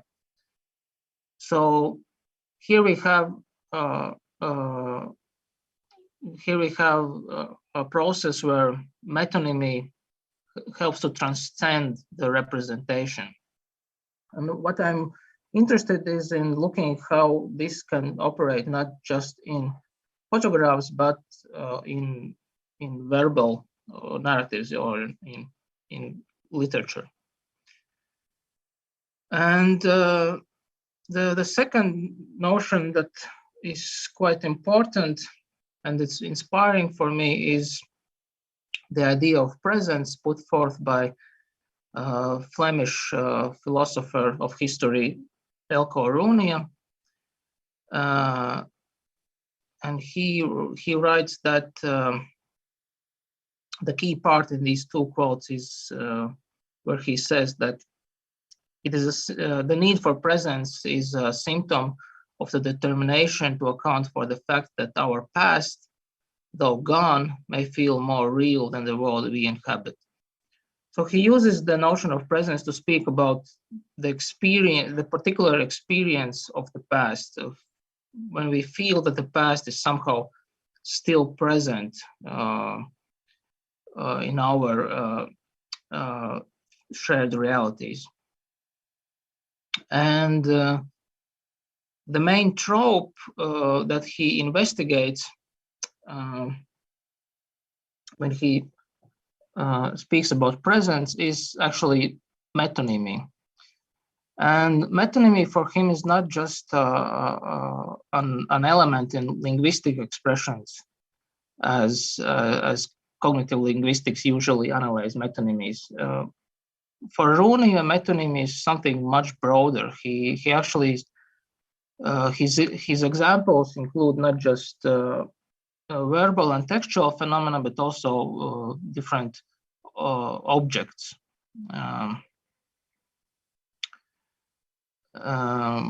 What is important here is that metonymy is able to create a passageway between two different topoi, or two different temporal domains.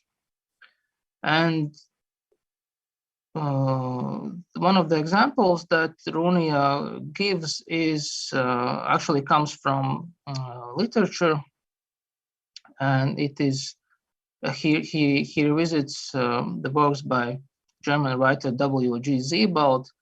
As you probably know, Sebald is famous for his multimodal novels, where he uses not only words to express meaning, but also different visual materials, such as photographs, some kind of notes, diary entries, documents, and so on. And Rooney sees these illustrations as holes in which the past discharges into the present. Sebald's illustrations are a kind of leap in time through which present wells up from the past into the present. And I would like to connect this idea to what is known in narratological context as virtuality. Narratology recognizes that the actual or the level of narration can include the different virtual realms, different incomplete, gappy, or not easily accessible realities that are implied in the narrative, but are not actually fully realized as independent world matrices. And here I should highlight the idea of embryonic alternative ontologies, meaning that in narrative we find different virtual realities that are not that could be expanded by the narrative, but are not always expanded. But sometimes they are, and in these instances, metonymy functions as a kind of a mediator between the actual and the virtual. And in my presentation, the virtual is not something that could happen in the future, as it is usually discussed by narratologists, but rather as something that did happen and now returns to the present. So now I turn to my case studies, and my first example comes from Manfelde's poetic work, Children of the Dugout, published first in 2010. And at the beginning of this work, the narrator looks at this photograph that you can also see on your screens, and she feels kind of transported back into that historical reality. And she writes, yes, take me along, Grandpa. I will be able to bend down as much as you. I will manage to step over that log that serves for steps and pretensions to grandeur. All thresholds here in the foreign land are high. They are in fact traps instead of thresholds. They capture heat. And look, the door opens just a little wider than a doghouse entrance. Yes, the door jamb almost leans on your Anna's shoulders. and you keep bowing to the dugout doors, you are so bent over that your shoulders have taken the shape of a plow. Only it's not the soil they are churning, the fertile black soil or the red soil of Kurzeme. No, it's time of surviving. And the narrator here imagines what it would be like to be present back then in Siberia together with her grandparents by briefly overcoming the basic structure of pictures. That is, she has as her starting point, as every other viewer will necessarily have, the experience of looking at something which oscillates between presence and absence. But what our narrator seems to do is to take a leap of imagination by ignoring the absence part of this structure, which is her way of responding to pictures' affective power. The result is a particularly emotional narration of presence effects, almost a kind of epiphany in which the narrator obtains a virtual body capable of entering the frame. The virtuality of this body, to appropriate Marco Caracciolo's thesis on the reader's virtual body, quote, consists precisely in the fact that it can be detached from the here and now and projected into another here and now, unquote, or projected into the traumatic past. Here, the past is a virtual realm that opens up within an actually perceived metonymy. Meaning that in this narrative, we have the narrator looking at holding in her hands a particular image, and then she is transported into this image. Crucially, when reading this specific passage, we are not just seeing another person having a virtual experience of presence, but we are also brought inside the picture. Since the passage has only one focalizer, the one who holds the image in her hands, we have a case of strict focalization, which encourages to anchor our own virtual body to the one entering the photograph. We are also bending our backs to pass through the low doors of that Siberian dugout. And this is how the narrator manages to endow her imagination with ethical dimension. More precisely, the virtuality of presence effects via the narrator activates readers' empathy as part of the process discussed in trauma studies as secondary witnessing.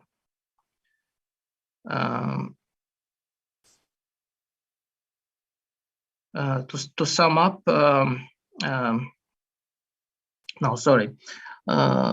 Manfeld's work seems to respect the boundary between the victim and the narrator. For the narrator, here is rather like a ghost from the future, and its virtual body repeats certain painful movements without claiming to have experienced them intensively. The time of the visit is short, while the grandfather lives the time of surviving. To sum up, Manfeld's text illustrates how a visual metonymy can be imaginatively expanded through narrative embroidery to create an ethically meaningful encounter with the past, which touches not only the narrator, but by extension also the reader. And how much time do I have? You have 2 minutes. Oh, okay. I had 2 more examples, but I will share only one of them then with you. I guess this one. So halfway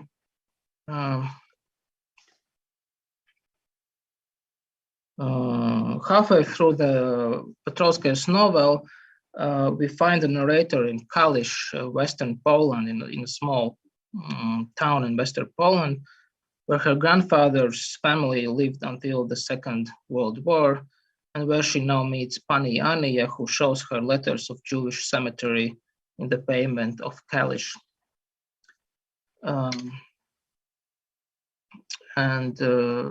So, yeah, I guess I won't be reading the quote now to save some time.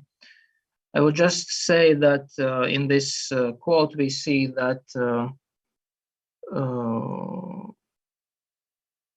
The past in this fragment is not something that is reached through uncanny associations. Instead, it resurfaces in the present. Therefore, it could be interpreted as even more assertive than in other metonymies found in this novel. This metonymy differs from others in that it also in terms of how it is incorporated in the narrative. This metonymy is present in the discourse as an actual photograph, and it might emphasize the idea that post-memory is not just a matter of plunging into an archive, but that post-memory is a broader phenomenon at work wherever there is a trace of the past, a trace which has have a personal and effective meaning to a particular individual. It is evident that this metonymy, which occupies a specific place in the story world, feels more important, more effective, more confusing, and more real to the narrator. This heightened significance is signaled by the way that resurfaced metonymy triggers further explorative activity. Quote, "Someone connected to me had lived here, and the movie theater, a print shop, a letter, again, drizzling. I added another letter to my collection, then another one, and yet another.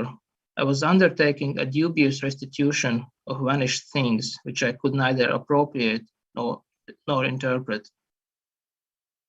Vitorskaya's autobiographical narrator experiences time in a spatial framework, which, according to Runia, ensures the experience of presence, since places are their repositories of time, where the past suddenly pierces through the surface of the present. It does so through metonymy, which disturbs places and questions meanings, giving rise to an impulse to jump upon it, to investigate the reality behind it.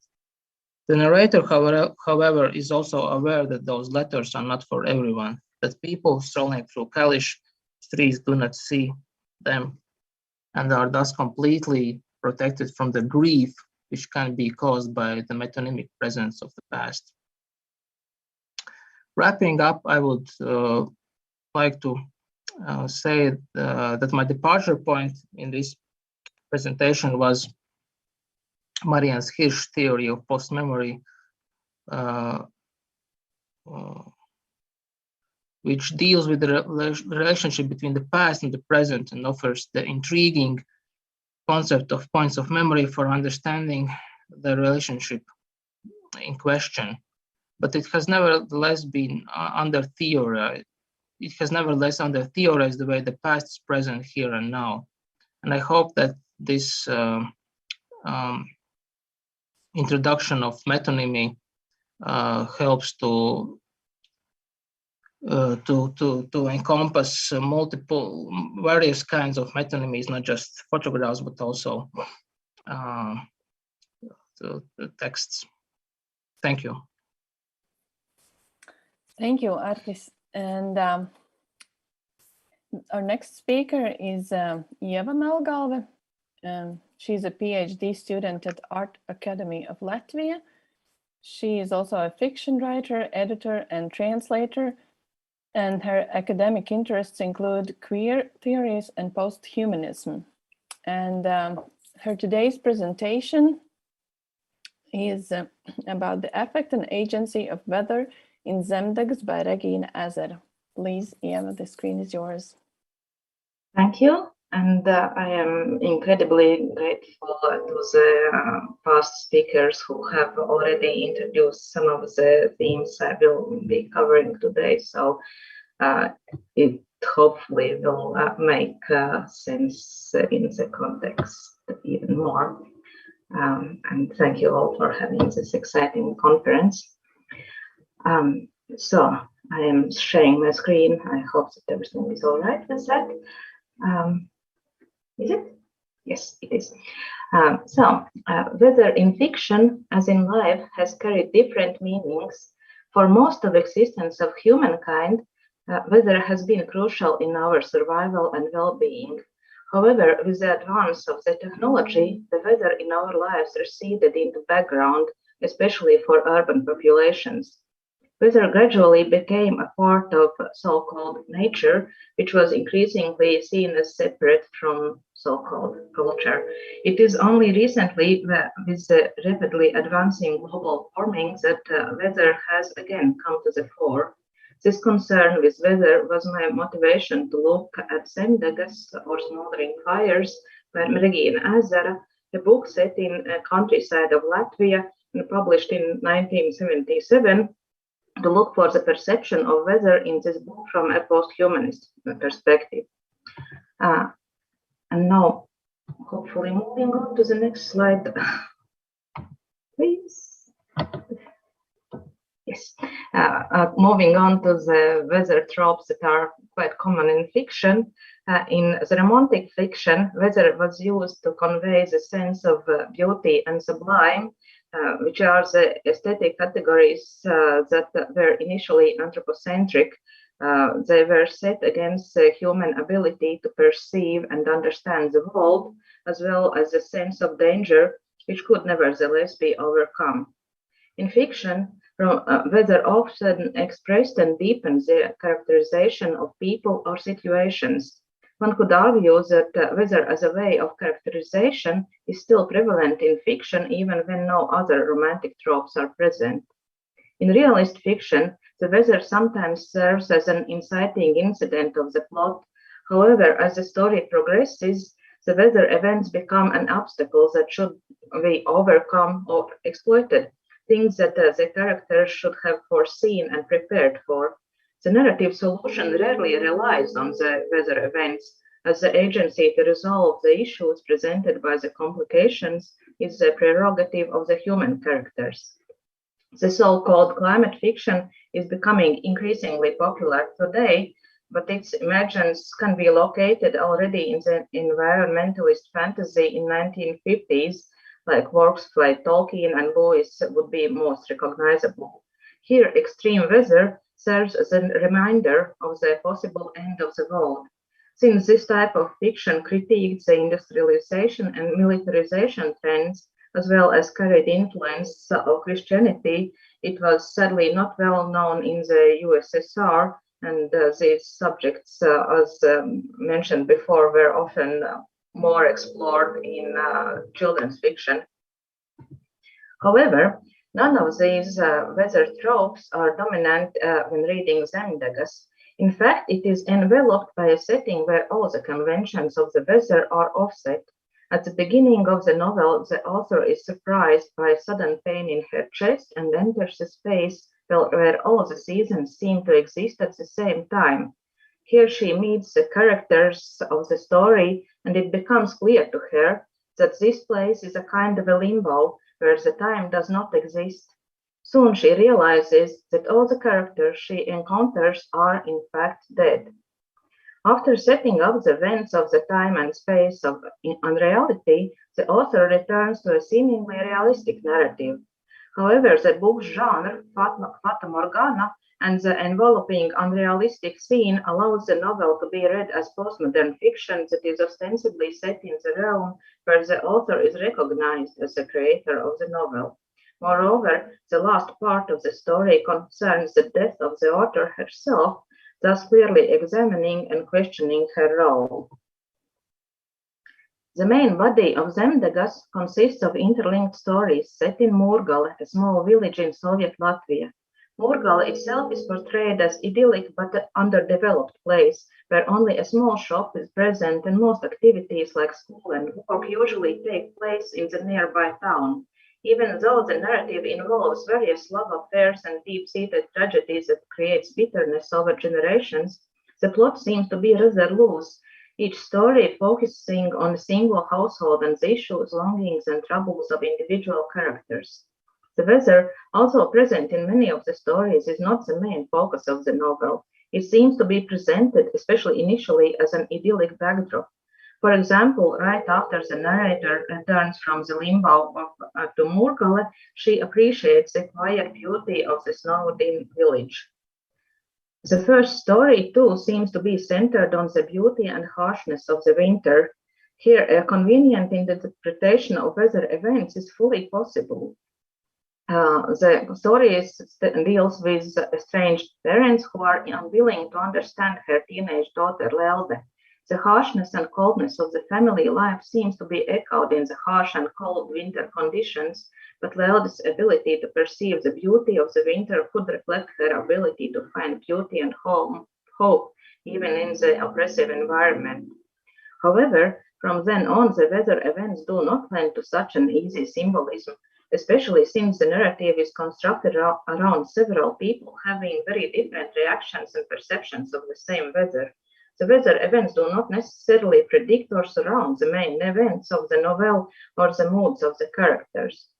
On the simplest level, several characters see weather as primarily an annoyance and a requirement for more work, while others are deeply sensitive of its beauty.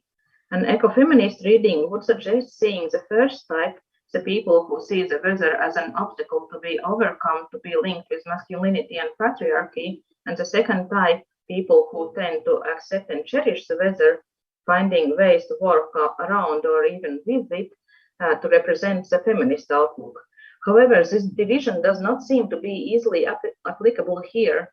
I would tentatively suggest that the difference is linked with the systemic oppression of the regime, namely the characters who are subordinated to the schedules and plans of the authorities seem to be more irritated by the caprices of the weather, while the characters who have found their pockets of autonomy within the dominant regime seems to be more aware of the weather and able to live according to its changes. Sensitivity to weather on a mundane level seems to be also a source for deeply affective relationship with weather events. In some cases, it aligns with a character that is portrayed as thoughtful and contemplative, for example, Wojciechowski's. However, it is not necessarily always the case. For example, Ritma, the local shop assistant, is portrayed as slightly flirtatious, impulsive, and dreamy. However, as is seen in this quotation, she is oftentimes deeply struck by the beauty of the world.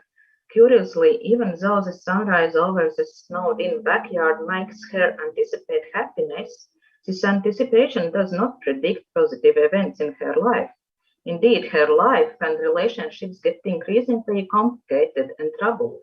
However, she seems to possess unusual resilience.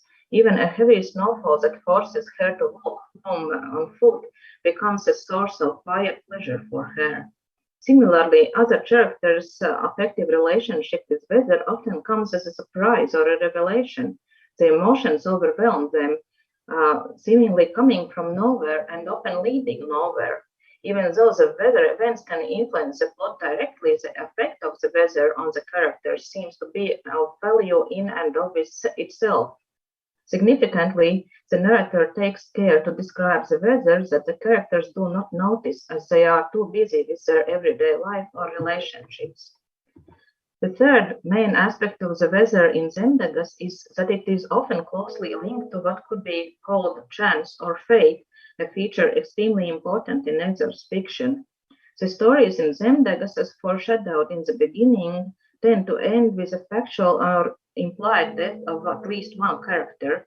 This unexpected death is often brought on or at least assisted by weather, a snowfall where characters are lost or delayed, or a foggy road where a car crash takes place. Perhaps the most mysterious is the death of Alice. She is clearly denoted as being dead in the opening of the book, but the reasons of her death are not even hinted at. It seems to be simply called forth by a steady, ominous bell-like sound caused by wind beating the lid of the milk churn. Here we should examine a paragraph from the last story that describes the death of the author. It starts with a long interview given to a young journalist.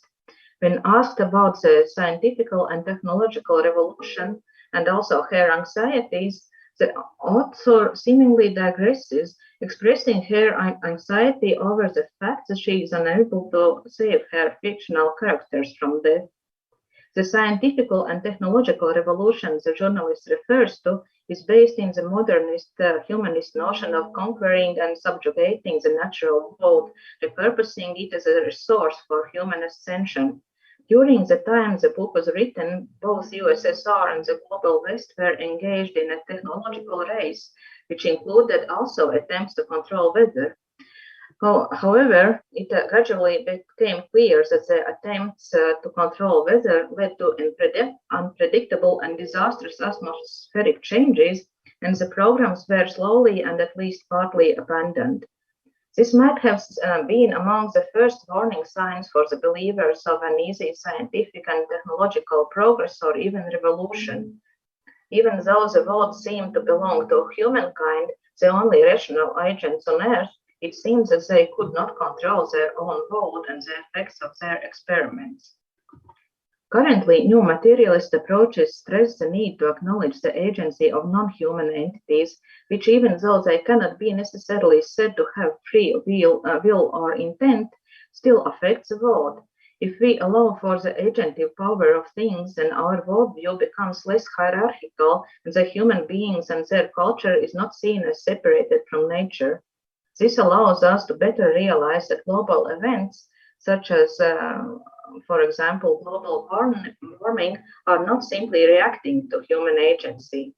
One of the most interesting conceptualizations of global warming is done by Timothy Morton, who postulates that it is a hyperobject, which is an object so large, both in terms of time and space, compared to the human perspective, that the vastly different scales makes it impossible for us to perceive it directly.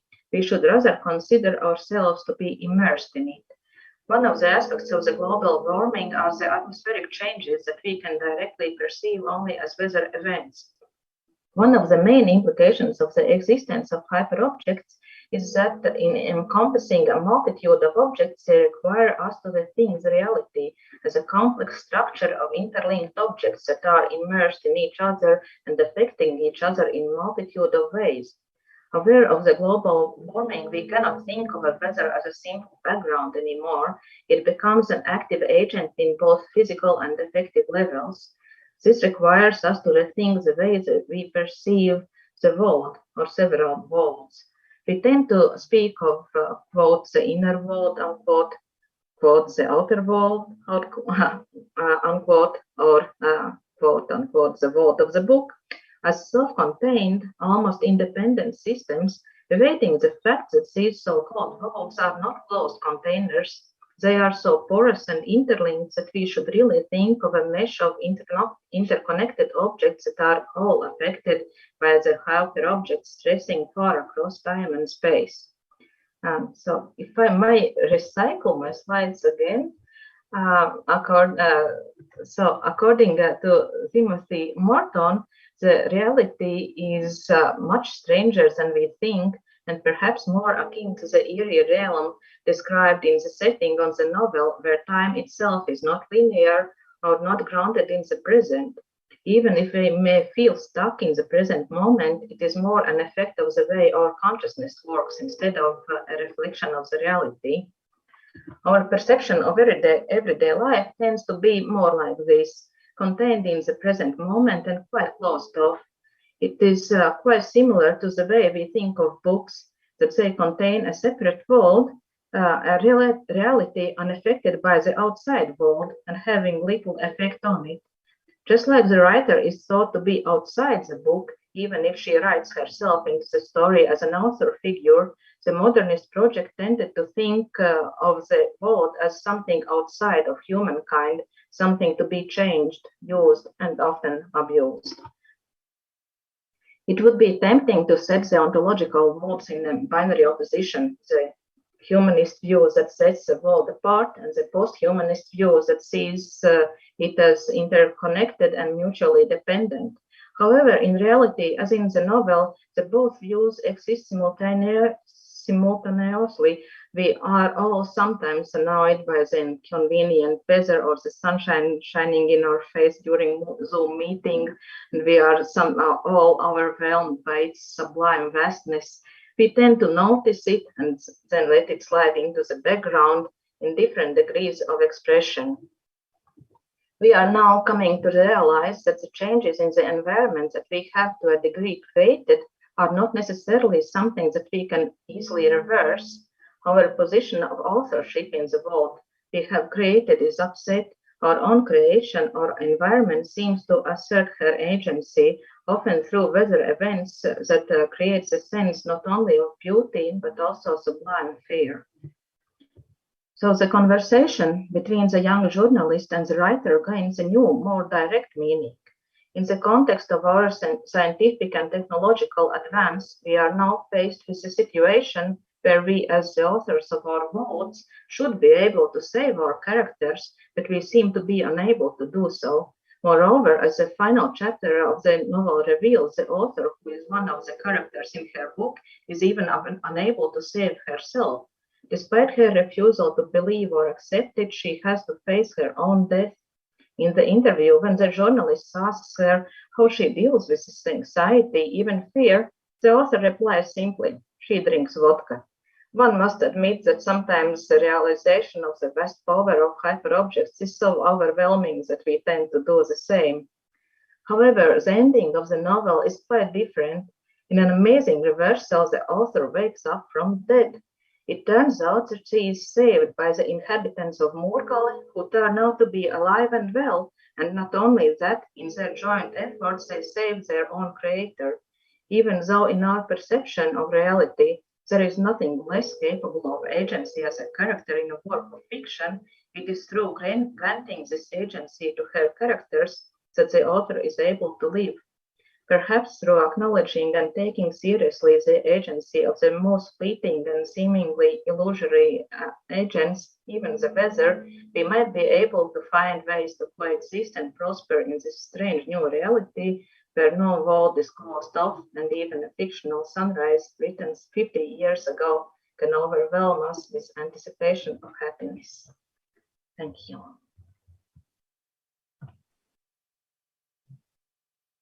Thank you, Eva. And I want to thank all the speakers of the session, Women Writing and Agency, for very interesting and thought-provoking presentations.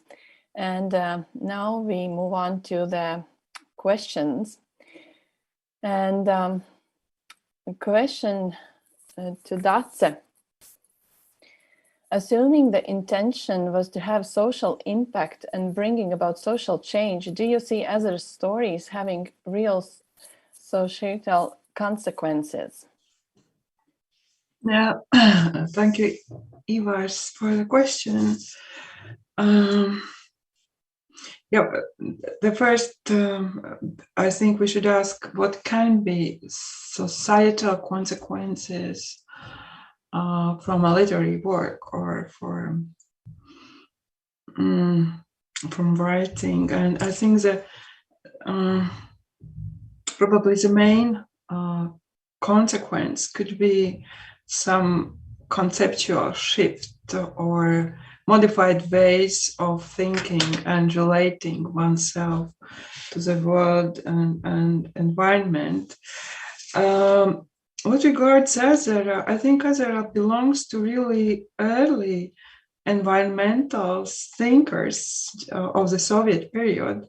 And I would like to refer also to Ella Murray paper, and from which I learned that also in Estonia, contemporary environmentalist consciousness dates back to the 1970s, the same time when Ezera published her zoological novels. And actually, I think that Ezera's writing was in some way ahead of its time. Its right place probably would be the contemporary context, when people are really more open and more receptive to her invitation to revisit the distance and the gap or the borderline between nature and culture, people and animals. Yeah, thank you. That's it. And I will use an opportunity to ask a question myself. Can you think of any contemporary writers working in Latvian literature who would attempt at some similar similar kind of work as Ezera did in her blurring of boundaries between human and non-human with the intention of evoking change. Okay, Dita, thank you. Actually, yes, now I see that I was wrong. Not starting my presentation with a disclaimer that I'm not a literary scholar. And this is actually the first attempt to shift from oral eco-narratives to literary texts. So, and probably, yeah, I would hesitate to answer to your question without making terrible mistakes. But the question is interesting, and if I continue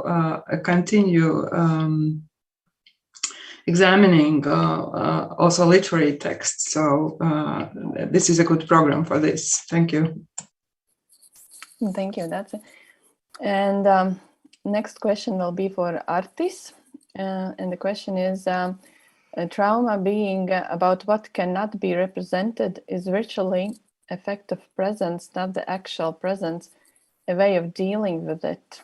Does that make post-memory narratives different, sometimes more outspoken, cruel, harder to read?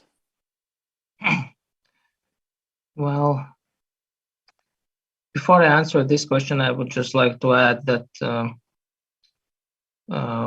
when we are thinking about human, non-human relationships, Pauls Bankovskis' fiction comes to mind, and Krišjāņa Zeļas poetry from contemporary Latvian literature.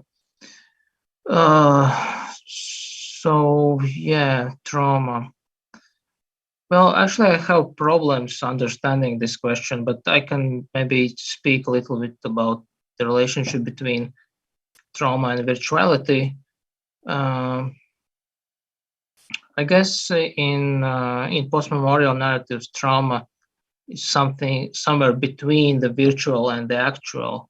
It is virtual in the sense that it happened in the past, but it is also actual because the trauma returns in form of symptoms, and it actually directly visibly affects people living in the present. So this question is quite the distinction between virtuality and actuality in trauma is kind of blurry. Thank you. And there's another one for you from Ivars. And Ivars is asking, is post-memorial writing necessarily related to trauma? Your case studies deal with the Holocaust and Soviet deportations, but can we apply your theoretical framework to, for example, celebrity autobiography? Well, then we would have to distort the theory of post-memory quite a bit. Well, yes, post-memory is very much related to trauma, and not only to trauma, but also to the trauma of the other. In post-memorial narratives, we have people remembering, sort of remembering the trauma of the other, the trauma of their, say, parent or grandparent. So it's not their own trauma, but they kind of inherit the other's trauma. But in autobiography, I don't know what would be the equivalent, because I assume that in celebrity autobiographies, maybe the narrators remember their own traumas. But if you remember your own trauma, it's not really post-memory.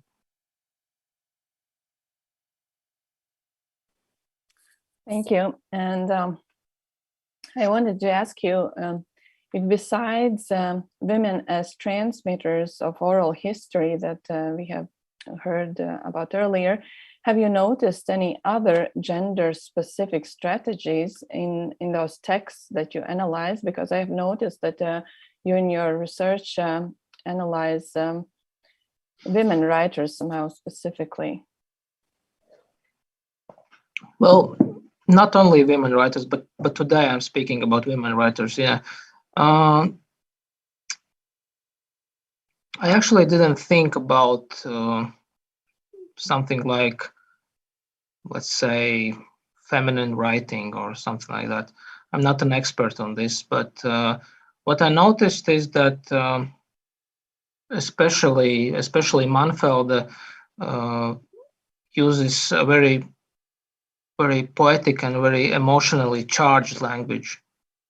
Meanwhile, Petrovskaya is more, her language is kind of more, it's colder, it's more, it is based more on observations, while Manfelde is directly engaged with the emotional side of memory. But I don't know if it's something that pertains only to women writers. Okay, thank you. And Date wants to ask a question for Eva.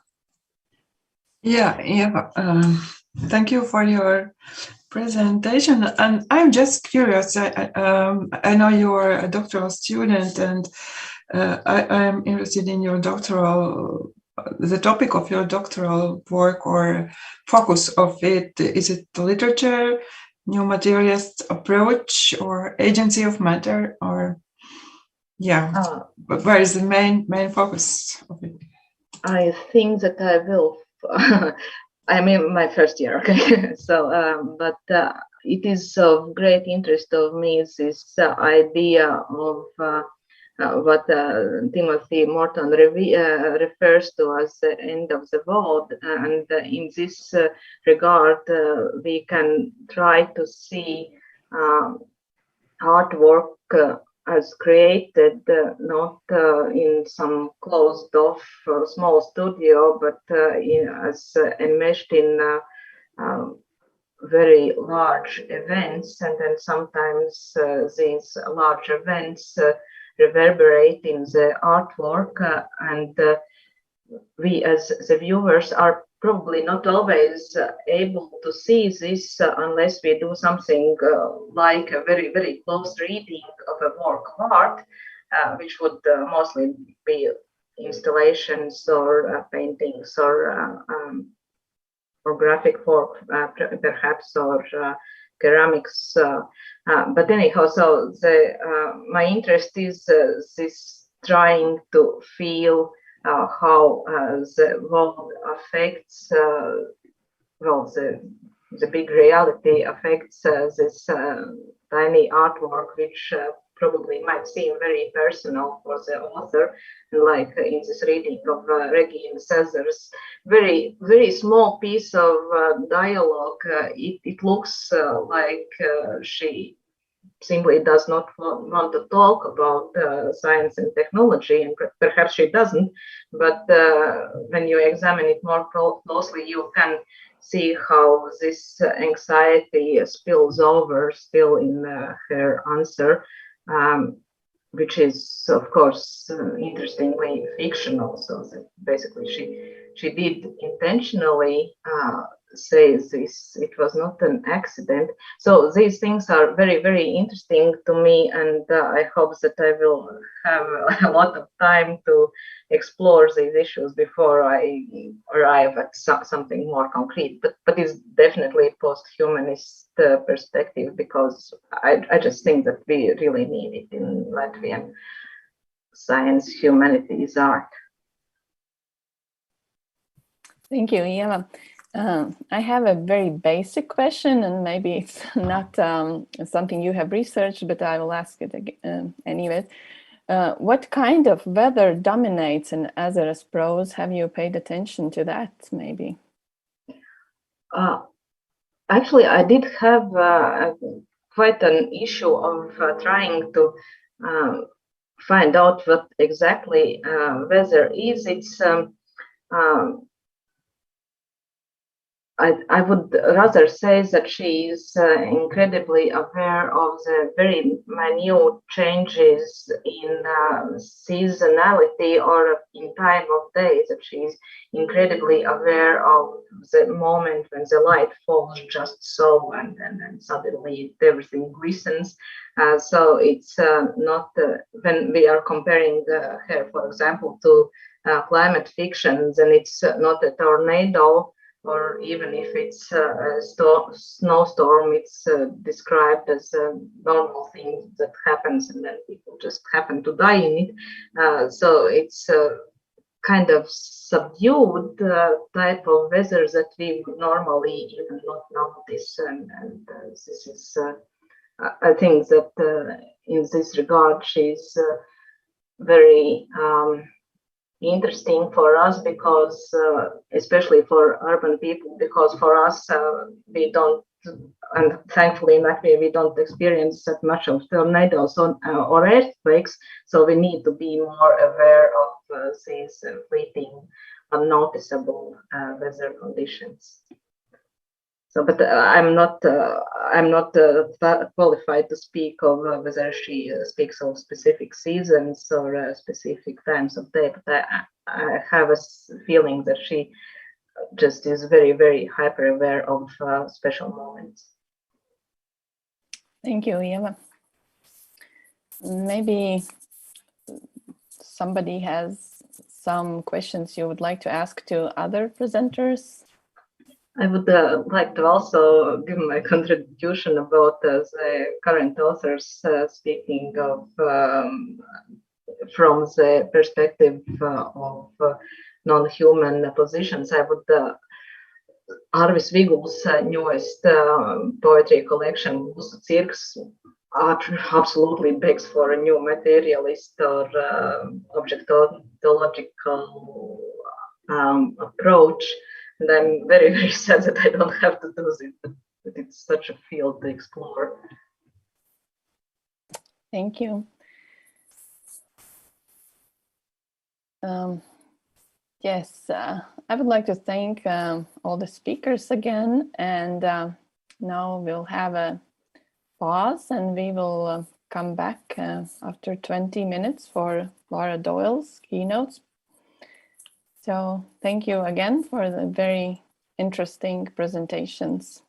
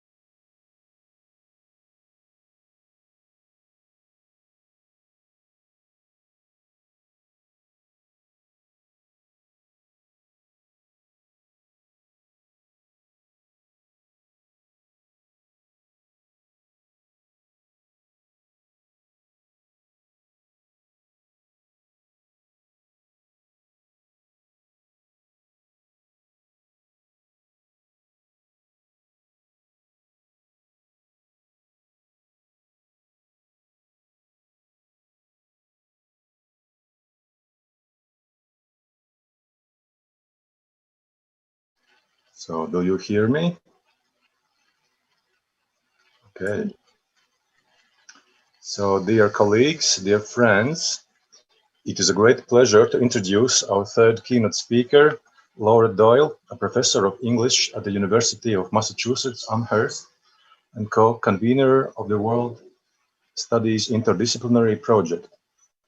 Her books include Bordering on the Body, The Racial Matrix of Modern Fiction and Culture, published by Oxford University Press, awarded the Perkins Prize, and Freedom's Empire, Race and the Rise of the Novel in Atlantic Modernity by Duke University Press.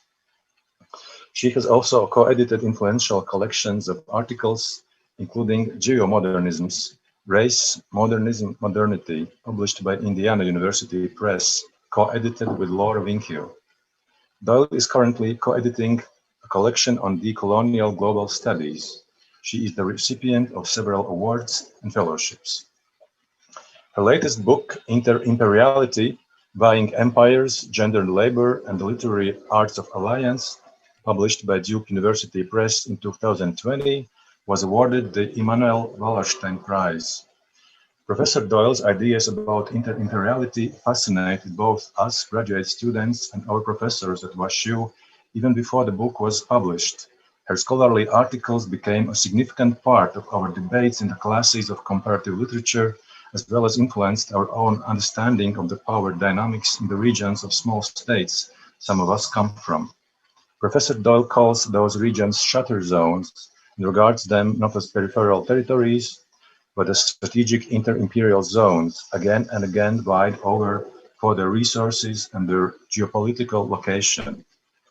I am truly happy to greet Professor Doyle in our inter-imperial zone, at least on its digital extension, and learn more about her current research.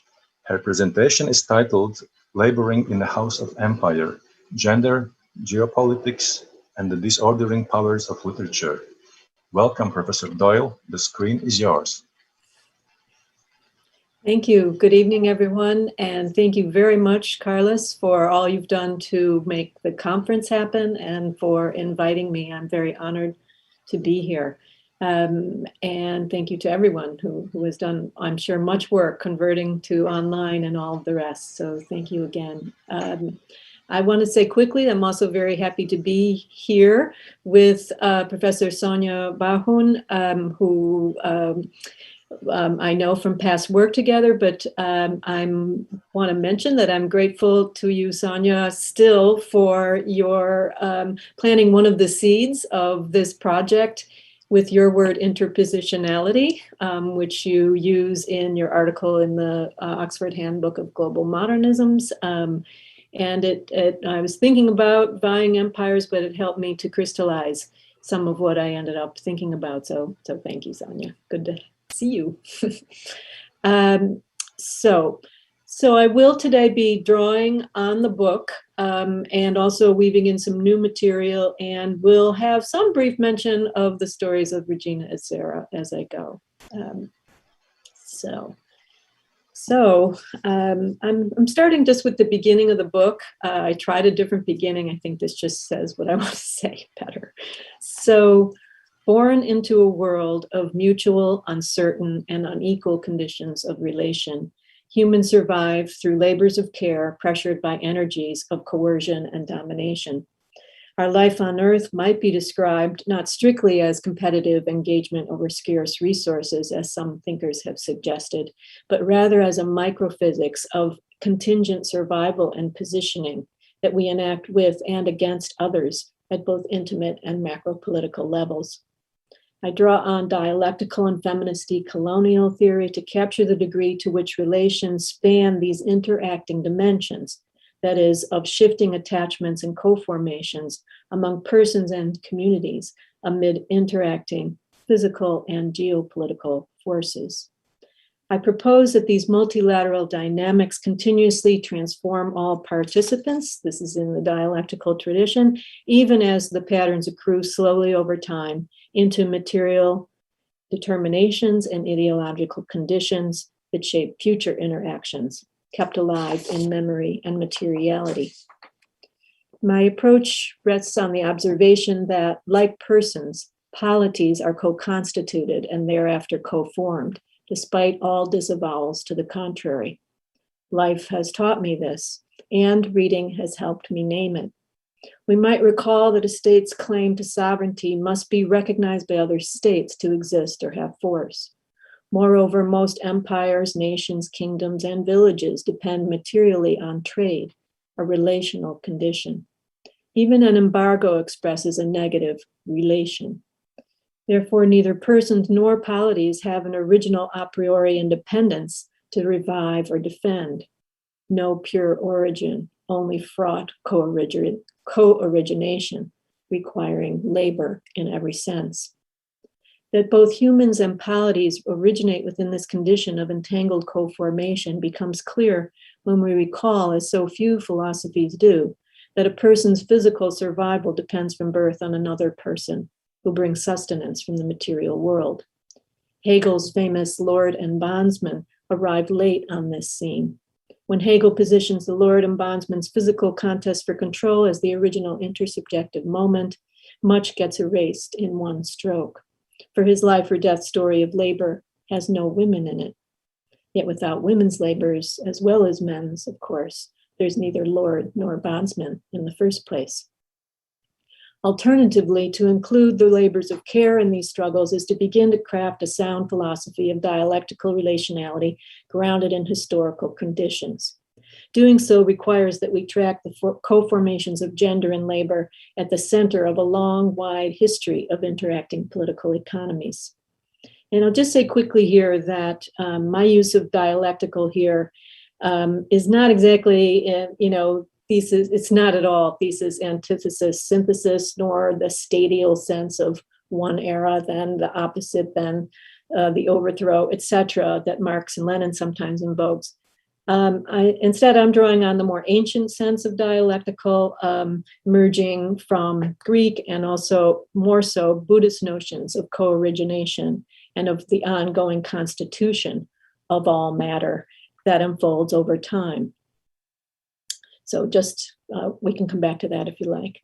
In the book, I argue that these dialectical relations take shape within a key historical formation, the millennial spanning co-formation of vying empires.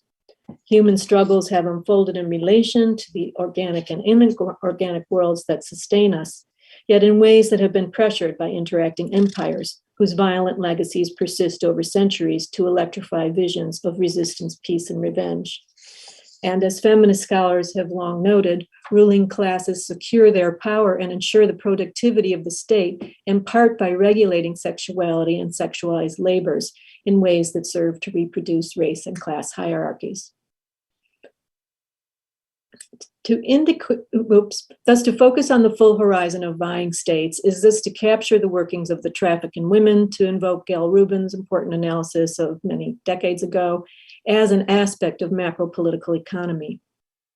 In this larger picture, both political leaders and everyday folks occupy what I call the condition of interimperiality, a fraught position lived all at once in the neighborhood, at the imperial court, on the road, in the body, and amid the invasive stream of political events and news.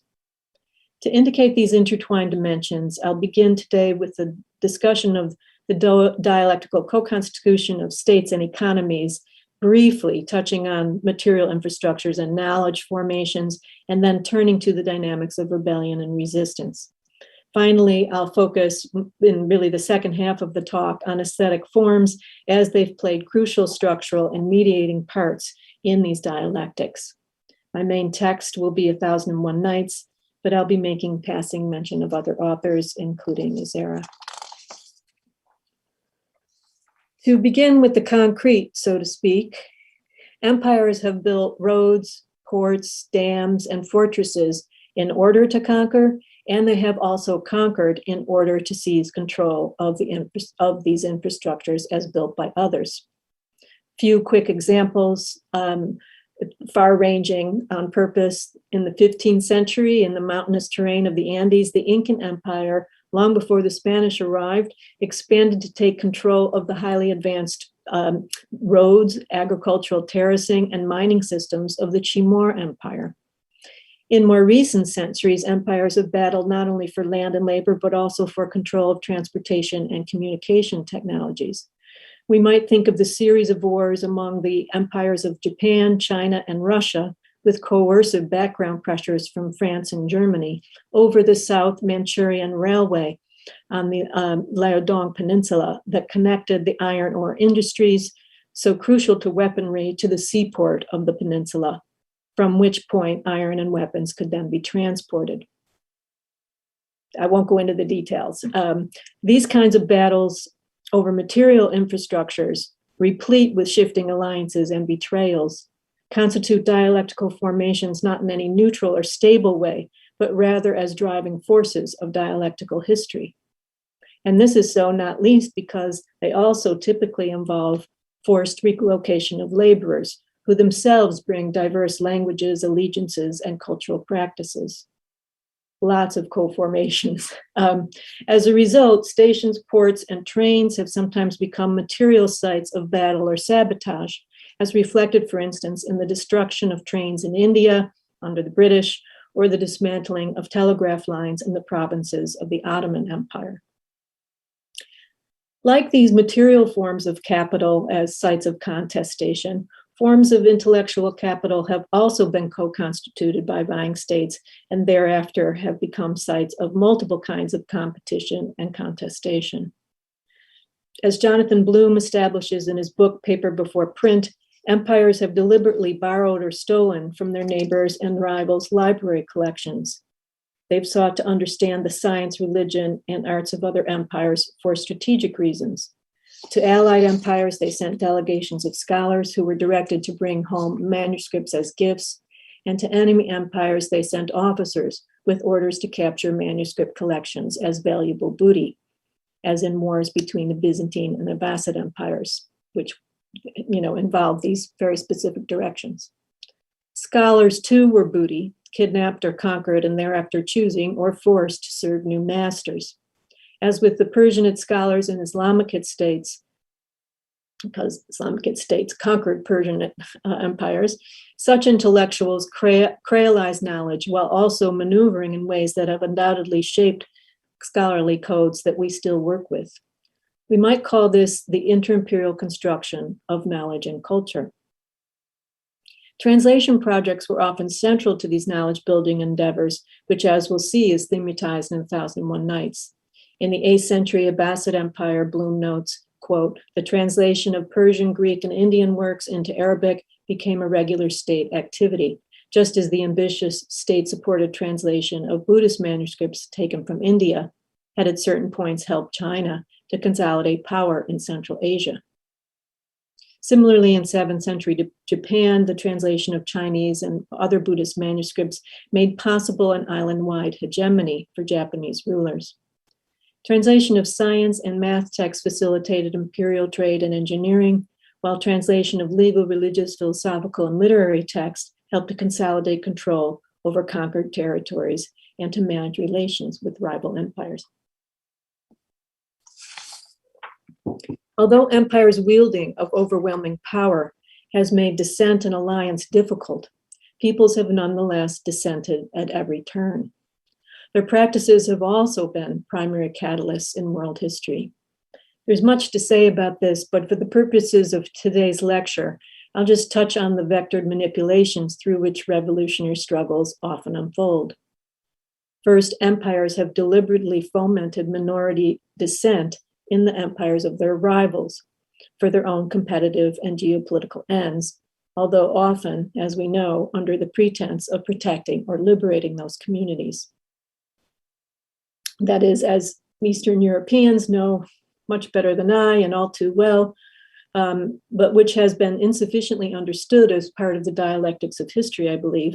Empires manipulate the aspirations of disenfranchised communities in order to destabilize or collapse their rivals, as was the case in Russia's sponsorship of client communities in the Polish and Swedish empires in the 18th century.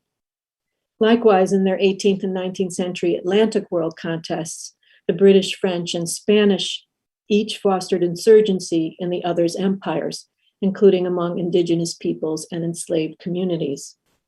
Later, of course, US imperial and neo-colonial policy in many parts of the world, notoriously, for instance, in Cuba and the Philippines, similarly supported independence fighters' efforts to oust the reigning empire, and then afterward promptly jailed revolutionaries, dominated finance and trade, and reinforced the subordinate racialized status of many laborers and women. This cunning and classically imperialist strategy is widespread and long-lived, as is perfectly apparent today. Yet colonized, disenfranchised, and other dominated communities have themselves shrewdly manipulated these inter-imperial rivalries. They have, for instance, regularly garnered support and weapons from one empire for resistance against, we might say, their own empire. Haitian revolutionaries courted British support for their struggle against France, while in the same period, the Irish, for their insurgencies against the British, successfully solicited troops and arms from the French, who were happy to help destabilize their enemies, the British. In the 19th century, the Serbian community played the Russians against the French and Austrian Habsburgs in order to win military support for their struggles in the Ottoman Empire. There are many more examples, which I won't go into, some more are in the book.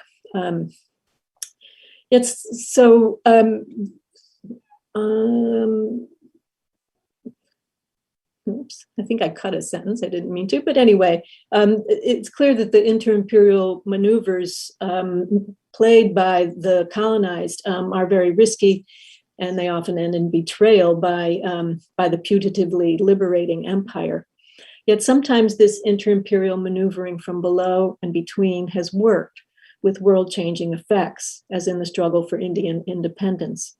During World War II, leaders of India's independence movements living in exile in Japan and building alliances there extracted concessions from the British under the threat of alliance between these leaders and the Japanese imperial government, which had its own ambitions in South Asia, as the British understood. Whatever the result, leaders of activist and resistance movements have understood that anti-colonial struggle is much more than a matter of us against them. It demands a horizontal alertness, and it requires strategies and alliance that can grapple with the 360-degree surround of jockeying actors and states. Theorists and leaders of the newly independent states, say in Africa and Indonesia and elsewhere in the 1960s, named this inter-imperial condition when they cast themselves as third world actors. Yet, of course, the independent states that emerge from these struggles are not, when successful, are not phoenixes rising from the ashes. Instead, neo-imperial debt and foreign ownership, as we know, became an albatross on their necks, along with the empire's installation of puppet rulers and the arming of factions that destabilize new states' efforts at justice and equity. Under these conditions, the embers of memory keep burning, sometimes also feeding masculinist and civilizationist dreams of resurrecting past empires of their own among states that have been colonized, complicating things quite a bit. The long view of these dynamics also offers a fresh perspective on regions that have for many generations suffered in the force fields or shatter zones of inter-imperiality. Again, as you all know well, colonial invasions of Eastern European communities reaching from the ancient Celtic and Roman through the Ottoman and Habsburg to the Soviet Union, and more covertly recently by Western European states in the US via neo-imperial practices. Situated at strategic crossroads and along sea lanes, parts of the Middle East and North Africa have likewise been repeatedly invaded by empires, reaching from the Persianate and Macedonian through Roman and Byzantine to Ottoman and European empires. Similarly, with Kashmir, it's been repeatedly invaded and claimed by vying states, from the Chinese and the Mughals to the British, which in turn has influenced vying claims on the region today by India and Pakistan. Such inter-imperial regions are therefore best analyzed and honored, I argue, not strictly as peripheral territories, but as strategic inter-imperial zones. This long historical perspective also makes visible the extent to which each invading empire has left its sediments in infrastructural, linguistic, epistemological, symbolic, and political forms, a heady brew of enmities and affiliations that then shape future conflicts. Having endured both successive and converging contemporary colonizations, the people of such regions are forced to grapple with a complex field of languages and religious or race divisions or ethnicized divisions, all within the 360-degree horizon of continuing pressures from competing empires.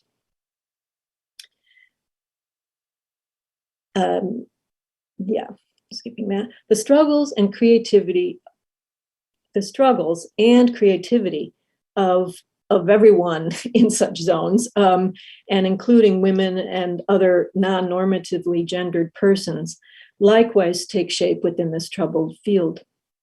Their difficulties issue not merely from positions between, now I'm speaking of women particularly, between competing men in their community, nor only from their positions between colonizing and colonized men, but also from their positions in a terrain of men jockeying in and among empires, seeking control of women's labors seeking control of women's labors of both reproduction and household care. State building of any kind, of course, requires labor, but as feminist scholars have noted, the building and maintenance of stratified state economies requires the regulation of women's sexuality through marriage and property laws, so as to reproduce race and class hierarchies. That is, to distribute labor along kin lines and therefore maintain systems of slavery, caste, and serfdom. While installing a racialized or ethnicized hierarchy for male laborers, these gendered regimes also ensure that half of the human race, the half we call women, will provide free labor in the household. Thus did Aristotelian political theory deem the control of women and slaves in the household the basis of control of the polis. Positioned thus, and often resisting or negotiating with this positioning, women have been cast as a dangerously uncertain element in the field of relations, an Achilles heel in men's control of communities and states. And here we can just recall the well-known stories that blame women for the downfall of the state or for the colonization of it. Cleopatra, Helen of Troy, the whore of Babylon, blamed for the ruin of empires, while women of colonized communities have, in other narrative traditions, been blamed for letting in the conquerors. And I won't go into details here. Joyce parodies this of the adulteress who brought the Saxon robbers here, for instance, in Ulysses. Literatures have also engendered and reflected on the positions of men, for instance, through succession narratives of vying and betraying brothers, which can be found in traditions as far-flung as the Incan and the Islamicate. The familiarity of such gendered narratives of macropolitics remind us that inter-imperial legacies of relation occupy the habitus over long historical time, not only spatially in the built environment, but also psychically and bodily in art, memory, and feeling. Yet, of course, these are not the only stories told or songs sung. Simultaneously, other tales and tropes have differently shaped the moral economies of human communities and critiqued the structures of domination. In a story such as Eyes, Regīna Ezera clearly has her eyes on this intersection of the gendered micropolitics of the household and the macropolitics of colonized states. So I will venture a brief reading here as an amateur, a newcomer, so please tell me I'm wrong if you see it that way. First, early in this story, Eyes, when the young protagonist, Olivia, is scolded by her mother for tramping snow into the house, the protagonist, Olivia, notes that her brother would not have been scolded or expected to clean up the snow if he had tramped it in. But then she decides that at this moment, she can't be bothered to feel resentment because she's too preoccupied with her memory of a photograph, which she has just seen in a magazine on her train ride home. Olivia, we learn, is an art student, although no one in her family thinks her pursuit of art is worthwhile. Yet the narration establishes that she lives through her eyes, keenly attuned to the colors and shapes of the physical world. The photograph that has her mesmerized is of a man who turns out to be a historical political figure. Although she knows nothing about him and doesn't know the politics, the picture has caught her eye. She is mesmerized by the look in his eyes, for she feels that, quote, his wonderfully living, powerful yet tender look was directed straight at her. When she shows her brother the picture, he at first characteristically dismisses her interest, but then explains in a serious tone that, quote, it is Amilcar Cabral, one of the leaders of the liberation struggle in Africa, the one who was killed by the Portuguese colonists. Something quietly shifts in the relation between brother and sister at this moment. Atvar, the brother, gains a new respect for his sister because of her interest in politics, and she notices with pleasure that he has finally spoken to her as an equal instead of mocking her. At the end of the story, Olivia steps back out into the snowy night with a feeling, the narrator comments, of, quote, aching grief, not yet knowing that the years would bring tender luminescence to this heartache, that this first timid emotion, awakened by the eyes of a dead man, would remain a lifelong wonder. While there's much to say about this story, for now, I mainly wish to notice that Ezera has created a kind of political allegory for the structure of her apparently simple story. Has created a kind of political allegory for the structure of her apparently simple story implies that a change of gendered brother-sister relations within the household can form the basis for a larger awakening of solidarities between one dominated community and another. In the long history of the world, it seems, many other storytellers have intervened in these intertwined dialectics of sexuality and state, household and empire, art and politics. They've embarked on what Theodore Adorno would call negative dialectical projects, sometimes encoding their own fraught inter-imperial conditions of production, as perhaps Ezra does.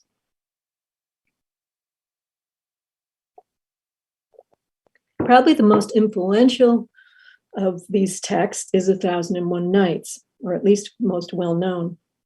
I propose that 1001 Nights offers a deeply embedded structural critique of all of the elements of inter-imperial power.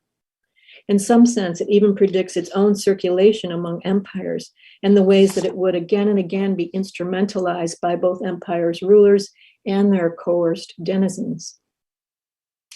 And I'll just say briefly here that Ezra's story, The Swing, I guess the title story of her collection, that collection, brought to mind 1001 Nights because of the witnessing and listening structure between the man and woman on the train, which then sort of entangles her.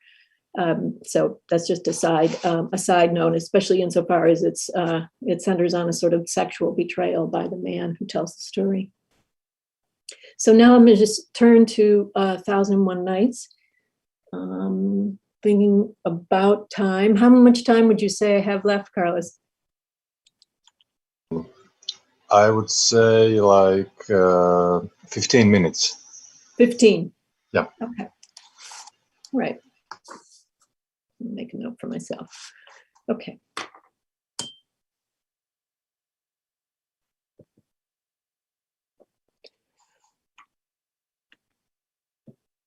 Okay.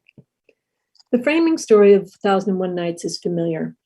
Night after night, Shahrazad tells tales to her husband Shahryar, the Sassanid Persian emperor, in order to defer his plan to execute her the next morning. The Shah's murderous behavior predates his marriage to Shahrazad, beginning when he discovered an earlier wife's infidelity and concluded that women could not be trusted to remain faithful beyond one night. Therefore, he has vowed to marry a new wife each day, consummate that marriage that night, and have her executed the next morning. Before his marriage to Shahrazad, we learn that he has already married and executed the daughters of many princes and army officers, and then moved down the social hierarchy until, quote, it became King Shahrazad's custom to take every night the daughter of a merchant or commoner, spend the night with her, and have her put to death the next morning.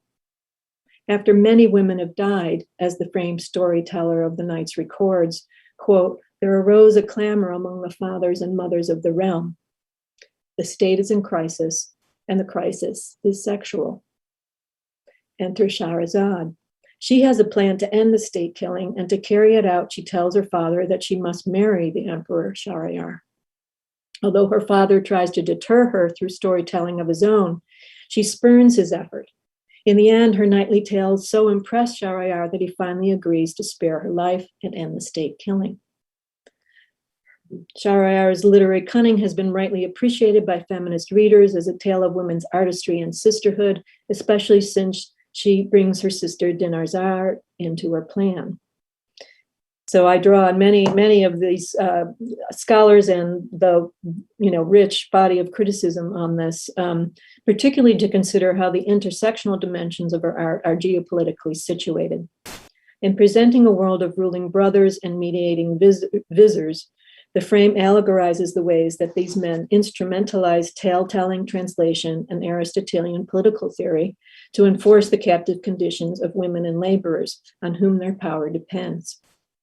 To appreciate the full import of Shahrazad's intervention, it's therefore necessary for me to talk a little bit about history, the inter-imperial context of the Knight's formation, and the role of viziers in these states.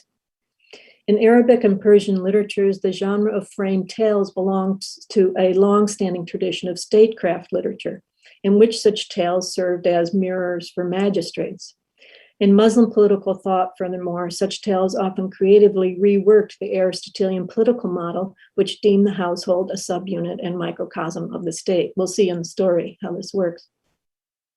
Contemporaneous and later audiences would have understood that the vizier's two-part tale, all within the frame before we get into Shahrazad's story, about what he calls good management of home and laborers, is also an allegory of state management.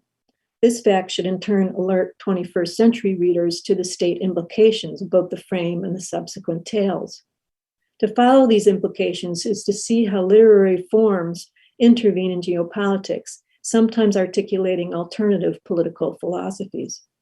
In the opening sentences of the frame, the anonymous storyteller may insinuate as much when he or she, they, insert a parenthetical remark about, quote, what lies hidden in the old accounts of bygone peoples and times. And then he proceeds in this same sentence, she, they, to explain that, quote, long ago, in the time of the Sassanid dynasty, there lived two kings who were brothers, end quote.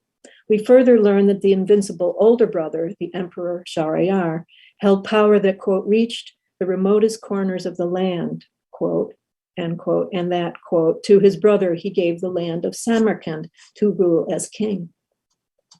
Although typically passed over by readers, this story of two brothers within the Persian Empire forms the conditions under which the empire's sexual crisis transpires. The trope of ruling brothers also recurs in several tales that follow, reinforcing its importance. Typically in these tales, the two brothers are secretly anxious about or jealous of each other's power, especially since one brother has inherited the mantle of emperor while the other holds a lesser role. Such scenarios were not merely fictional.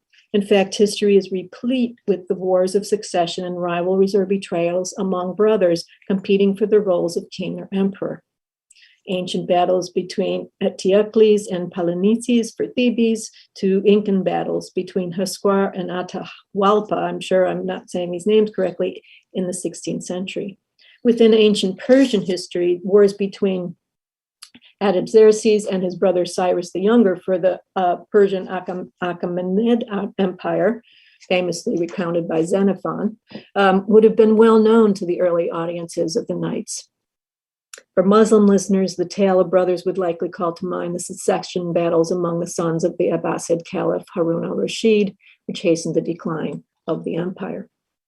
Thus, neutral as the division of power between two brothers is made to sound here, the history and discourse of ruling brothers tells otherwise. In the Knights, brotherly tension emerges when the older brother, the Emperor Shahriyar, invites his younger brother, Shahzman, to visit the imperial center. First, after organizing his retinue for his journey to the imperial center, the younger brother returns to his palace for a last farewell to his wife. But he discovers her in bed with the palace cook. He specifically decrying the fact that she sleeps with, quote, some cook, some kitchen boy. He sees the incident as a loss of control over his household and by extension, his state. A worrying development for him, in relationship to his older brother. Accordingly, he arrives at Shahryar's palace and keeps this crisis to himself.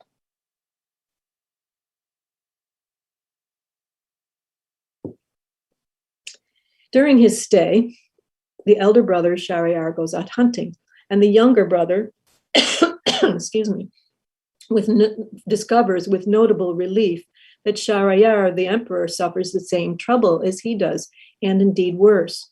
The emperor's wife has slept not just with one man, she has orchestrated orgies between herself, the courtier women, and, quote, 10 white and 10 black slaves, with their own lover specifically racialized as a black slave, quote unquote. When the emperor returns, his younger brother reports the news to him, now safely revealing their shared predicament. The emperor expresses astonishment that, quote, such doings are going on in my kingdom and in my very palace. They're briefly tempted to leave our royal state, but the brothers instead conclude that women are simply faithless, and so instead the Shah vows to kill all future wives after the wedding night. It's important that these wifely troubles, which provoke a gendered crisis of state, involve rank and race as well as sexuality. For what's threatened is the brothers' control over labor as well as women. Insofar as these dimensions work together to reproduce state power along the proper lines, the very structures of empire are at stake, and by extension, so is the men's status in the larger field of inter-imperial relations. In this light, Shahrazad's aim to marry the Shah to stop the killing of women can be understood as a challenge to the geopolitical economy of empire that rests on women, laborers, and racialized slaves. The centering of the second half of the frame on a vizier and his daughter points toward another kind of hidden political implication, in this case, the literary cultural dimensions of imperial control. This implication becomes clearer when we consider the place of vizier families in early Islamic states. This has been closely analyzed by a scholar, Saeed Amir Arjomand, who looks at the way that the powers of culture, state, and economy intersect powerfully in the vizier. The vizier, a learned man descended from a line of scholars typically, and also a wealthy man with extensive provincial land holdings. So there's much to say here, but Arjomand concludes that after noting the ways that viziers have created networks of colleges throughout the empire, that these educational structures came to serve as, quote, the institutional mechanism for the social reproduction of medieval civil society, securing the reproduction of a subordinate class.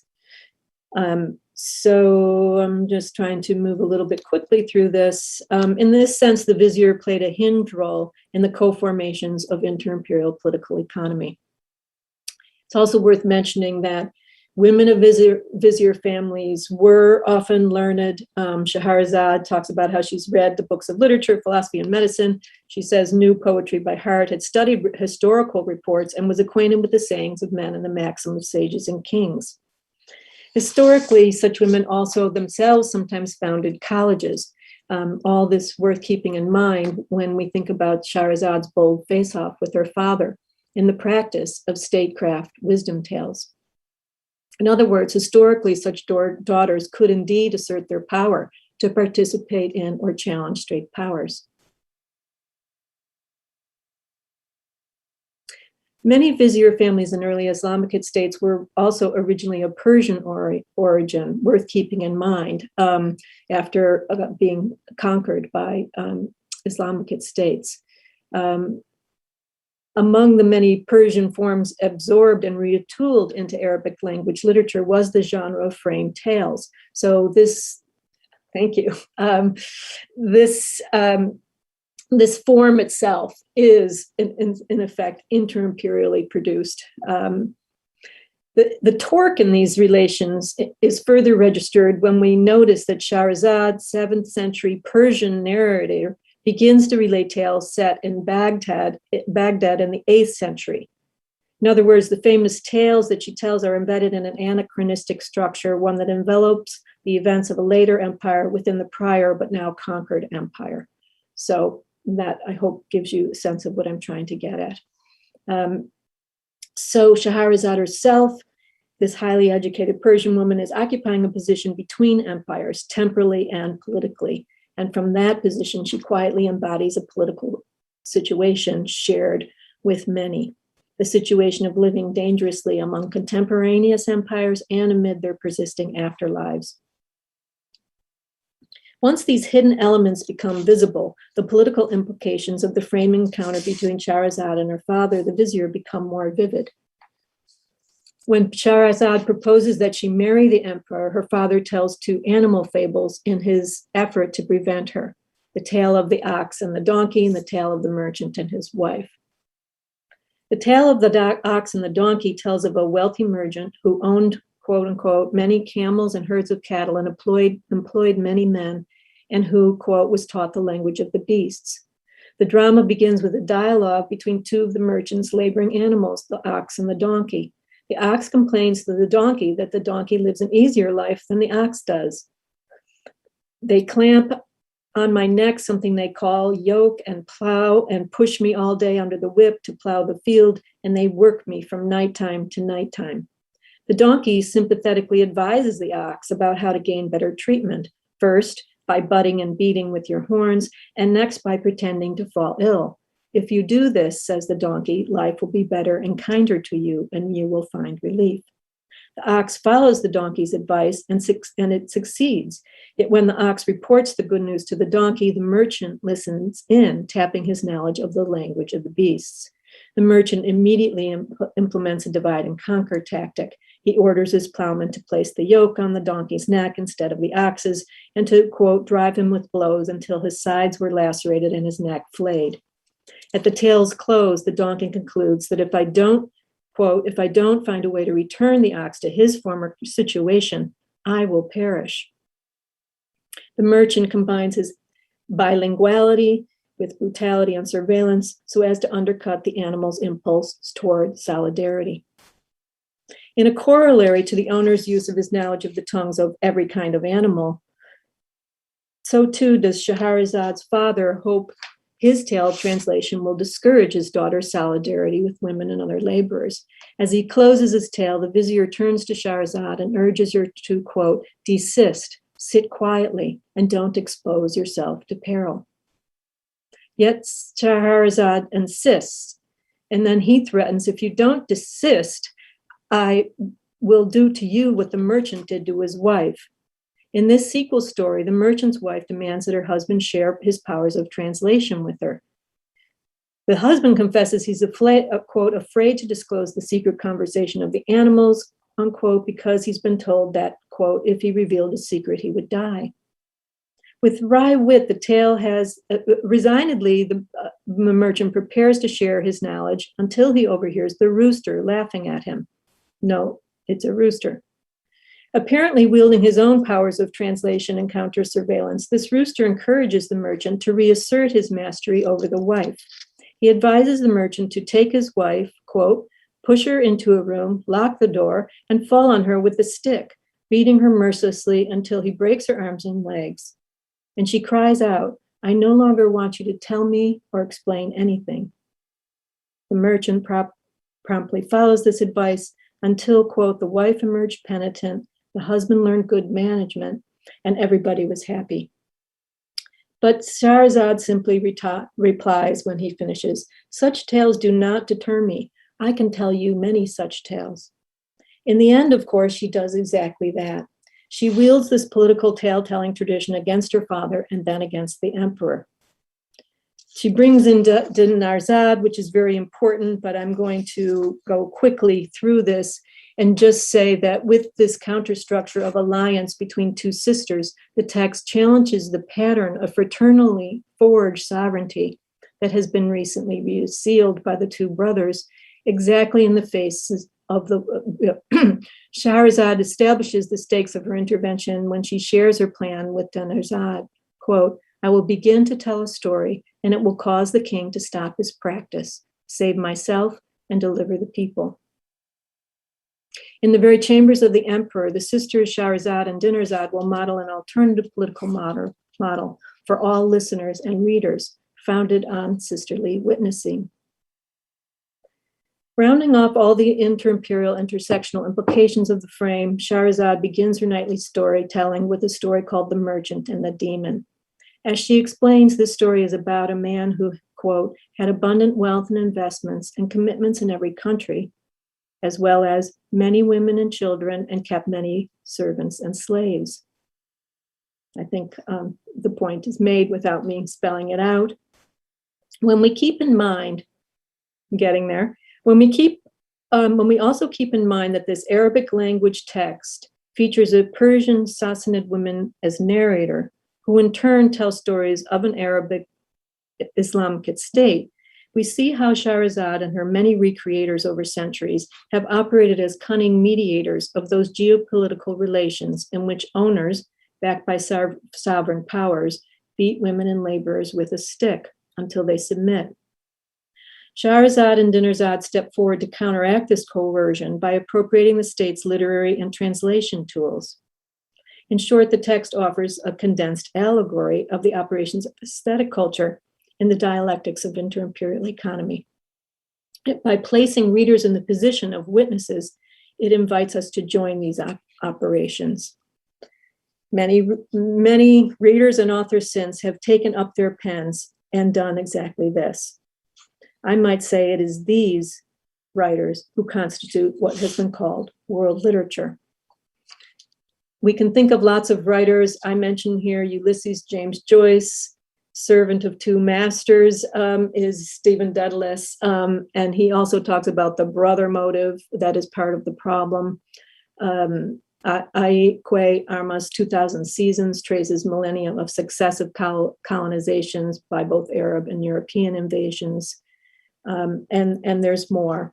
I'll just quote the God of Small Things, in which Arundhati Roy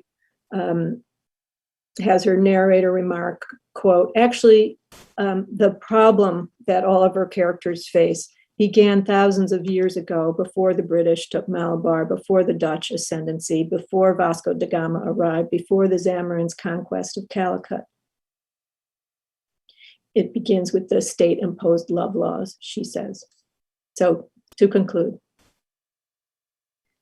this approach to the constitutive place of literature and translation in the dialectics of history not only might deepen our comprehension of the persisting force of androcentric inter-imperial economy today, although I believe it does that helpfully, it may also make visible the persistently sustaining alliances, dissent, and alternative visions that have been cultivated for centuries, carrying both sustaining values and defensive attachments to gendered forms of empire.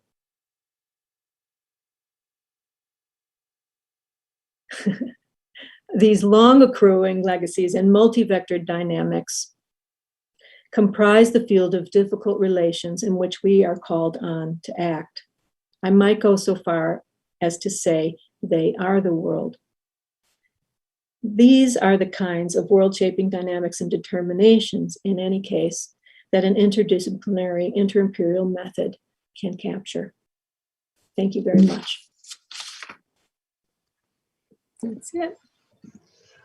Thank you, Professor Doyle, for your fascinating presentation. I think it was a very good example, both about what is in your book and what further developments can you make of it. And I'll start with this rather general question or a comment. I mean, what I find a very fascinating thing about your book is the relationship between like sweeping generalizations and particular case studies. And I just wonder how you move between these regimes of zoom in and zoom out. And I mean, we remember Erich Auerbach's with his departure points in his mimesis. So what, if I may ask, what is your methodology? How do you travel between times and all these things scattered in the longue durée? One sentence by one sentence.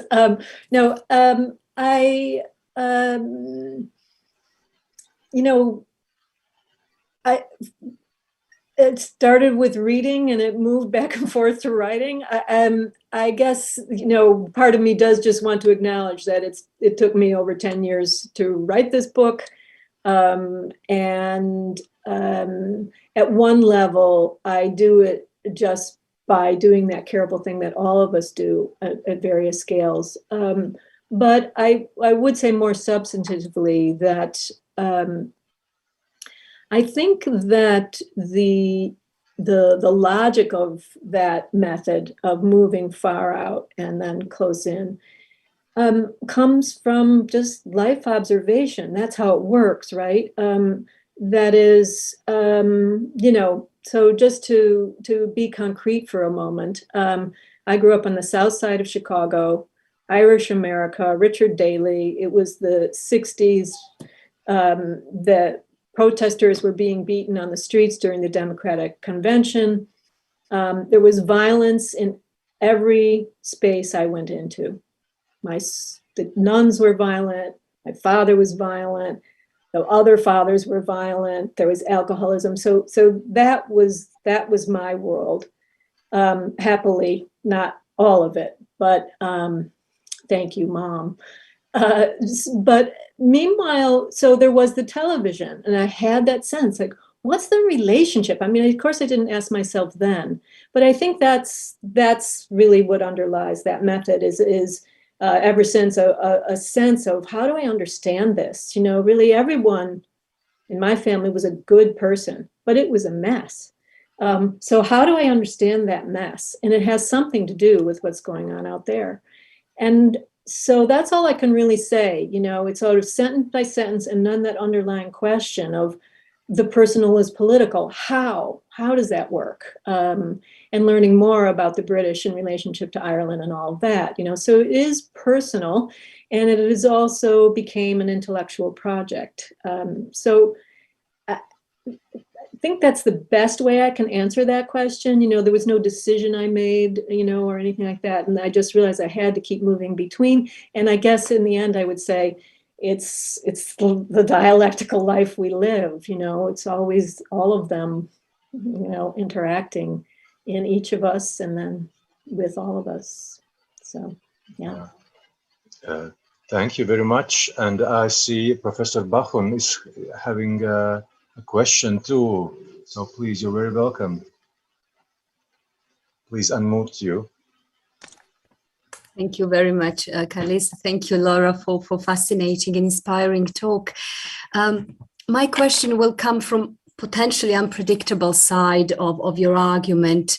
You talked a lot about the labor, the state management of labor in particular, but also about the labor of care at one point. And it resonated with me because this morning I spent some time thinking through the position of a woman writer as a laborer who, among other pursuits, pursues labor of care for society. So labor of care at multiple levels we can talk about, and their care, I acknowledge, is a very fraught term here. So childcare, disabled, elderly care, there's a lot of aspects of it. But what I'm interested is in the fashion, in a Laura Doyle fashion, moving from this singular instance to a greater knowledge of a care for society, not social care, but the care for well-being of society.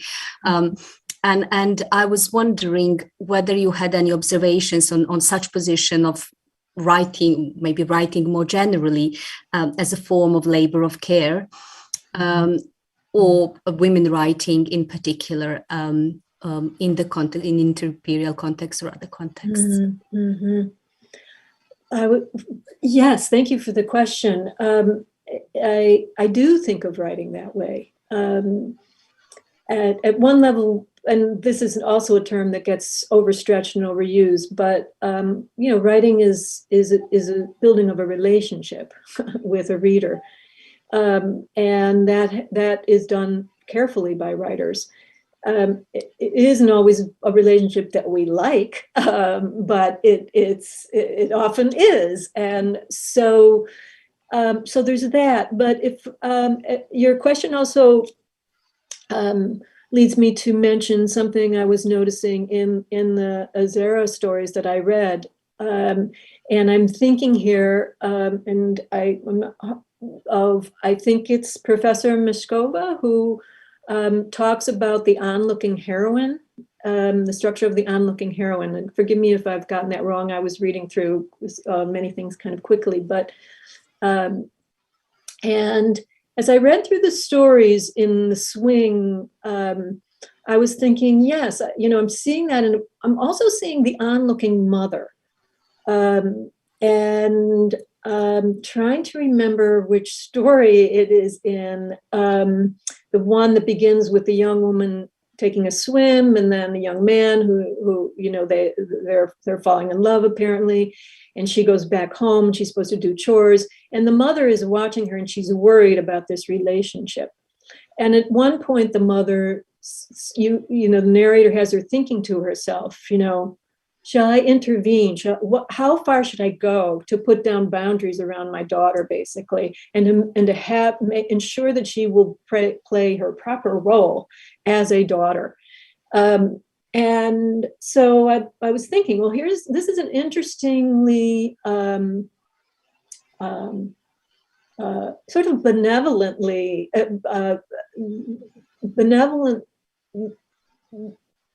a mother reflecting thoughtfully about the dilemma she faces in the controls she is expected to put on her daughter.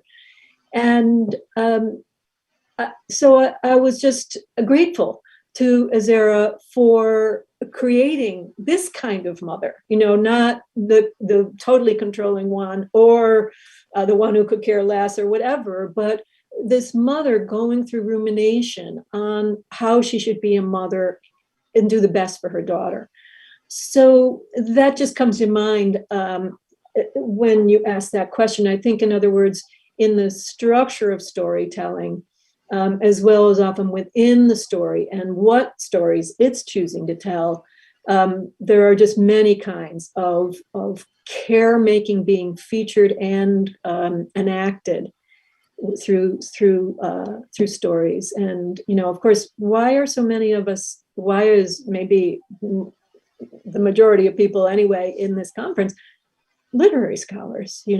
Something the writers have done something, told something that we needed told, or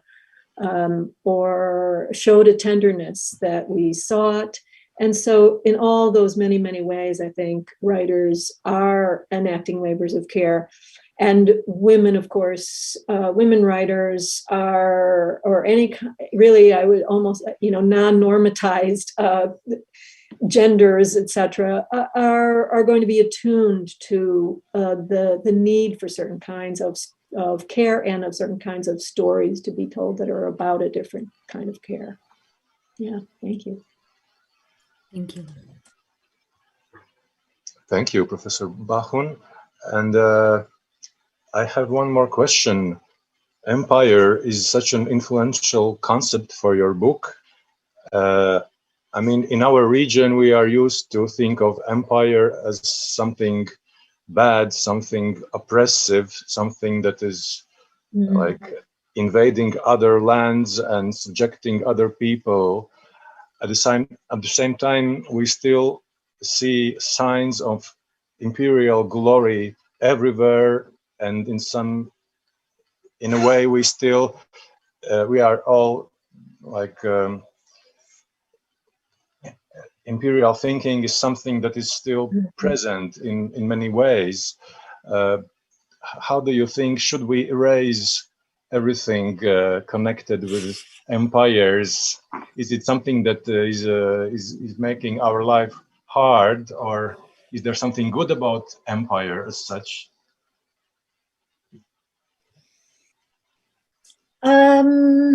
Let's see. I think I would want to just challenge the form of that question. And I understand it to be not just your question, Carlos, but the question people want to ask. And I think that question comes from a defensiveness on the part of those who were benefiting from empire. So Ferguson and these other scholars, well, look everything that empires have brought the world, blah, blah, blah.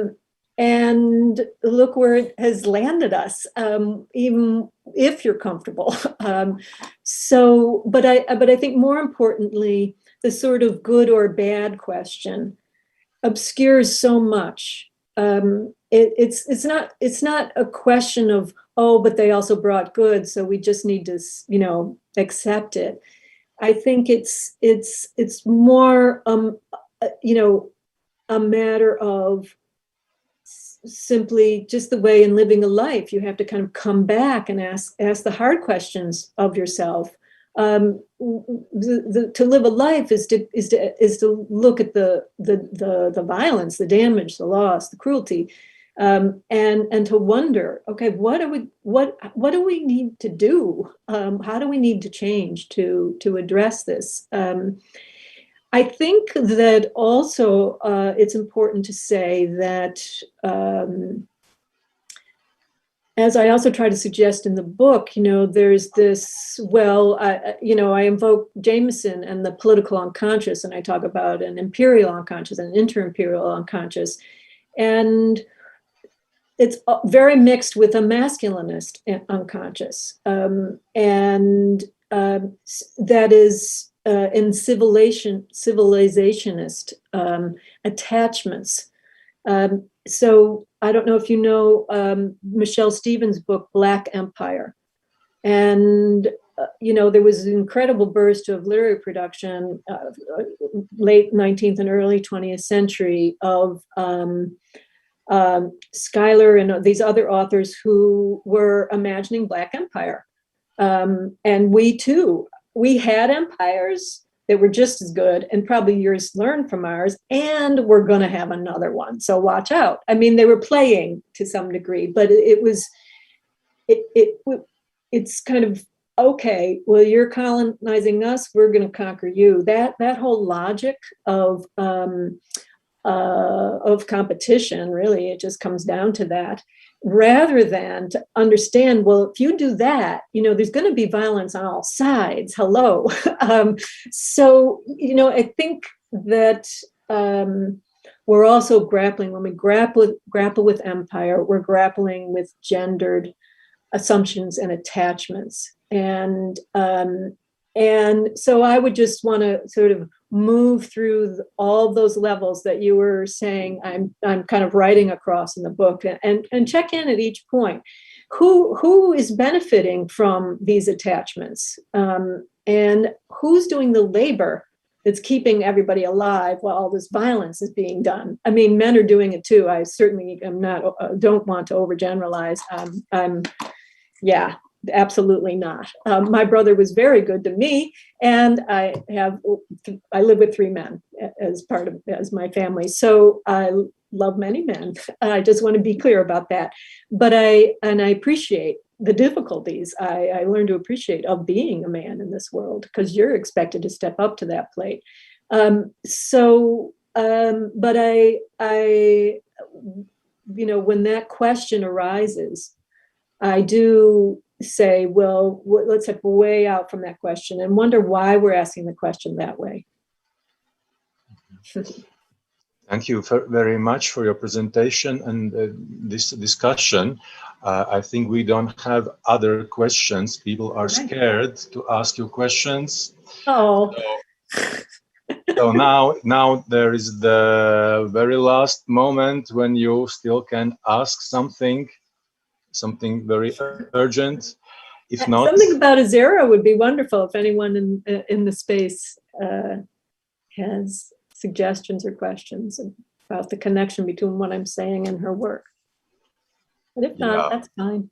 Yeah. Send me emails. Yeah. So thank you very much for being with us today, at least in this online format.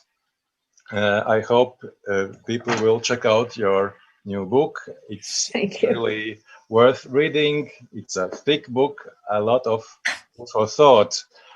So we wish you a very productive day, and Thank it was a you. pleasure to be with you. Thank you very much. Thank you. The pleasure is mutual. Take care, everyone. Have a good rest of conference. Bye, Carlos. Bye.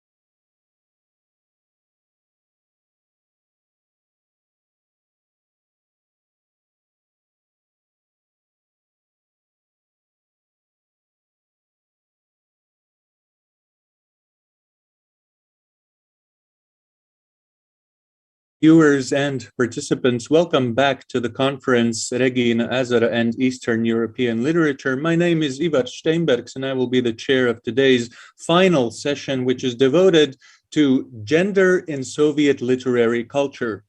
So I remind everyone who is watching us that you may post your questions to the presenters through the platforms by which you're joining us, Facebook or YouTube, or by going to the Slido platform and entering the event code, or by scanning the QR code you see on the screen. I also remind the presenters that each of you has 20 minutes for your presentation and that I will invite you to wrap up if you exceed your time. Our first speaker is Toms Ķencis, who has been a researcher at the Archives of Latvian Literature, Latvian folklore for more than a decade. He is interested in disciplinary histories of Baltic folkloristics and mythology, Soviet heritage, cultural nationalism, and creative interpretations of folklore in visual art. His presentation is entitled simply Soviet Latvian Woman. So I give over the floor to you, Toms, please.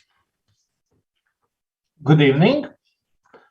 So I will start with my screen.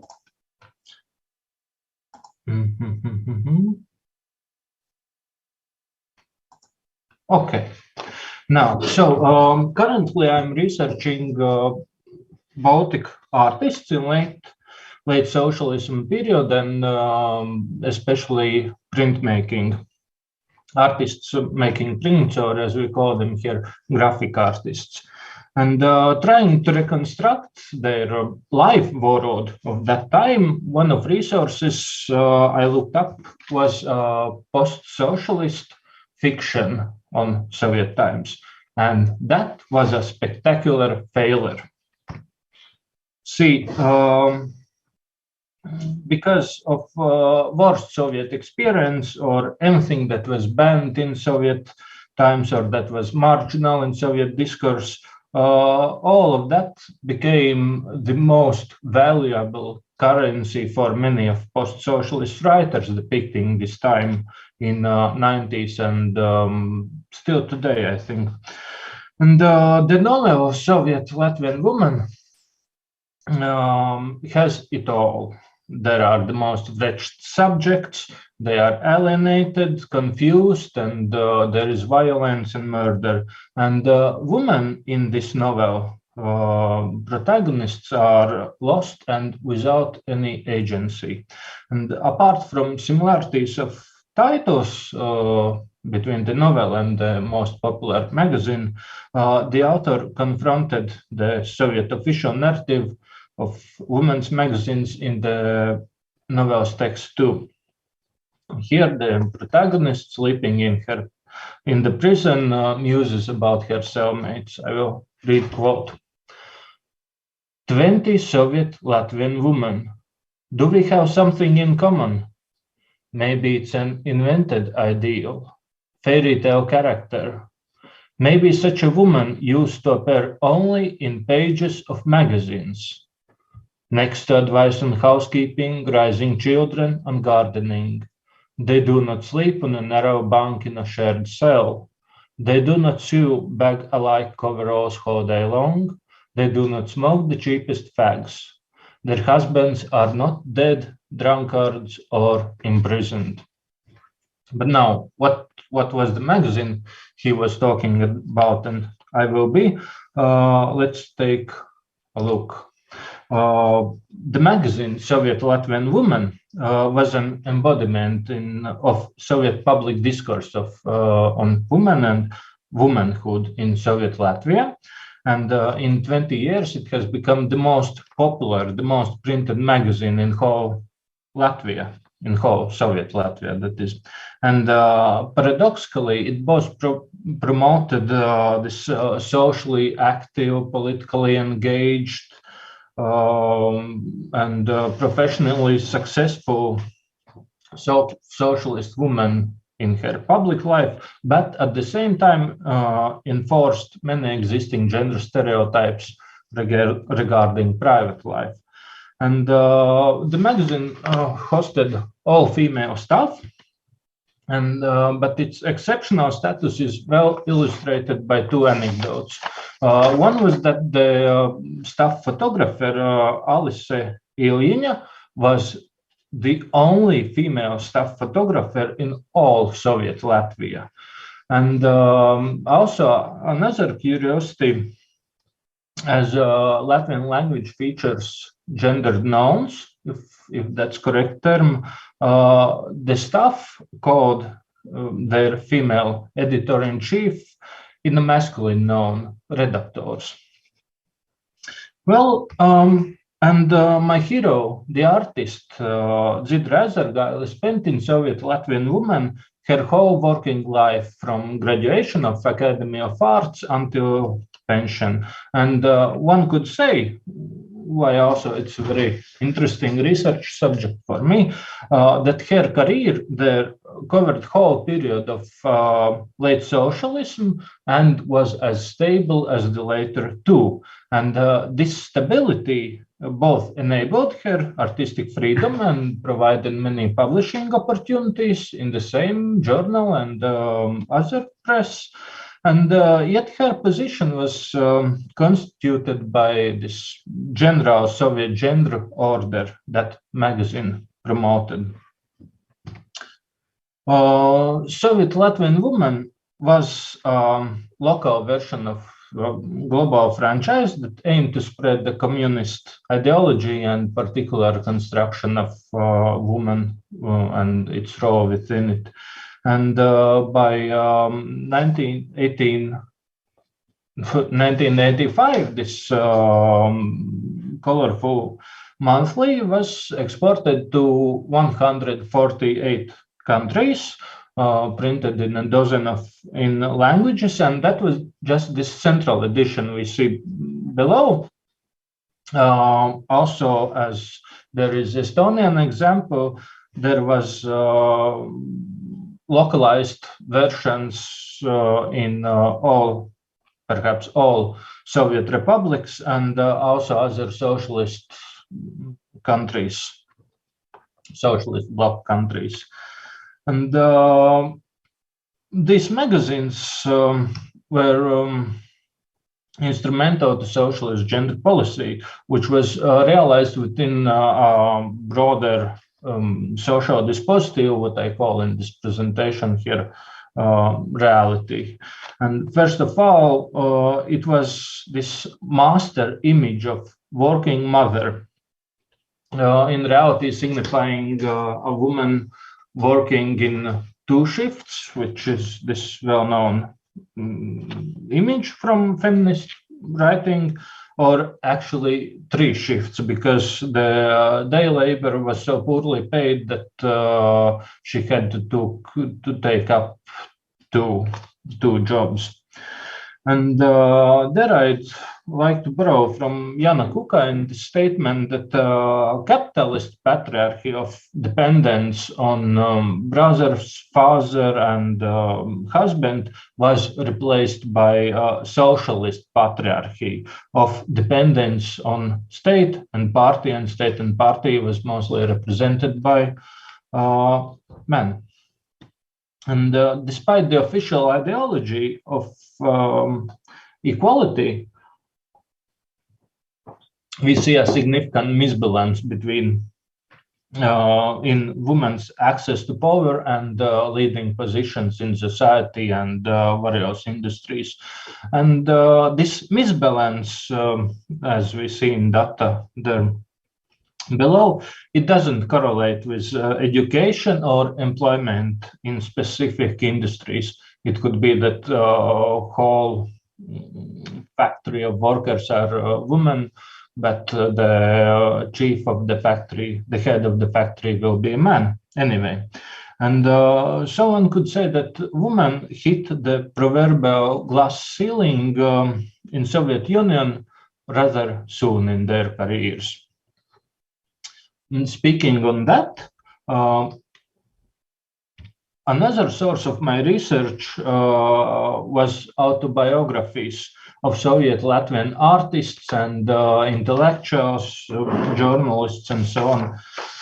And here I came upon a hypothesis that this glass ceiling was also a proverbial ceiling of glasses in a way, because drinking in Soviet Union was rather gendered practice that heavily reinforced the patriarchal social hierarchy.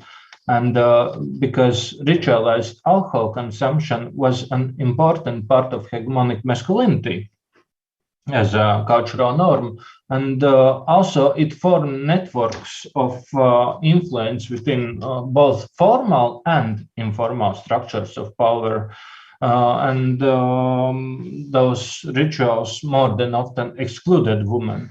And some women, like my hero here, excluded themselves too. So, who was she? At the Academy of Arts, Ezera majored in posters, but still chose not to work in this genre because it was too heavily involved in propaganda. Instead, she chose more intimate forms of printmaking, especially bookplate, so-called ex libris. She was very active participant in local and international exhibitions, mostly within the socialist bloc, and regularly went on creative trips abroad through whole region to those creative houses in different republics. And she rarely did book illustrations, but often published her works in periodicals in the same Soviet Latvian woman and also other. And her creative path was recognized and promoted by Central Professional Association, that's Soviet Latvian Artists Union, and where she held also a position that is illustrative to gender order I just described. So why I'm so interested in her. Ezera was one of the main interpreters of Latvian folklore in Soviet printmaking. On the right, that's one of her most iconic prints from the series Latvian folklore, and there we see this kind of ethnographic traditional thrashing barn or kiln house, and her signature, this geometry of rays from multiple suns in the sky. And on the left, there are those two folk maidens, and that's also a frequent character in her works. But what's interesting, the same character on the small picture is drawn in 1943, that is during the Nazi occupation and before Soviets. And but the bigger picture is from late 60s, if I'm not mistaken, and it's a full page in one of daily newspapers, and red letters here below says "Long live Soviet Latvia." There is also the official title of the picture, and it is in family of brothers, like referring to brotherly Soviet republics. And this very strict similarity through different contexts leads me of thinking about a flexible creative strategy that is compliant with political power or different political powers, but not determined by it.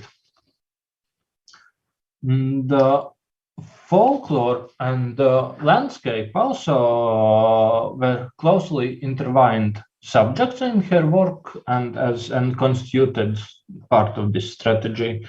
And both by choice of subject matter and lens of interpretation, she remained a rather conservative artist through her whole life.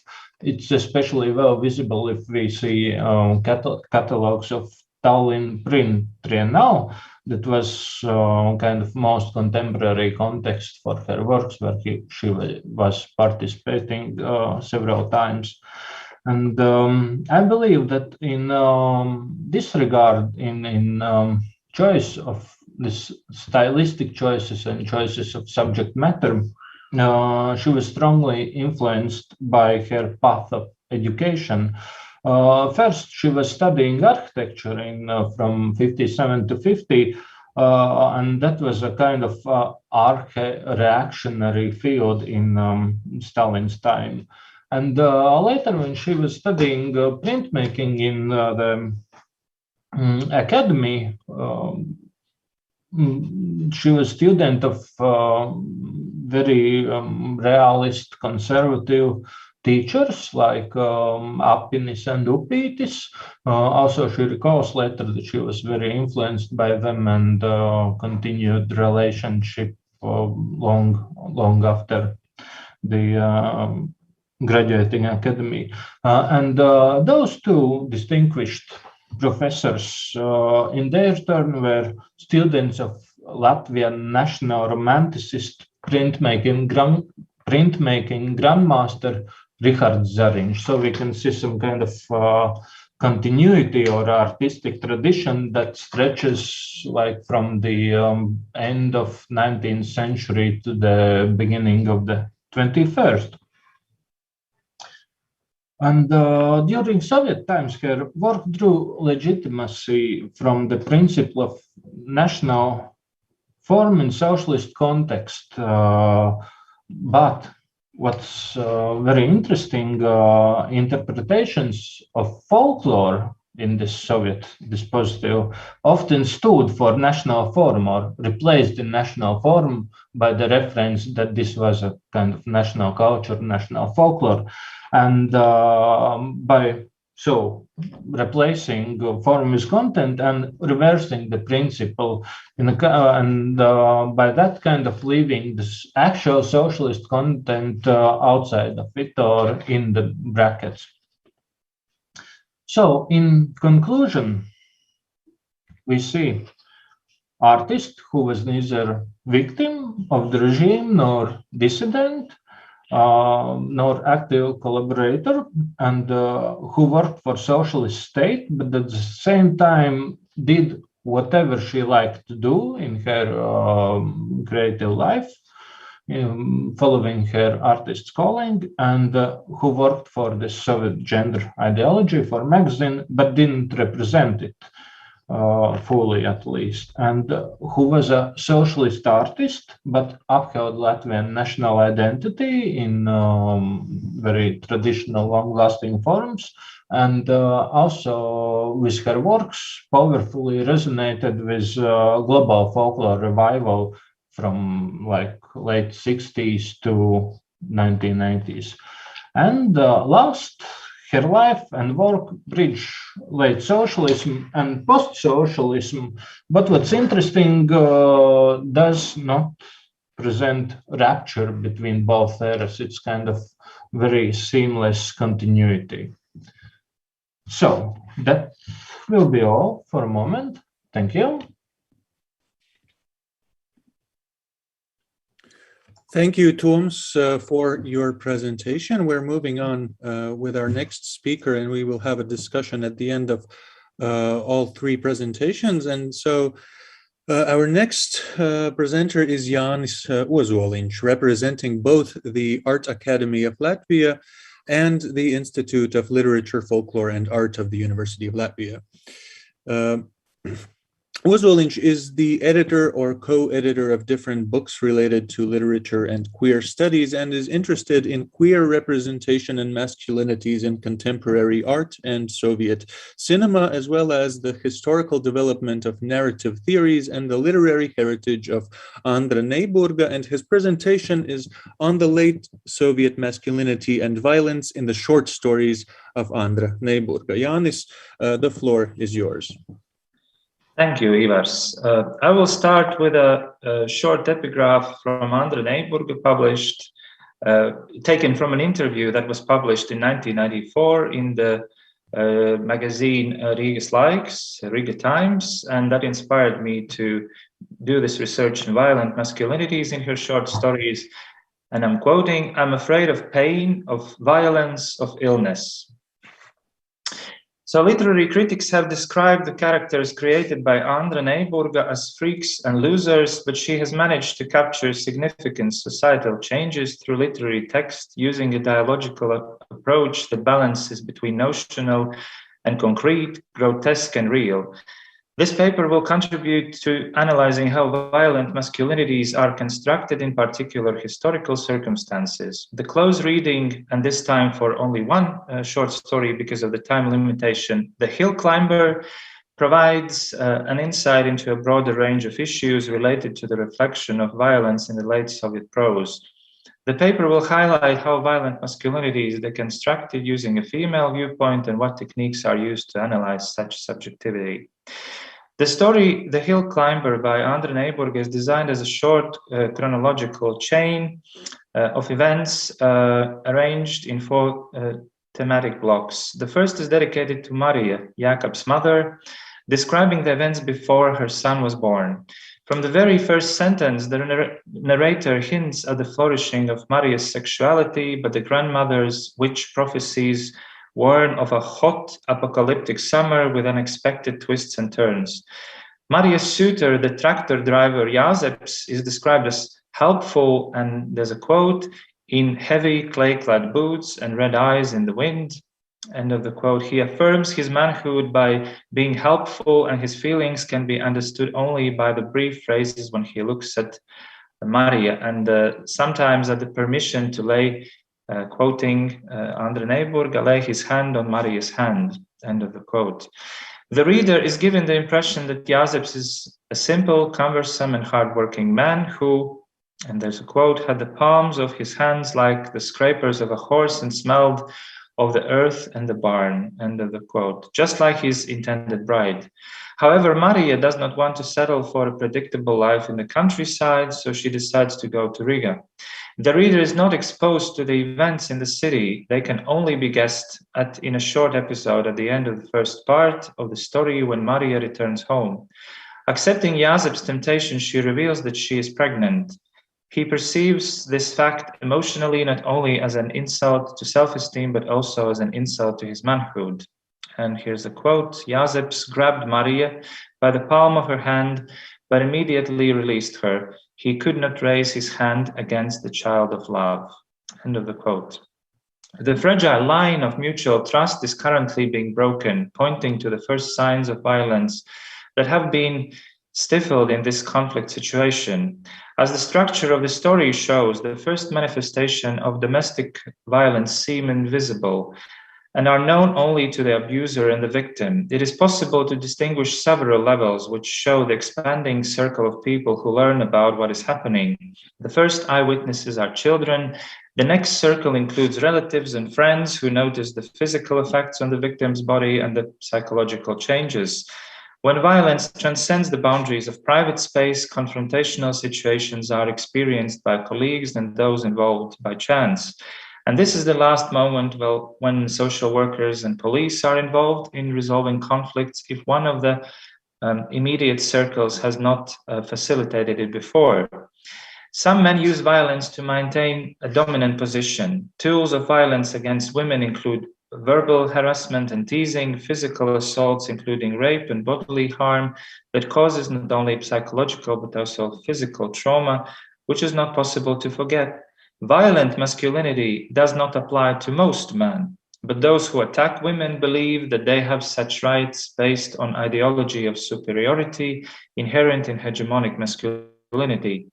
Starting with the second part of the story, when the reader is introduced to the main character named Jakobs and the most significant scenes from his childhood and early adolescence, Jakobs is depicted in several episodes as an eyewitness to the violence against his mother. And here is a quote.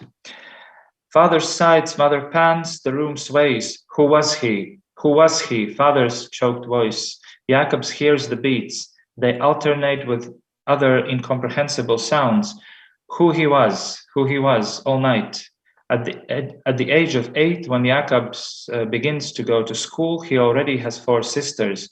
However, his mother loves him the most. When the father raises his hand against his mother during the day, Jakob falls in the middle. The father never beats him, only throws him aside like a bundle of beans. End of the quote. Focalizing these events through the eyes of Jakob, the reader experiences physical violence against Maria, including beatings, rape, and psychological terror. Joseph seeks not only to establish the identity of Jacob's father, but also to break Maria's opposition in order to have his authority recognized. Violent sexual relations between spouses are not an obligation that would be justified in any way by the creation of offspring.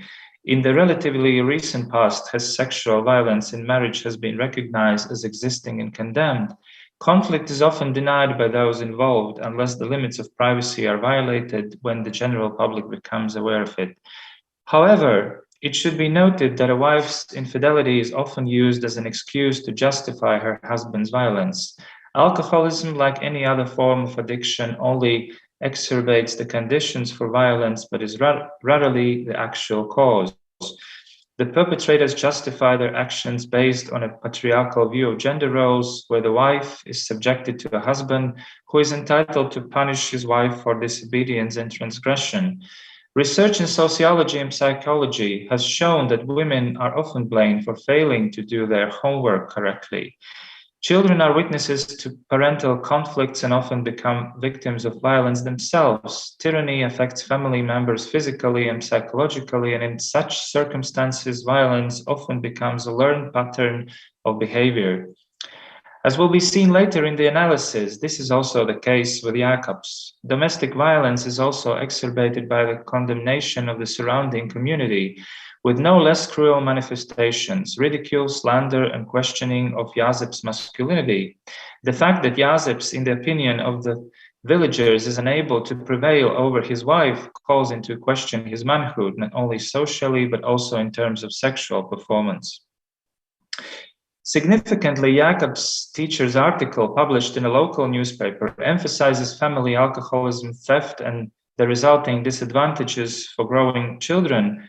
Often when a person is accused of alcoholism, a person is deprived of part of the responsibility, thus writing off the causes of the violence at the expense of addiction. A violent alcoholic has long been part of the social landscape. The violence is concealed, although Maria's body testifies to it. It is also the norm for the surrounding men who turn against Joseph as a cuckold to raise their hands against Maria, mainly because he has become a cuckold several times, which is evident in the episode where the story is again focalized through Jacob's eyes. And here's a quote: "Go, Maria," someone shouts and whistles. The mother stops and slowly turns her head back. The father broke her mouth yesterday. Her lips were swollen and scaly, but she looked beautiful. The mother stops and slowly turns her head back, and Jacob sees no shame or anger on her face. The eyes, wavy and burning, turn into the big laughter, the swearing words over her lips, even rougher than he has just heard. The end of what is being said stifles in the roar of the boy's laughter. End of the quote. Josep's violence is directed not only against Maria, but also against the people who have been involved in the family drama by the village gossip.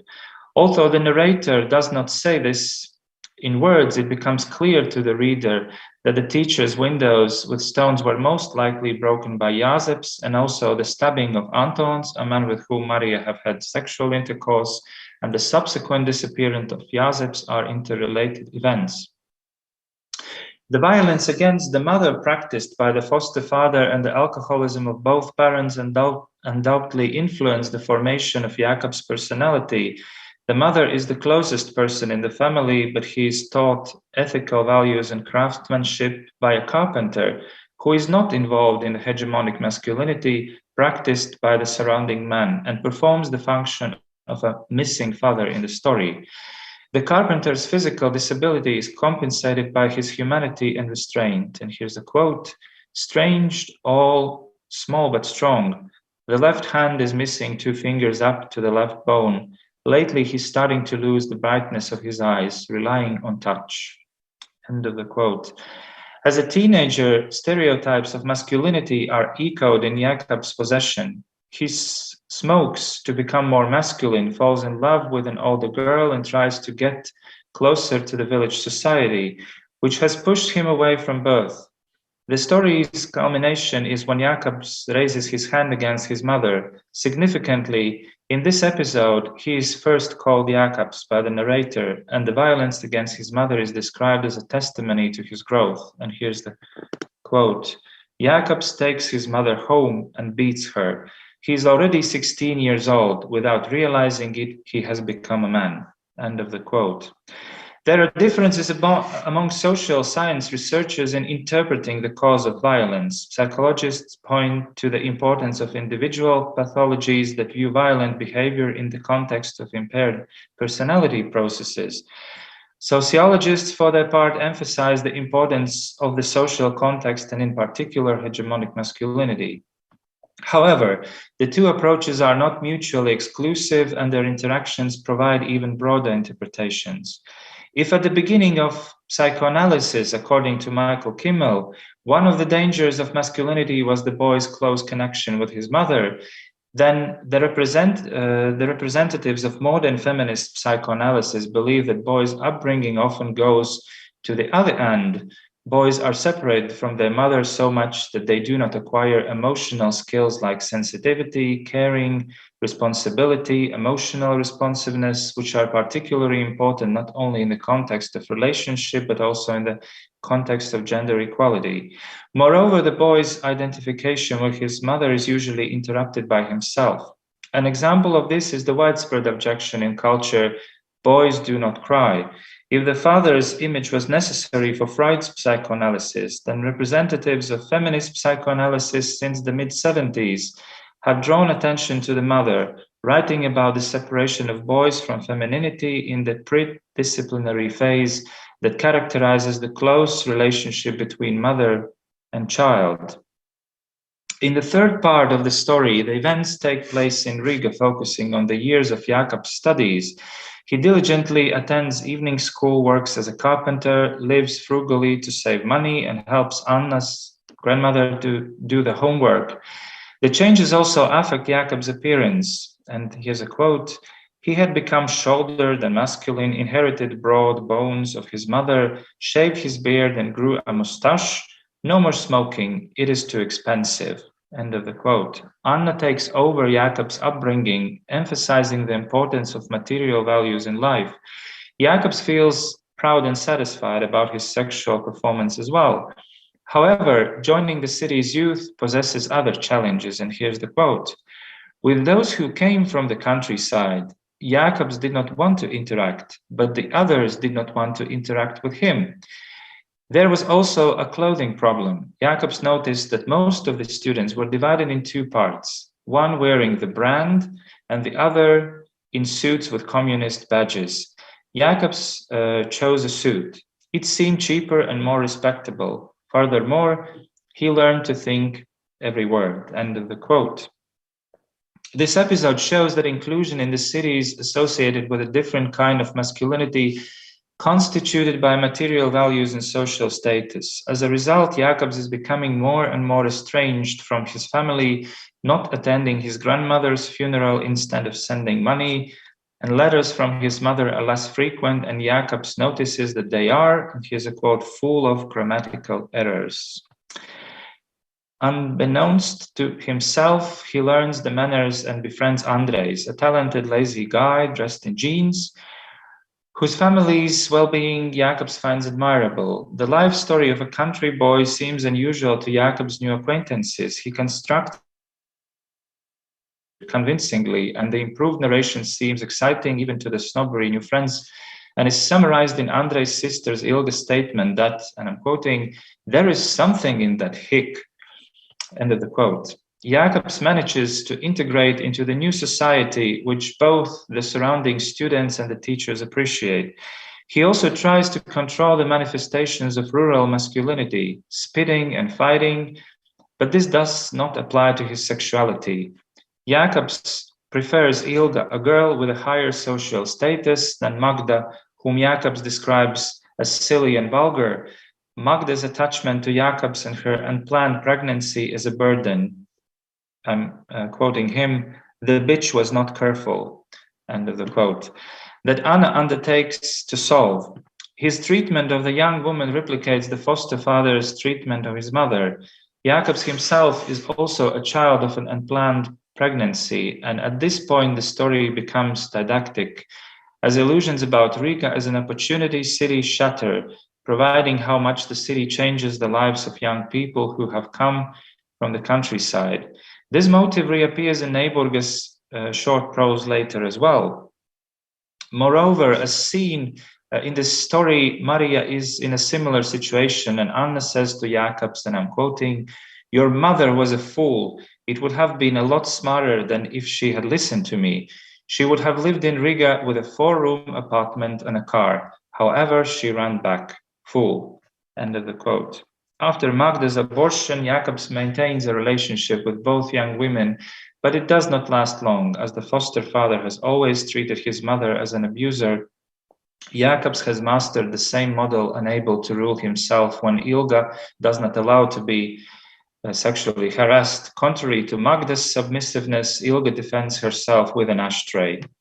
The reaction to the refusal fully replicates the circumstances in Jacob's family. The manners learned are abandoned and unprecedented, and a repressed resentment breaks out. And here's a quote: "Jacob slammed the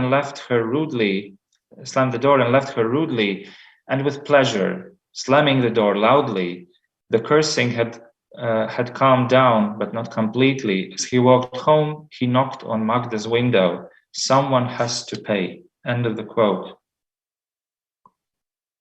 The incident with Ilga becomes an excuse that her brother Andres uses to oust Jacobs from the circles of newly acquainted friends.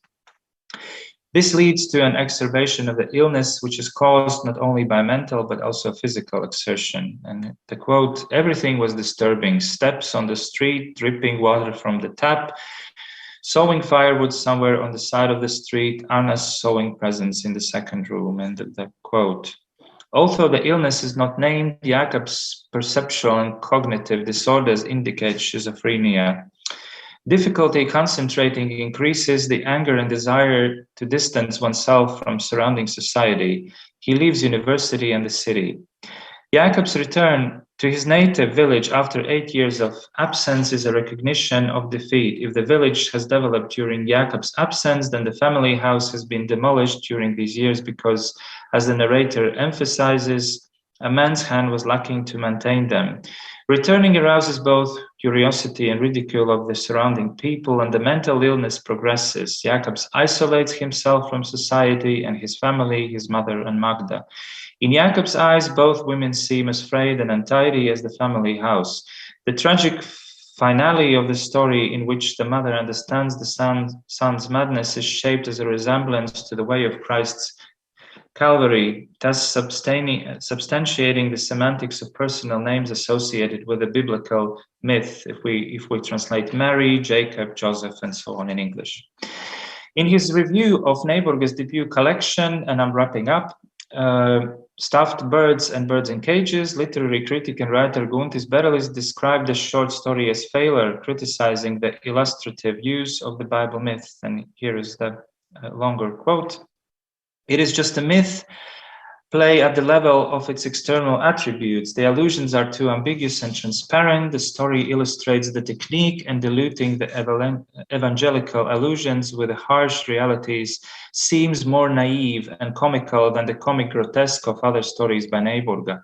There is a rift between the ethical saturation of biblical legends and the empty message of the story, which could otherwise be closed by irony, but it is missing there, saved by metaphors, saved by the formation of a phrase, which has not been endured to the end." And the author writes with a tremendous scope, "If summer is hot, then as hot as never before. If Joseph loves Maria, then as closely as anyone. If the grandmother went mad, then as effectively as in the melodrama. Nor can a successful composition be denied.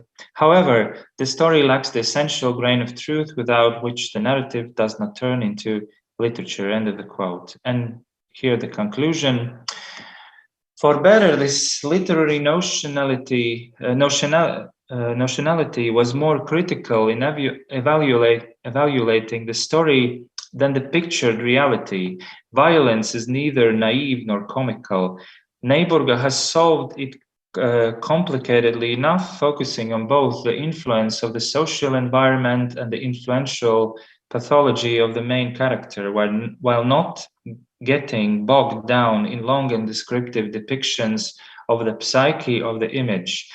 The value of the narrative is to be found in the hints, default events, and image experiences in the composition. Nevertheless, there is a grain of truth when Berelis writes that the biblical myth has not been fully reconciled with the portrayal of a disadvantaged family. The particular value of the story can be found in the depiction of the masculine crisis of the period of stagnation, and it can be assessed only by the distance of time. Nevertheless, another fact is significant. Neiburga's short stories often burst at the moment when the scream should follow. Instead, the readers find silence. She has used this technique in later stories published in periodicals in the early 90s and the collection Stum Stum or Push Push, showing its inexhaustible possibilities. Thank you. Thank you, Jānis, for your in-depth analysis of Neiburga's short fiction. Now, before we go on to our next speaker, I would like to remind the viewers once more to post your questions to the presenters through Facebook or YouTube, or by going to the Slido platform and entering the event code. Kārlis Vērdiņš is our final speaker today, concluding the first day of the conference. Vērdiņš is a poet and a PhD candidate at Washington University in St. Louis and a researcher at the Institute of Literature, Folklore and Art, University of Latvia.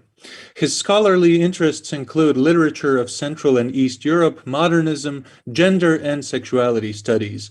Today, he will be presenting a paper called Women Writer as Horizontal Collaborator, the first Soviet-Latvian novel, The Empty Pearl Oyster by Elga Bite. Kārli, the digital floor is yours. Thank you, Ivar. Good evening, everybody. In June 1940, when Regīna Ezera was 9 years old, Baltic republics were invaded by the Soviet army. Pro-Soviet puppet governments replaced autocratic presidential regimes, and the three countries became a part of the USSR. As Annos points out, in the Baltic states, the Soviet takeover brought the destruction of a well-established national cultural sphere, unquote.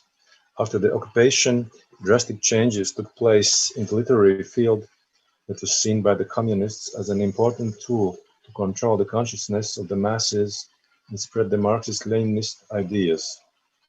Private publishing houses and existing literary journals were shut down, pro-Soviet literary editions were established, and Latvian Writers' Union was established as well to recruit the writers for working for communist purposes. The content of the fiction published in the mainstream editions changed drastically. The novels that often focused on love stories set in the countryside were replaced by early attempts in socialist realism by Latvian writers, as well as translations of Soviet literature that told about fight for the rights of the working class and establishing Soviet power as the ultimate goal. On November 8, the most popular weekly magazine Atpūt, famous for its serialized fiction, started to run installments of a brand new novel titled The Empty Pearl Oyster by an unknown author, Elga Bite. The work ran for 15 installments and ended rather abruptly on February 21. The protagonist of the novel, Aldona, has become a part of the high society after her marriage to a high-ranking general of the Latvian army who was loyal to the president. The novel follows her wealthy lifestyle. It consists of opera premieres, luxurious dinners, and visits to Paris for shopping. She is shown as a selfish schemer. However, her schemes are often quite irrational. For some reason, it is important to her to assault the president in public more than once, trying to hit his most vulnerable spot. Aldona makes fun of his supposed queerness by provoking remarks upon meeting him in social situations and causing embarrassing moments. The author does not explain why the scheming social climber would need such confrontations if her and her husband's well-being depends on the president's benevolence. The president, who is constantly referred to as fatty, rasnais, gets characterized as queer. His entourage consists of conformist advisors who are depicted as cruel villains who work hard to oppress people and always prepare new schemes to add to their personal material wealth. There is also a young, bespectacled assistant who is inseparable from the president also in his free time. He is depicted as an effeminate young man wearing a sky blue silk night dress. As both historical pieces of evidence and the published text show, the author reworked the novel in the course of publication. To conform to the demands of Bolshevik rulers of literature, she had to balance the scenes of her protagonist Aldona's luxurious lifestyle with chapters dedicated to the life of workers and farmhands, as well as the torture of political prisoners. According to the demands, simple people were depicted as leading miserable life under the wealthy bourgeoisie and farmers, overseen by the ruthless authoritarian plutocratic regime. The novel ends with a triumphant scene of the Soviet occupation when the plutocratic government runs away in terror. At the same time, the people gather in Riga city center to celebrate the appearance of Soviet tanks. The published text of the novel is fragmented and lacks narrative coherence. Most likely, this effect is caused both by the author's lack of skills and also editorial cuts that skipped the questionable scenes and made the novel much shorter. The unknown writer Elga Bitte was a pen name. Her real name was Vera Vanaga, and she was known as a journalist who wrote about fashion, romantic relationship, and celebrity gossip for the newspaper Pēdējā brīdī, as well as magazines Aizkulises and Magazina. In the years of the Great Depression, she supported herself by translations of popular literature, including Edgar Wallace and Hedwig Kurz Mahler. Her debut as a novelist was a surprise for literary Riga because of its pro-Bolshevik inclination. She stayed in Riga during the Nazi German occupation and the years of Soviet Latvia, and worked as a translator from Russian and German. The translated authors included Soviet-Russian writers Nikolai Zadornov and Vera Ketlinskaya, as well as the German writer Hans Fallada. As the writer Willis Lācis registered in his diary in 1961, Vera Vanaga has become mentally ill. She was not active until her death in 1982. In the interwar years, Vanaga was known by her pen name Lady Diana, taken from the protagonist of the popular novel by the French writer Maurice de Cabra, The Madonna of the Sleeping Cars. She contributed articles and fictional stories for illustrated magazines and tabloid newspapers. Her first novel contained many elements she was familiar with, including the life of high society and fashion. She was rumored to be a close friend of Mrs. Baluodis, the wife of the high-ranking general of the Latvian army.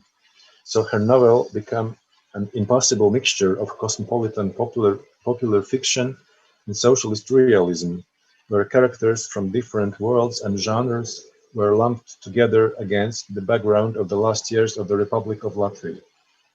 In her attitude towards queerness, Bitte follows the traditional path of attributing it to the ruling classes employed by authors of different ideological leanings. What used to be the characterization of spoiled German aristocracy before the First World War now is seen as a feature of the authoritarian president of the country, characterized as plutocratic.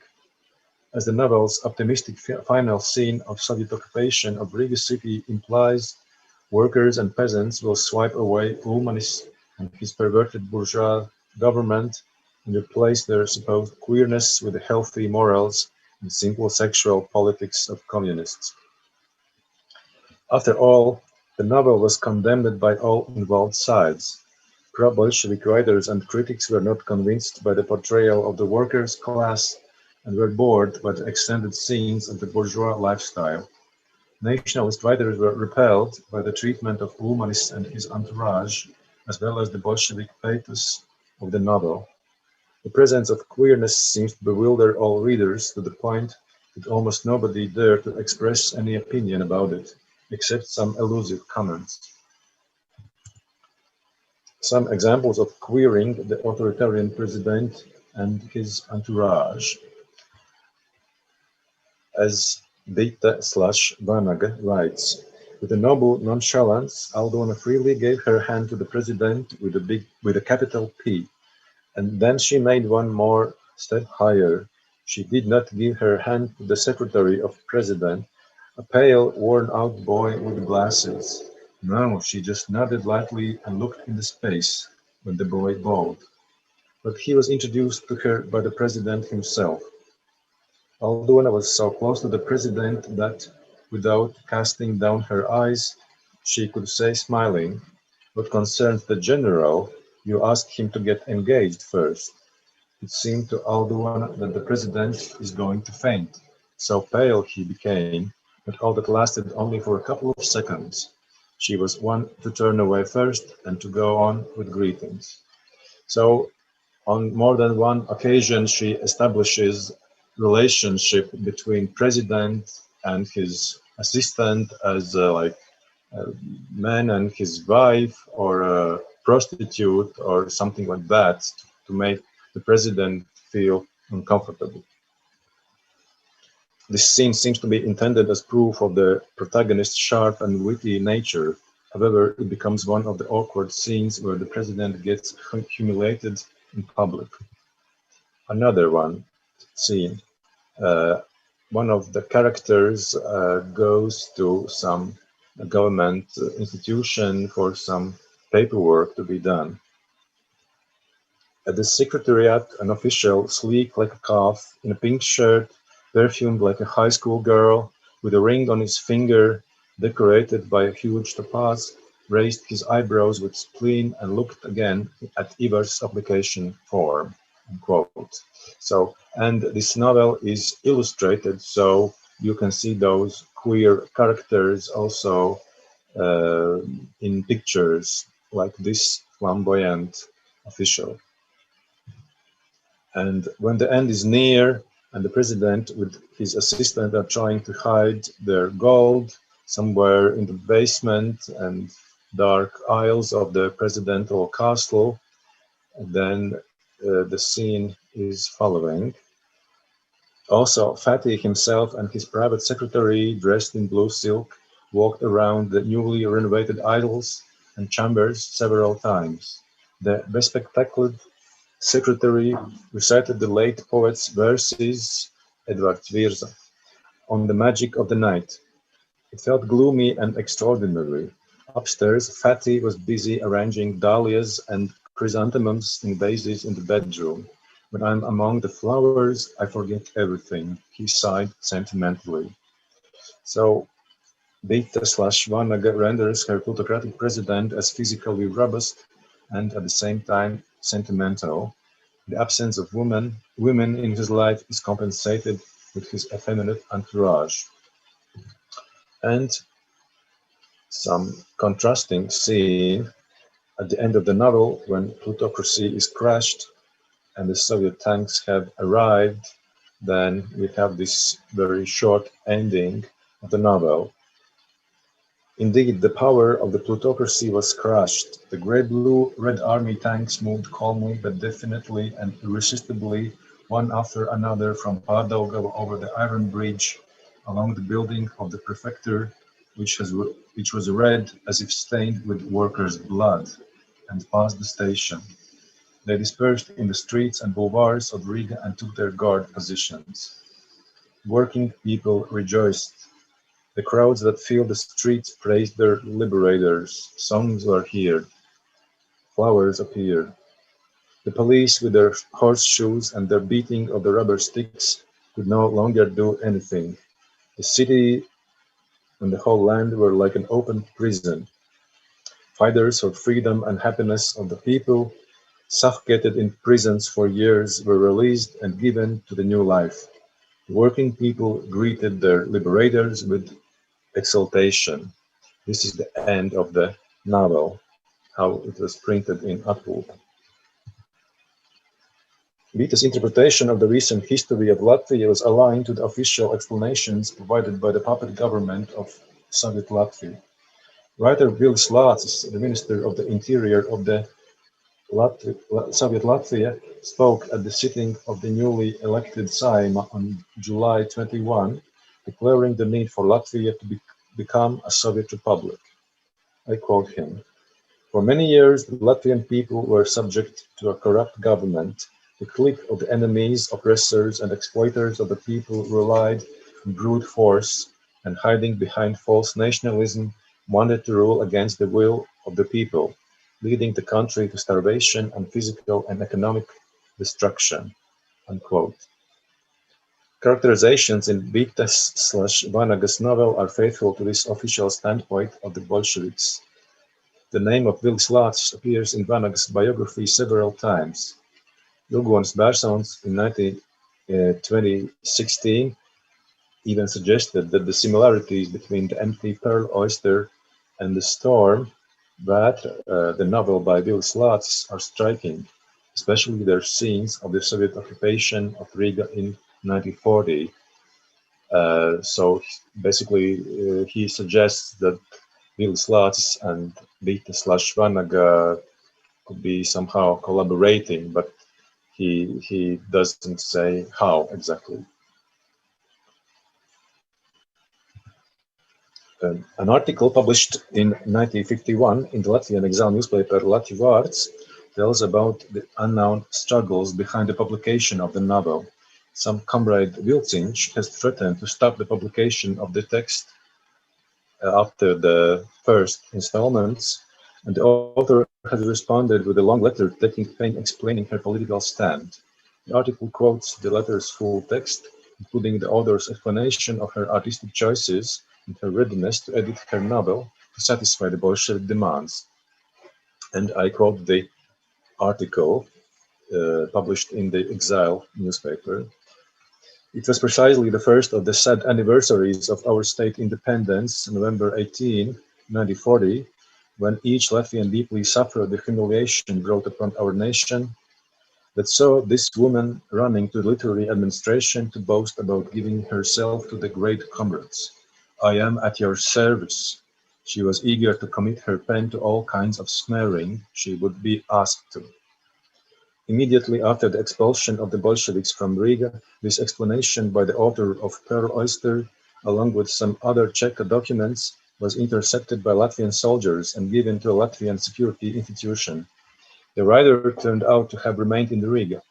What to do with her? Transferring her to the relevant German authorities would subject her to their short process, death penalty.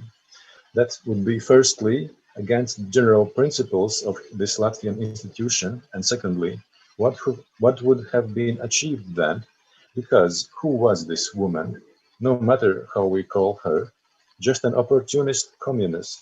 She is the victim of her weakness and the calamity that has fallen upon our nation. The Latvian institution confined itself to calling the woman to their office and releasing her after shaming. Let her become a better person, if she can. Later, we hear that she was getting along with the new Soviet order very well. Unquote. The article is full of coprophilic and sexualized characterizations of Vīta. It associates her writing with excrements, thus projecting the dirty content of her novel on the author.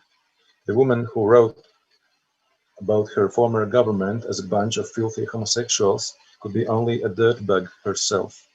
The employment of imagery of dirt echoes the first widely publicized homosexual scandal in Germany before the First World War. Latvian periodicals treated it as a dirty story and saw its exposure to the whole world as even worse than queer practices at Wilhelm's court themselves. Bita's act of collaborationism is interpreted as giving herself to communists, which means an act of deliberate and explainable prostitution. Horizontal collaborators or sentimental collaborators are terms used to accuse French women who had intimate relations with the Nazi German army members. This derogatory term referred mainly to those who in groups had socialized with the Germans or had publicly consorted with them or whose relations with them been of a professional or commercial nature. After the liberation of France, the purge of horizontal collaborators took place when their public slut-shaming included the shaving of their heads. No similar actions took place in Latvia after the first Soviet occupation year. However, the publication of the Empty Pearl Oyster and the consequences its author felt can be viewed as symbolic horizontal collaboration, and the punishment for it was also symbolic. Bītas Vanaga's novel did get some publicity in other exile publications by her contemporaries in the West.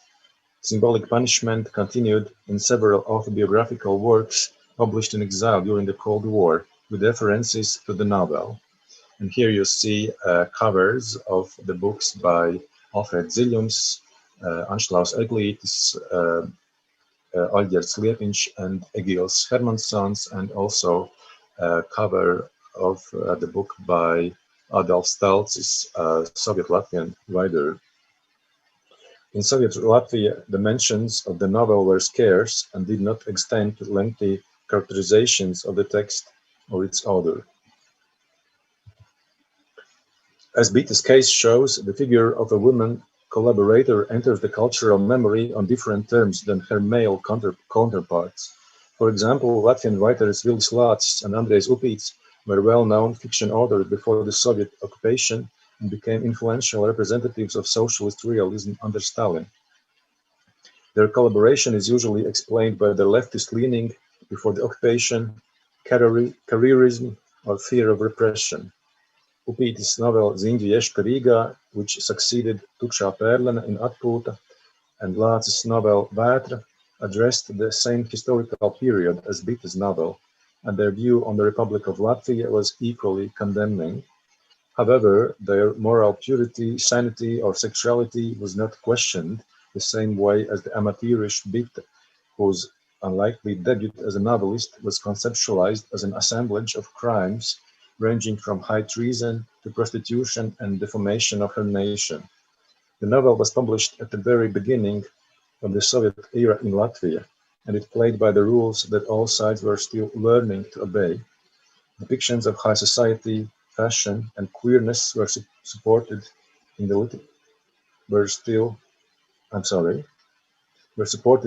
literature neither under the authoritarian regime of Ulmanis nor under Stalinist totalitarianism in the USSR. Speculations about Ulmanis homosexuality were taking place at least from the 1920s. However, Bītas Vanaga's novel was the first literary work in a major popular magazine that made those speculations public, and it happened only a few months after Ulmanis' arrest and deportation to Russia, where he died in 1942. The novel is an intersection of the cosmopolitan popular novel and socialist realism. Its conception was changed in the course of the publication, and the result did not satisfy anybody. At the same time, the novel is evidence of a historical moment when queerness was suddenly exposed to the general public of the new Soviet Republic of Latvia, becoming the metaphor of the 60-year-long authoritarian regime of Kārlis Ulmanis. Thank you very much. Thank you, Kārlis, for your engaging paper. Now, at this point, we turn to see if there are any questions posted for our presenters. And the first one I see that came up was for Toms, dealing with how we translate the glass ceiling and ceiling of glasses. So the question is in Latvian, glāžu vai stikla tomēr latviski. So how would you comment the difference between the glass ceiling and the ceiling of glasses? Toms, please. The glass is made of glasses. or glass. Yes, glass is made of glass. I especially use this wordplay that's in English, where you see both meanings. One meaning is this traditional proverbial meaning about glass ceiling that women cannot cross to higher ranks, and the other one is about glasses, about this drinking cultural norms that reinforces this proverbial glass ceilings because of the ways how society was organized and how was exchange of influence and information and solidarities organized. Thank you, Tom. So I guess the wordplay gets lost if we translate it into Latvian, because glass and glasses do not resonate with each other the same way in Latvian as they do in English. It would go well in late 19th century where it was the same word. Oh, okay. Now, the next question we have is for Jānis. Could you comment on the link between masculine violence and or fragility and possible mental disability in this or other Neiburgas stories? Yes, thank you for the question. I would say that I came upon this idea to analyze masculinity in Andra Neiburgas short stories because of the male critics that wrote quite a harsh critique about her male characters in her short stories, especially Arno Junze and Dainis Ivāns, and also actually Guntis Berelis in some cases as well. And I thought, well, it's very interesting why they don't like these characters, and I found out that they are not like representing stereotypes what is to be a man, because part of these characters, some of these characters, or I would say even half of them, is very sensitive, disabled, a lot of have some feminine qualities. And then I understood that actually those are very complicated cases where the author herself includes something from her femininity and thinks of the, some fragile masculine models as well. So this would be the one, I would say, one block that I discovered is very interesting. And I would say that this is why this fragility and comes into that, because she looks on these characters from her point of view. And then, of course, she has a lot of stories where the female characters are in the very center, and there are quite a lot of articles about them. So I thought that I won't take this part. I will look at this masculinity part. And then I understood while reading this, what I quoted, critique from Guntis Berelis. Actually, it's, I would say, one of the best reviews on her books, and it was about a debut collection. Actually, about the other stories, he had said a lot of good things. It's just this one particular story that he didn't like. And I thought, well, it's interesting why you don't like this story. And I started to dig in. And of course, he sees this first layer of the biblical myth and doesn't look on this social reality, because Berelis, as a postmodern writer, he's more interested into Neiburgas stories that are on the same side, so not the social reality. So that's why this critique maybe is a bit harsh.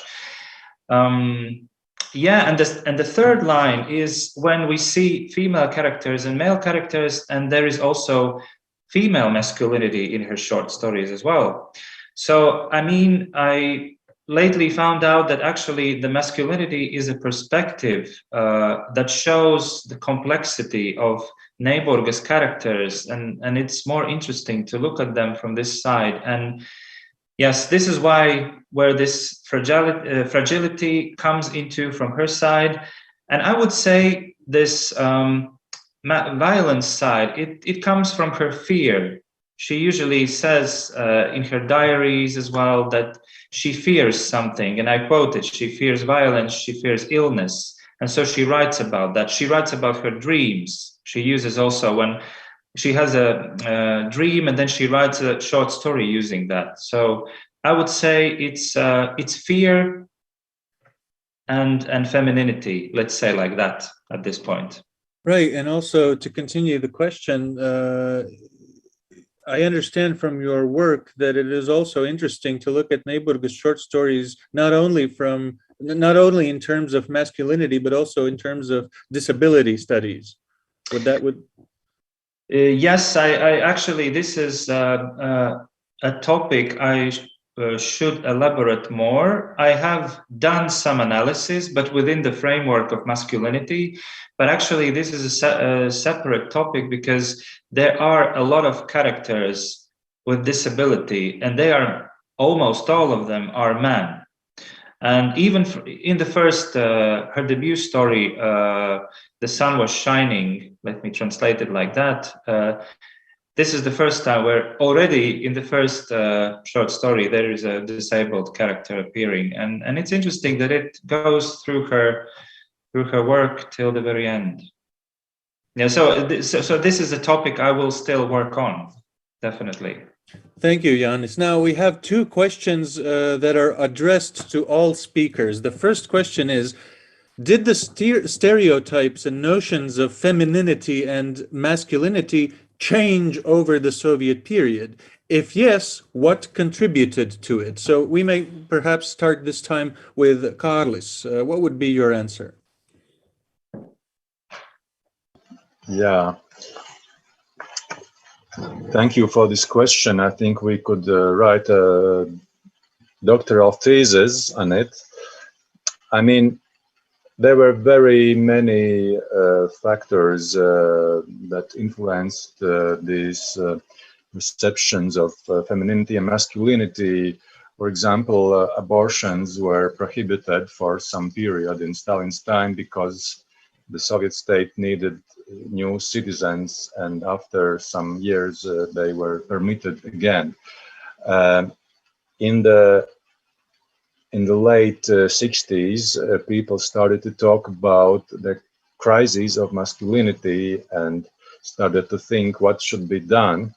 And paradoxically, many articles that addressed the problem concluded that actually women are to blame for this crisis of masculinity because women are probably not very good mothers, not very good wives. They try to dominate, they work too much, they are too, too pushy, whatever. So man was the problematic sex, but all the responsibility was imagined to like women were somehow responsible for everything. Yeah, but I mean, this is a really wide question, and I cannot answer all of it, unfortunately. Right, I absolutely agree. So perhaps we could rephrase the question to not widen, but do the opposite, and ask. Perhaps you could give us an example of a stereotype that did go through a significant change during the Soviet period. Could you think of some kind of a notion about femininity or masculinity that changed significantly, and give us an example? Does anything come to mind? It comes to my mind that I think Jānis Buchholz several years ago had an interesting article on the Soviet Latvian masculinity. I think there were some particular types of men valorized as the best kinds of men, like the soldier in the Soviet army, or what else, like working class man, or these types. They were pretty persistent, but they were also changing, and this masculinity gradually shifted from more tough to like more kind of milder intellectual type of masculinity, but it took several decades to change. Thank you, Carlos. Jānis and Toms, do you have anything to add at this point? Maybe Toms, and then I will add something. Okay. I think Carlos is very wrong. One doctoral dissertation wouldn't cover this change.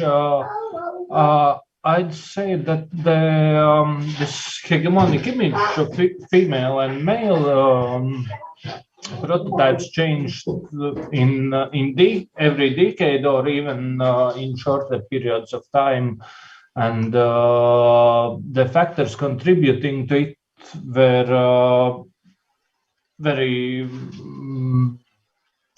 let's say, many factors were contributing to it. Changes in economy, in structure of society, in level of education, and so on and so on. I think I've been most researching masculinity of Soviet times, and there I think we can see very clear this not evolution, but change from soldier in 40s and early 50s to worker, or let's say modern worker, not just a convict, in 50s, 60s, and then in 60s, 70s it became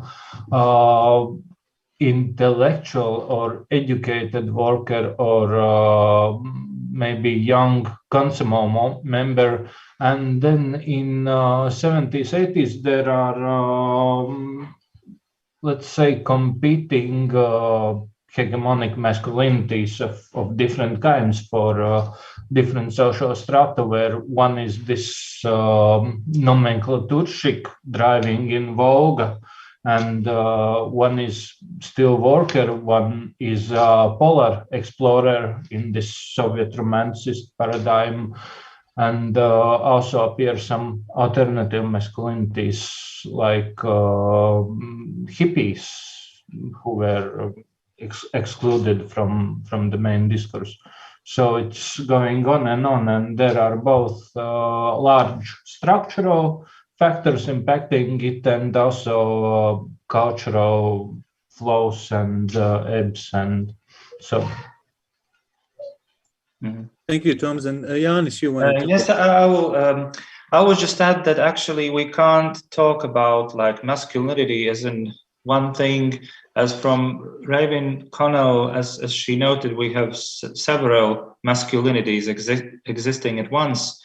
But actually, I could answer to the speaker that there are some good articles about this topic, and one of them that came as a first to my mind is an article by Yelena Zdramovislova and Anna Tjomkina that is published in Russian Studies and History, and it is called "The Crisis of Masculinity in Late Soviet Discourse." It's quite a good article. It's very much quoted in almost everywhere where it's written about the Soviet masculinity, and they just divide like four big groups, four big types, let's say like that, of masculinity, starting from this soldier, veteran, and then going till the collapse of the Soviet Union.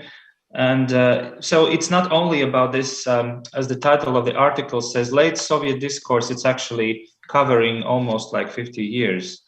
And I think there are some good ideas about the stereotypes that changes through the time. And of course, at the end, the collapse happens because when the capitalist ideas come in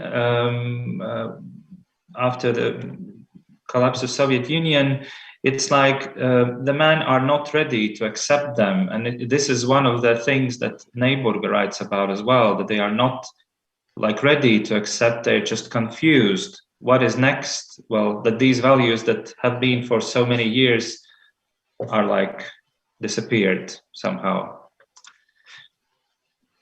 Thank you, Jānis. Yes, I hope that the article you mentioned will illuminate some of the aspects that the person who asked the question wanted to know. Before we wrap up, because we're running out of time, one final question from the public, which was about giving a concrete example of a literary text or a work of art that exemplifies the discourse of feminism in Soviet Latvia. So could you think of some literary work or just a text of art that exemplifies the discourse of feminism in Soviet Latvia? What would be your examples?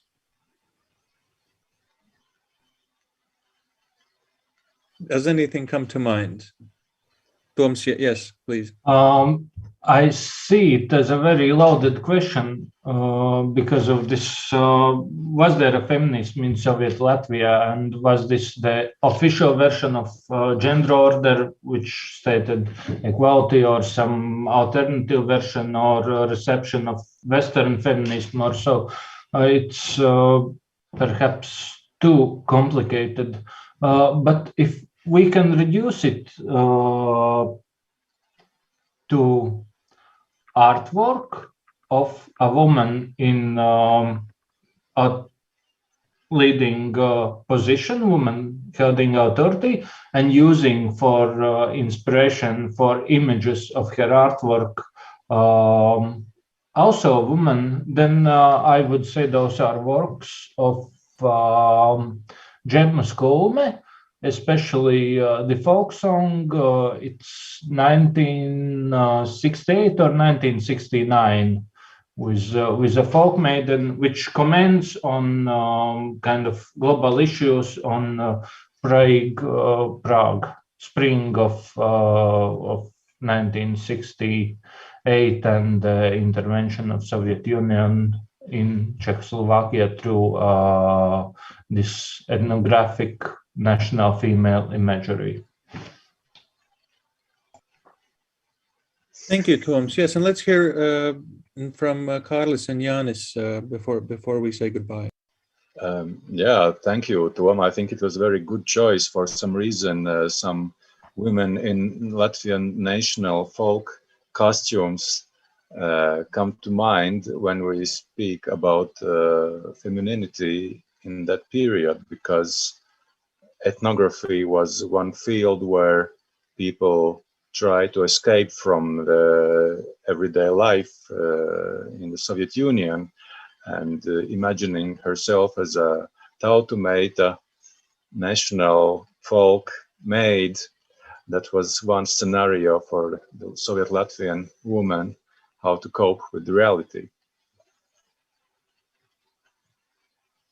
I thought that Kārlis will tell something about feminism without feminism idea during the Soviet period, but I would actually mention our hero of this conference, Regīna Ezera. Of course, it's not like a direct feminism, not at all, but there are a lot of issues going on in her novels, and I suppose that she could do that as being a notable writer, write about that, some of them making some social critique, not like it's the main thing she wants to do that in her work, but anyway, it just happened. And I would stay with Regīna Ezera at the moment from the writers. If Tom's chosen a visual artist, that I would mention Regīna Ezera.